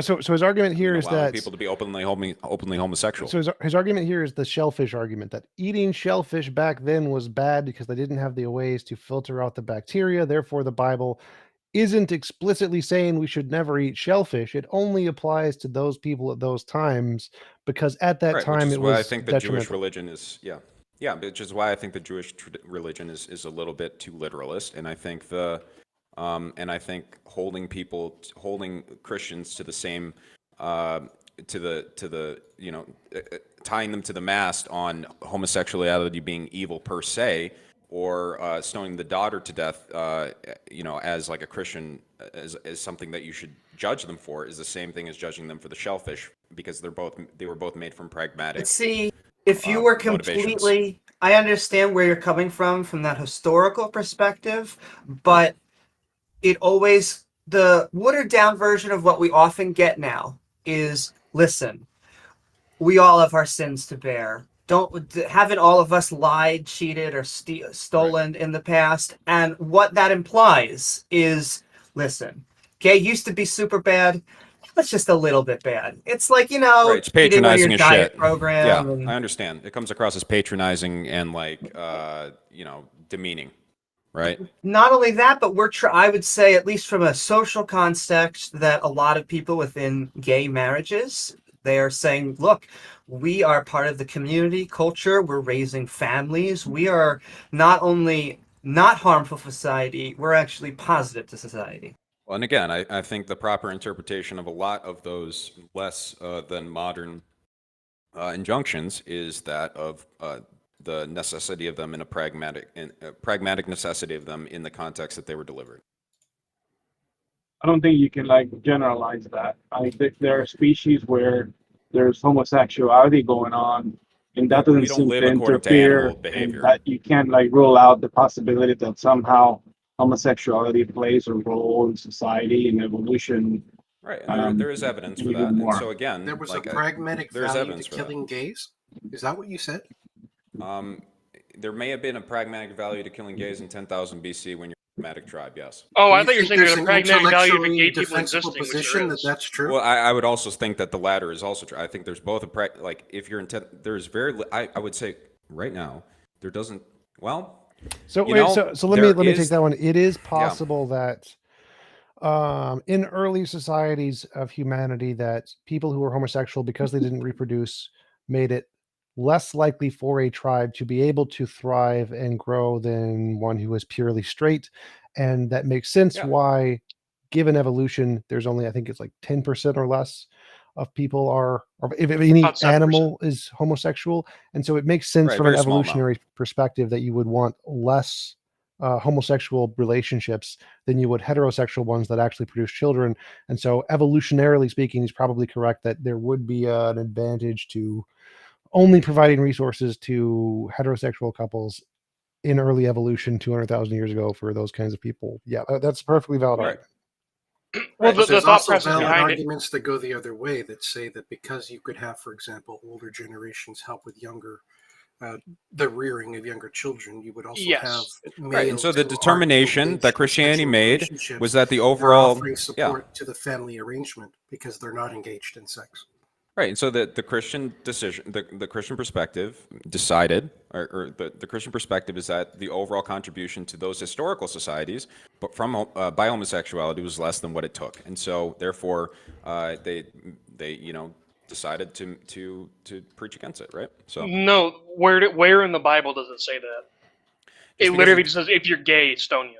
Like, that's literally all it Right, says. It right. doesn't speak anything about the morals. well, I would appreciate if they also gave their arguments, but again, like Well, so like, that's I a don't very know, that's a man. very good point here. So when you ambiguate statements in a text in order to make it fit modern understandings, that's no different from taking Platonic understanding of astronomy and saying, well, what he meant by this was, and then take I'm not even suggesting that what they meant by it was. I'm saying what they were that trying to get at. if we're, Right, like, right. That part isn't No, significant. I'm not suggesting that they necessarily were trying to get at it. What I'm saying is that they put forward the best understanding of the world that they could put together as nomadic tribes people in a desert, and that we should improve on it based on our resources and our new understanding. Well, wait, what do you And- mean they tried to put it completely- together? right, Weren't you these rules completely literally handed reject down the to them by idea God? of Scripture being inspired then?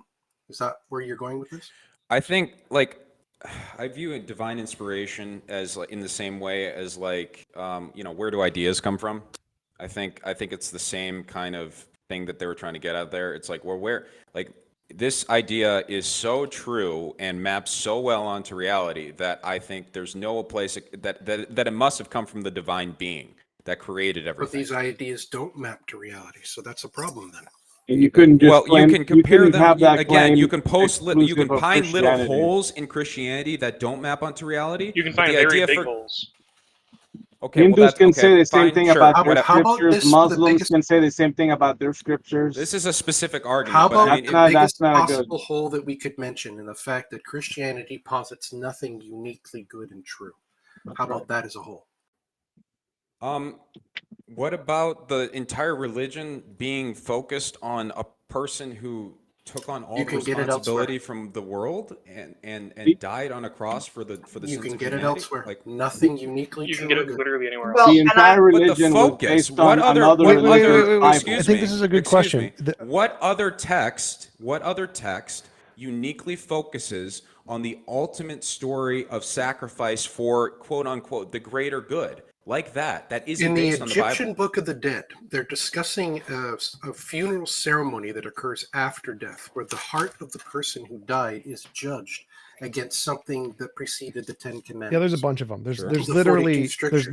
about a dozen or so that all do that. But Right, but the but focus I wanted to go back. Giants, is taking the entire responsibility focus. for the sins of the world. That is the That focus is the of entire focus. That's a copy. And That's you don't copied go from zone other religions, but I don't care about that. When I wanted to ask about why should we On try the idea that you to can't build on improve Christianity instead of just dump Christianity in the garbage and make a better one with only the good values and get rid of all the garbage. Because again, that's a very liberal perspective that doesn't allow for the possibility that there are things that haven't been explicitly garnered from the Christian text in a way that you can accurately do that. You might miss things, Right. and So let's say I have that atheists give the Christian perspective enough respect and enough diligence in finding those things that you can pull out of it, as perfectly exhibited by the people in this room. Well, so Just give an example of what Even you when I talking was a about. believer, you would have been a heretic, and nothing you said would have mattered. Okay, What's stop, an example Why should I of listen that? to you now? Stop. So I could say that about any text. I could say that about Ptolemy's solar system model. Maybe there's some secret hidden meaning in Ptolemy's solar system model that we haven't discerned yet, and so we shouldn't throw it No, away. I'm not claiming that it could be. I'm claiming that it is Right, that right. way. So It's perfectly okay, fine. I don't laid care. out. I can say in Ptolemy Right. there is secret meaning that is hidden in Ptolemy's solar system model that we haven't discovered yet, and so we shouldn't throw it away and replace it with the modern cosmology because it has the secret hidden meaning that we don't have any evidence for. Again, I'm not saying that again, you're first of all, you're conflating me with the Christian traditional dogmatists that you think is that kind of is the cultural norm. So I don't want to defend something that I don't believe in. I'm not doing that. I'm saying specifically when you're saying we should keep something about the stories because there may be some hidden meaning we haven't discovered yet. I could say the same thing about Ptolemy, about alchemy, about what's it when you turn iron into gold? Like you could metallurgy. You can make up alchemy, yeah. garbage hypotheses and say there's a hidden meaning in them. And if you don't provide evidence, we throw them away because there's a new model. And the reason we accept the new model is because the new model can make novel, testable predictions and works better in reality than the old model. And that's why we don't just try to improve old models. We throw them in the garbage can and replace them with new models. That is the correct epistemic way to make progress. It is not trying to maintain the old models or trying to find value in the old models. We throw them in the garbage and replace them with new ones, and we should do the same thing with Christianity.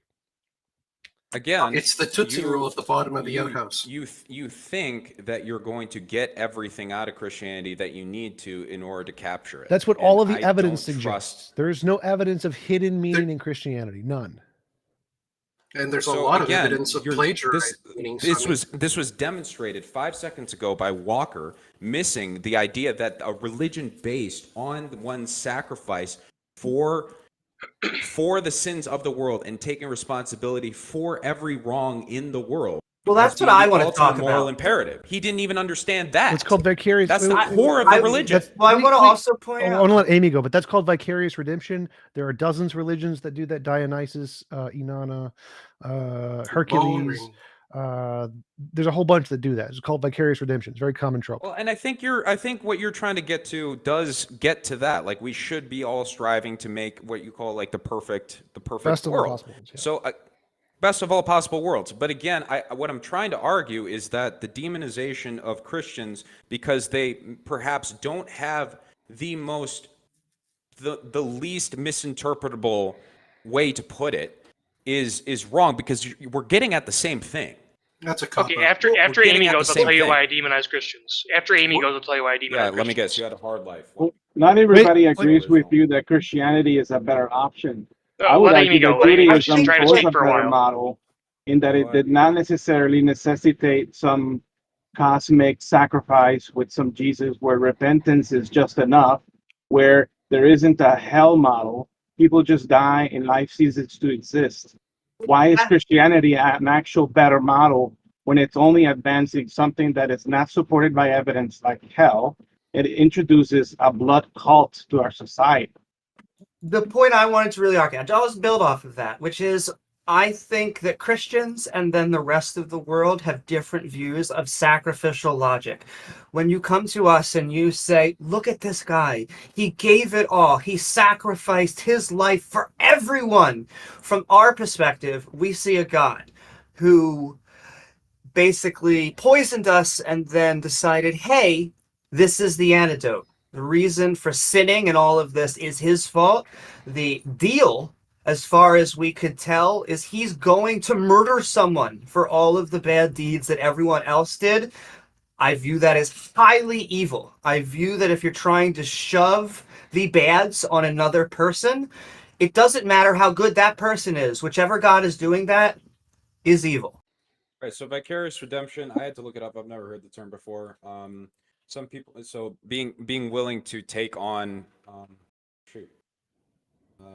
Hitchens already said it's immoral. Yeah, basically just taking on the responsibility for other people. So I disagree that that's immoral, but yeah, I don't even know what I was trying to say. Well, it seems a little ad hoc. I mean, Jesus decided to take on the sins for everyone once he was already nailed up on there. And so it's like, I guess I'm going to die. I might as well take the sins for everyone. But I don't think that with him being a thought deity that it was again, going or to be. with him being able to understand the world as a deity, he knew that he Well- set everything up for him to do that. So again, it's implicit that. And the interesting point is, did early Christians think that Jesus was God? I want to keep on pointing out that only 3 of the 4 Gospels mention Jesus as God. And so if only John thinks that he was God, it's the minority position, at least from the Gospels.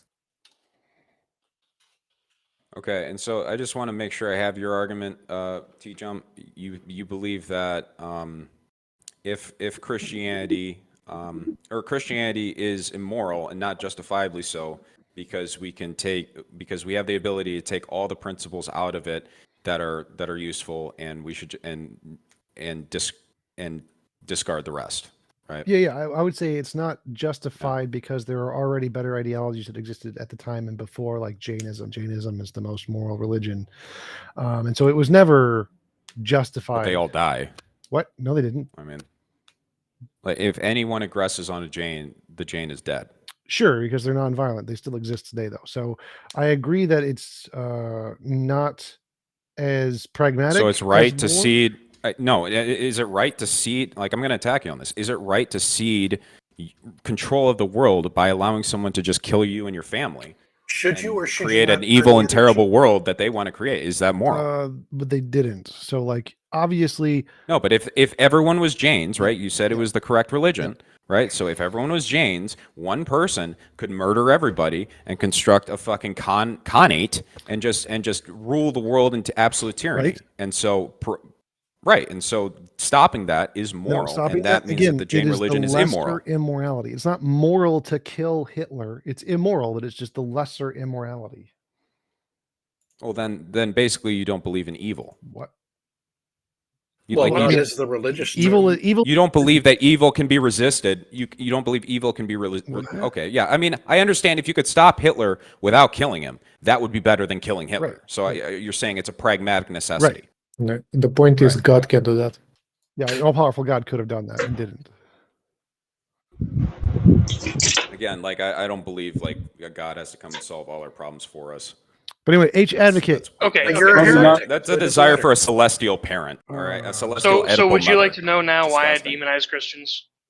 Well, before we continue, H advocate has been waiting in the audience for a while. Let's let Oh, okay. let My that bad. person talk for a little bit, and then we can go back. Sorry. Yeah, I'm going to preface my remarks by saying that first, I think there are a lot of great things that Christianity contributes to the moral, positive moral traits for our citizenry. But I am concerned when I have to admit, when I do look at radical changes in our country today, whether Christian moral principles aren't undergirding a lot of this. For example, when you look at woke movements and this belief, this push against meritocracy, I wonder if there isn't a lot. The meek, the angry, the insecure, the jealous shall inherit the whole earth, and the successful people, their chances of getting, their chances, they earn their money illegally or by hurting people anyways, which is the common belief today, and their chances of getting into heaven are that of a camel through the eye of a needle. I wonder if these moral principles, and including some of the discussion I think there was earlier about, that was different. Like, for example, live by the sword, die by the sword. Another, love those who hate you. These are all principles that I think somehow now have a popular audience in wokeism, and I wonder whether people might comment on the Christian moral inheritance and its connection to wokeism.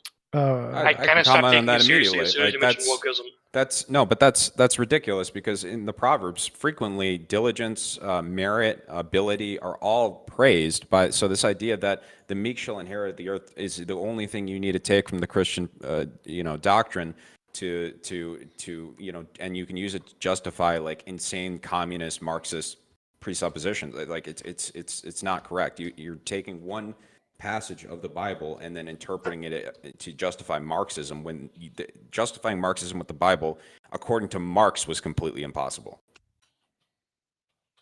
Yeah, I'm not justifying them myself. I'm saying I'm wondering if, and it's not necessarily an original argument for me.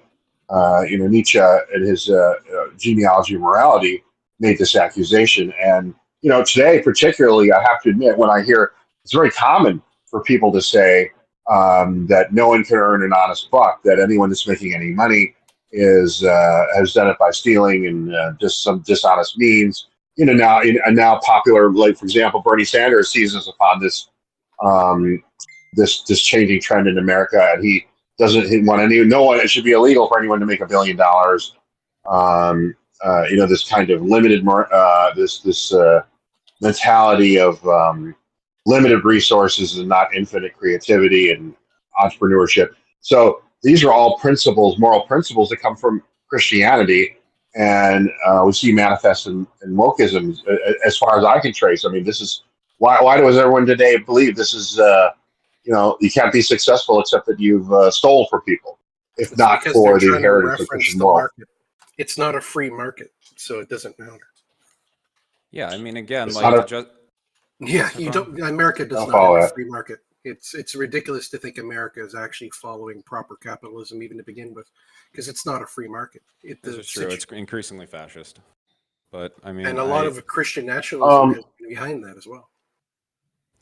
Christian nationalism Has been Yeah, is largely that a behind thing? that Soul because of the Restraint movements that Christianity.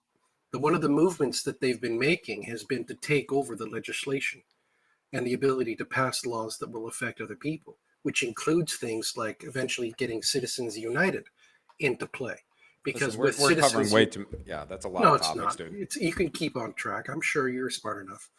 So if you've got the capacity for private organizations to fund political ventures, suddenly, all of a sudden, everyone, including Christian nationalism, can do the same thing.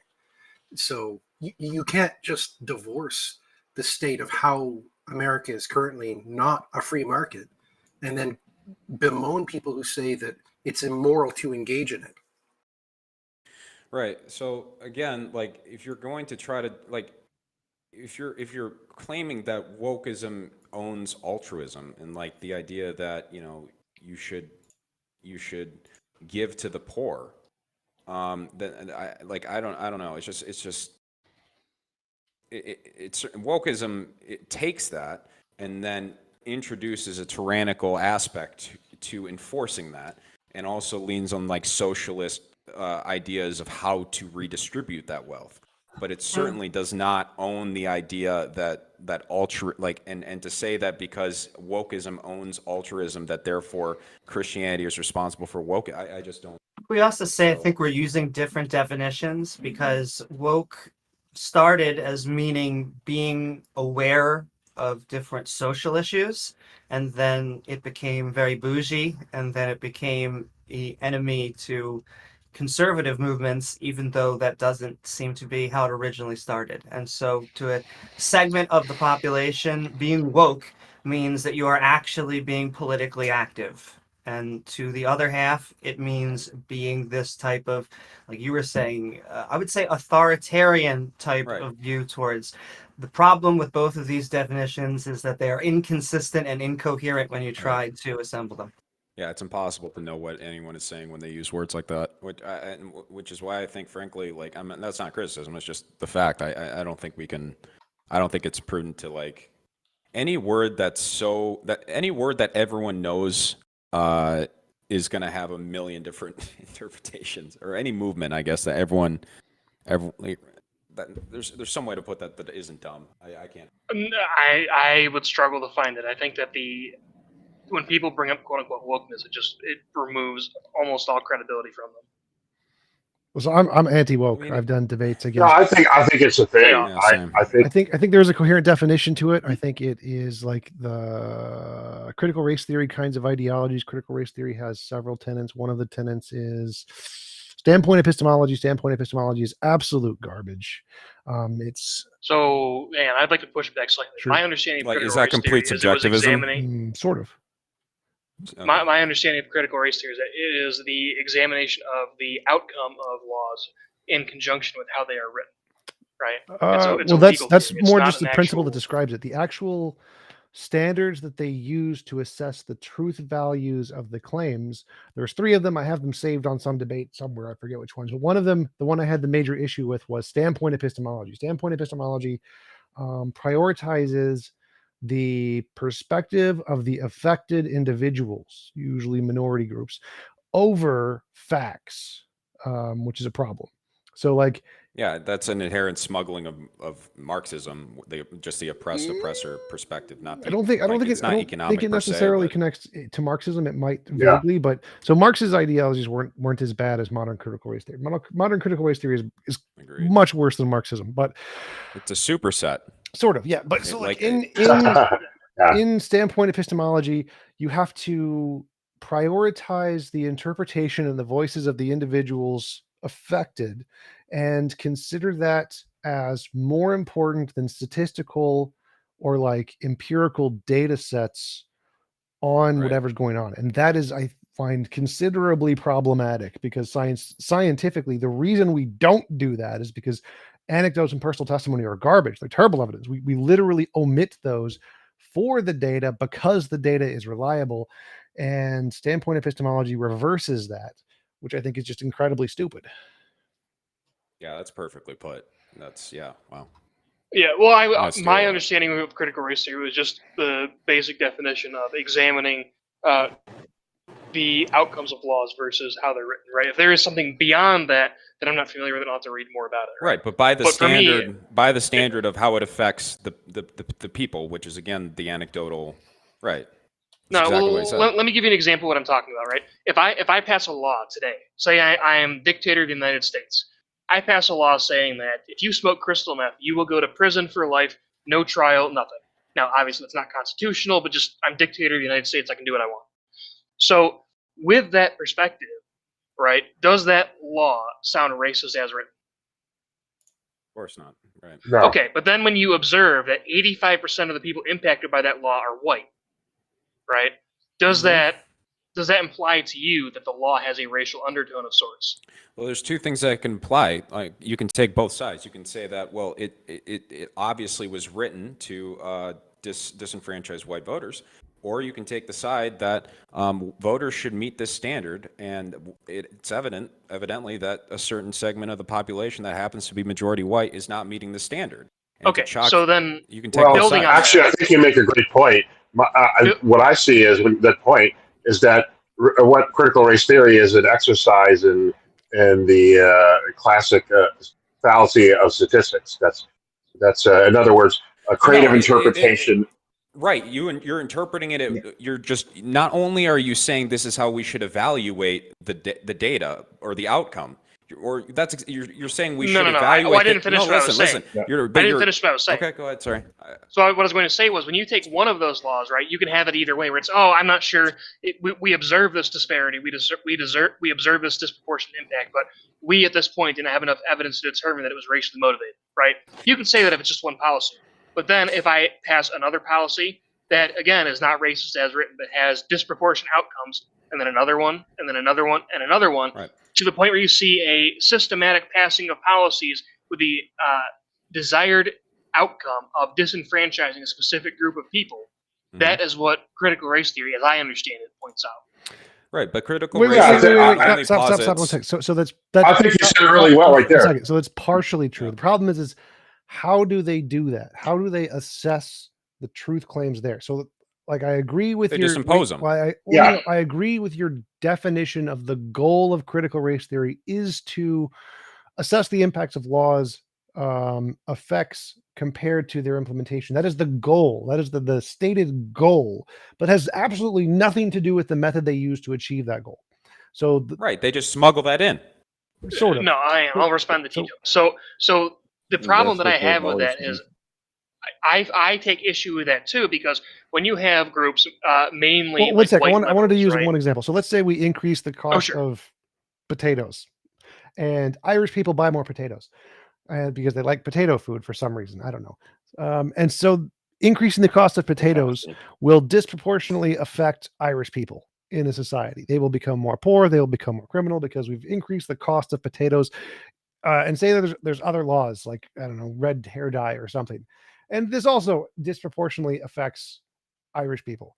And we can say there's a number of these laws that go into place. These could have absolutely nothing to do with racism, zero to do with racism, purely based off of random economic effects. And based on critical race theory, because these specifically affect this community, and because this community gets to have more of an authoritative say on what is racism, and they call this racist because it affects them more, critical race theory will inaccurately be able to diagnose the problem for what it actually is, and we'll simply call it racism and say we have to do things to counter this effect, simply but due to the fact it does happen to affect this group more. And so critical race theory doesn't have a way to differentiate whether or not certain effects are specifically racist versus simply coincidentally happen to affect a group. And they just say, well, if it does, it is racist by definition, because systemic racism has nothing to do with intent. It has everything to do with outcomes. And because it doesn't have this differentiation factor, it has a huge epistemic problem with trying to actually diagnose reality. Right, and the outcome of that inevitably is that groups now just have to compete for the microphone to be able to say the loudest what is racist and what isn't. It's a death. It leads to death spirals and just tribal warfare within society. Because again, if there's no objective criteria by which we judge whether something is racist or not that we can agree to, it's just whoever is loudest wins. Which means get the sticks out. We're going to go to war. No. That's what it All right, leads so, to. It's dumb. So I want to make it clear from the start that I am very far to the left of the people who are doing like the cultural sanitization or the oppression Olympics and all that other dumb bullshit, to the right? Because if you're more left, No, than to the left. If you're more left than the most you extreme Trotsky, leftist, No. Like, okay, to make it clear, this whole sort of thing is what we see in the left part of the Democratic Party, which is, they're basically center left if you look at them from a European. Well, I would say radical left is round up capital owners, execute them, and forcibly redistribute their wealth, right? sure. I mean, I would include a lot of Black Lives Matter. My point basically is my window that I view left versus right is different because I look at it from a more holistic perspective globally than I do just from within the U.S. because the U.S. is fucked. Well, I don't think so. Okay. We're fucked. Yes, So we are continue. fucked. Anything else? Yeah. So how many times has my that been point said is before? that I'm not in the camp of nor in favor of oppression Olympics, right? Where whoever shouts the loudest has the loudest voice and has the most impact. What I am in favor of is examining, how many laws are passed, where they are passed, what outcomes they have, and seeing, within these patterns of laws being passed, can we, to some extent, obviously not 100% or 0%, determine how much racism there is behind this. Here's a very easy example. So in Georgia, let's say they try to pass voter ID laws specifically in Atlanta, only in Atlanta, right? That would have a disproportionate impact on Black citizens in Florida or in Georgia. Sorry, I misspoke for a second. So that by itself, you can say, well, wait a minute. Voter ID laws do nothing against voter fraud because voter fraud itself is almost non-existent, right? Sure. So then you have to ask, okay, so why was this law passed if any and all data and evidence indicates that voter ID laws are ineffective, right? Or sorry, ineffective at preventing voter fraud because there Right. isn't So you're any saying voter- that the only motivation that could be left was that it was racist. No, I'm saying that one of the motivations left is that it could be racism. Okay. And based on an examination of other trends, it is determined that it is the most probable. Well, doesn't mean it is. It means it is most probable. So then critical race theory would just- stop. So Yeah, the problem here is that how did you determine racism was the most probable? Because usually it's not. Usually Exactly. What's the criteria? The most probable case in cases like that would be they don't want Democrats to win. Most African Americans in Atlanta are Democrats. Therefore, in order to disparage the Democratic voting process, they would then use it as a kind of gerrymandering. Well, yes, it's all voter suppression. Wait, A big part. My point here is that it may not be racism.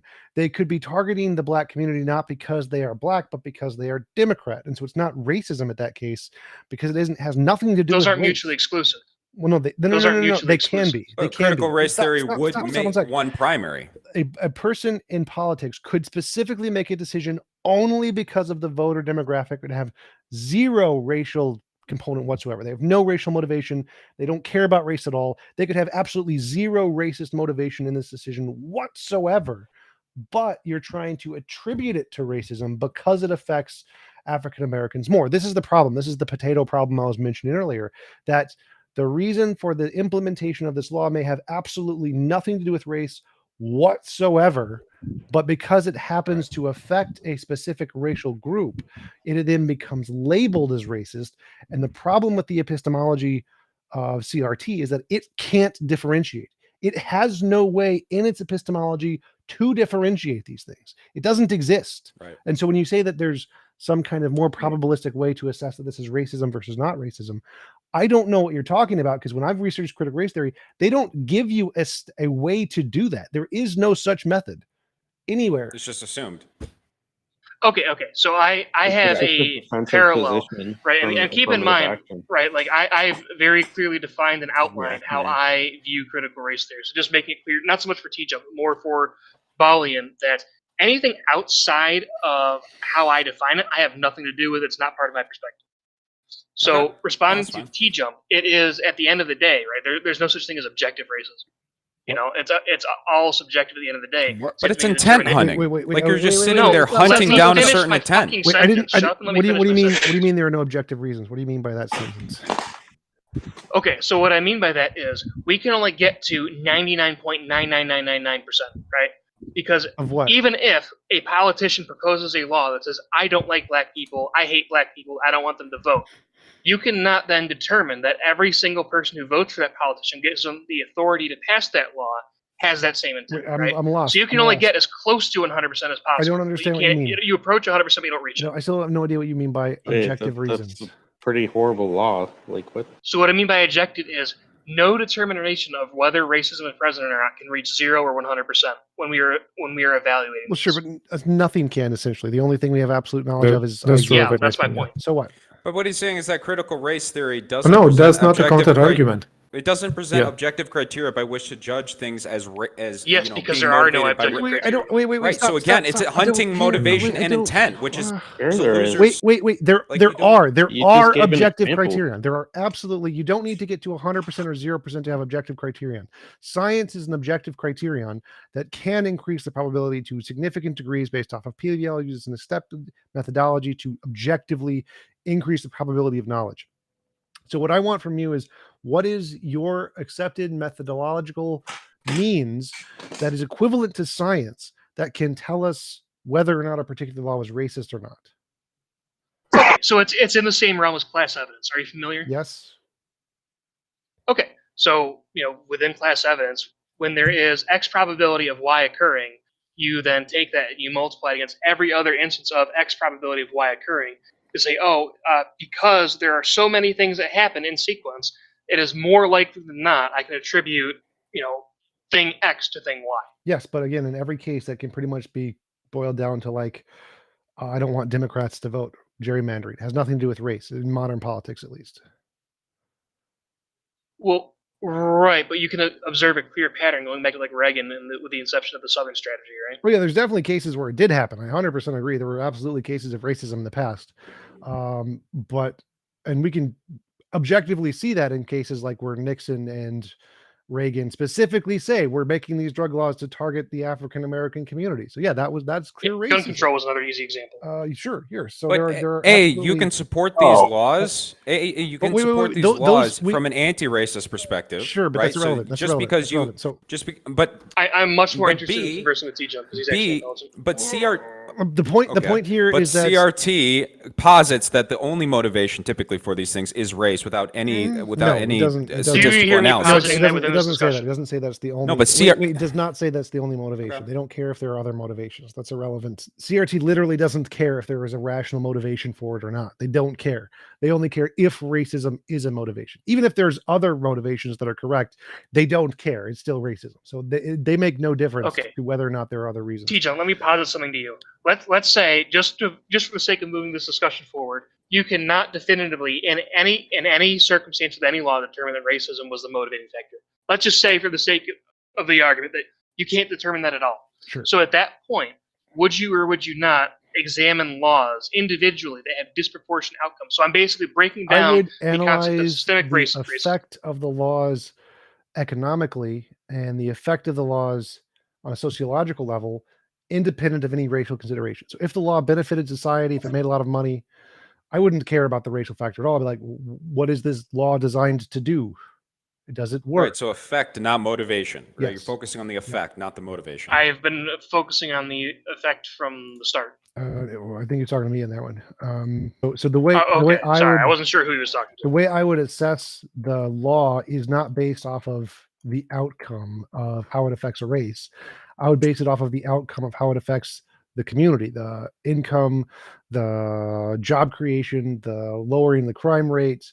I would look at it at how the law affects the critical factors that determine whether a society is successful, because those are the things that are most likely to be the determining motivation for creating the law, not the effect of a particular race, because most laws aren't designed to just target racial groups or designed to target other things. Let me pose an should example to you explore. perspective. Right, but you real quick, you should explore like how it does affect races. Like the benefit of CRT, I think, is that it does ask the question: okay, is there anything in our society that is, trying to be like it only serves to hurt races? All right, so in that case, Like, that's that a is really decent good question. case to establish racism. If the law does nothing, if it doesn't help, if there's no statistical advantage to the law whatsoever, and it just harms or targets a racial group negatively, that's clearly a racist law. We should get rid of that immediately in every case. Just no. Why is that? But CRT goes way further let than me that. give something that's a little more ambiguous. So this isn't Is one that of those always true, cluster though? laws. I wonder. I'm more referencing here, like let's take for example the war on drugs, right? We have observed that the war on drugs is incredibly ineffective at what it was initially intended to do. Didn't really reduce drug consumption, sale, overdose, etc. And the end result we see is a lot of people locked up for benign drug use. Right. So would you say after observing that, how would you assess? It should be abolished. The overall the war on drugs is absolute garbage, and we should have abolished it years ago. Right, but I mean, there could be many motivations of that. For example, the private prison system. I'm There's a not massive claiming that corporate- there is a motivation. That's the thing that I think we're having a disconnect there. I'm not claiming that there's a motivation behind it. I'm observing the outcome of it and saying, oh, based on this outcome, where there is no benefit to society, however, it still disproportionately affects X, Y, and Z groups. I can Right, say, but you're putting on it the reason that it is racist, and that must be the primary reason why. Okay, so if you're not, then never mind. I'm sorry, I misunderstood. No, I didn't say that. What I said, just to be extra clear, I'm examining the outcomes of policies. I'm not examining the intent when they are written. I don't give one shit how they're written. I care about the impact it has and the outcomes of it. Right. So in that case, like in all of the cases where the outcomes literally don't work and it's a counterproductive law, we should change them and get rid of them. Absolutely, 100%. I don't care about the racial. So my standard, right, what I assess as a racist law is why do you that need to include that? Because like what I just said is I can say this law doesn't work, we should get rid of it. I didn't need to say racist a single time in that sentence. I didn't need to reference race in that sentence. It's just irrelevant. I can tell you but why. CRT focuses entirely on that. Like everything must be. Do you want me to answer the question, or are you just going to talk over Let him me? finish. Let Bissell finish. Okay, so a big part of that and why I choose that particular phrasing is optics, right? Because within the left, there is a ton of infighting, and there is a necessity to reach out to those oppression Olympics morons and get them to come on board. That's the main reason for it. Sure. But regardless of that, I can say, oh, I observe a disproportionate outcome that heavily impacts one race over another without calling the law racist, right? You and I can agree on that, right? Sure. Yes.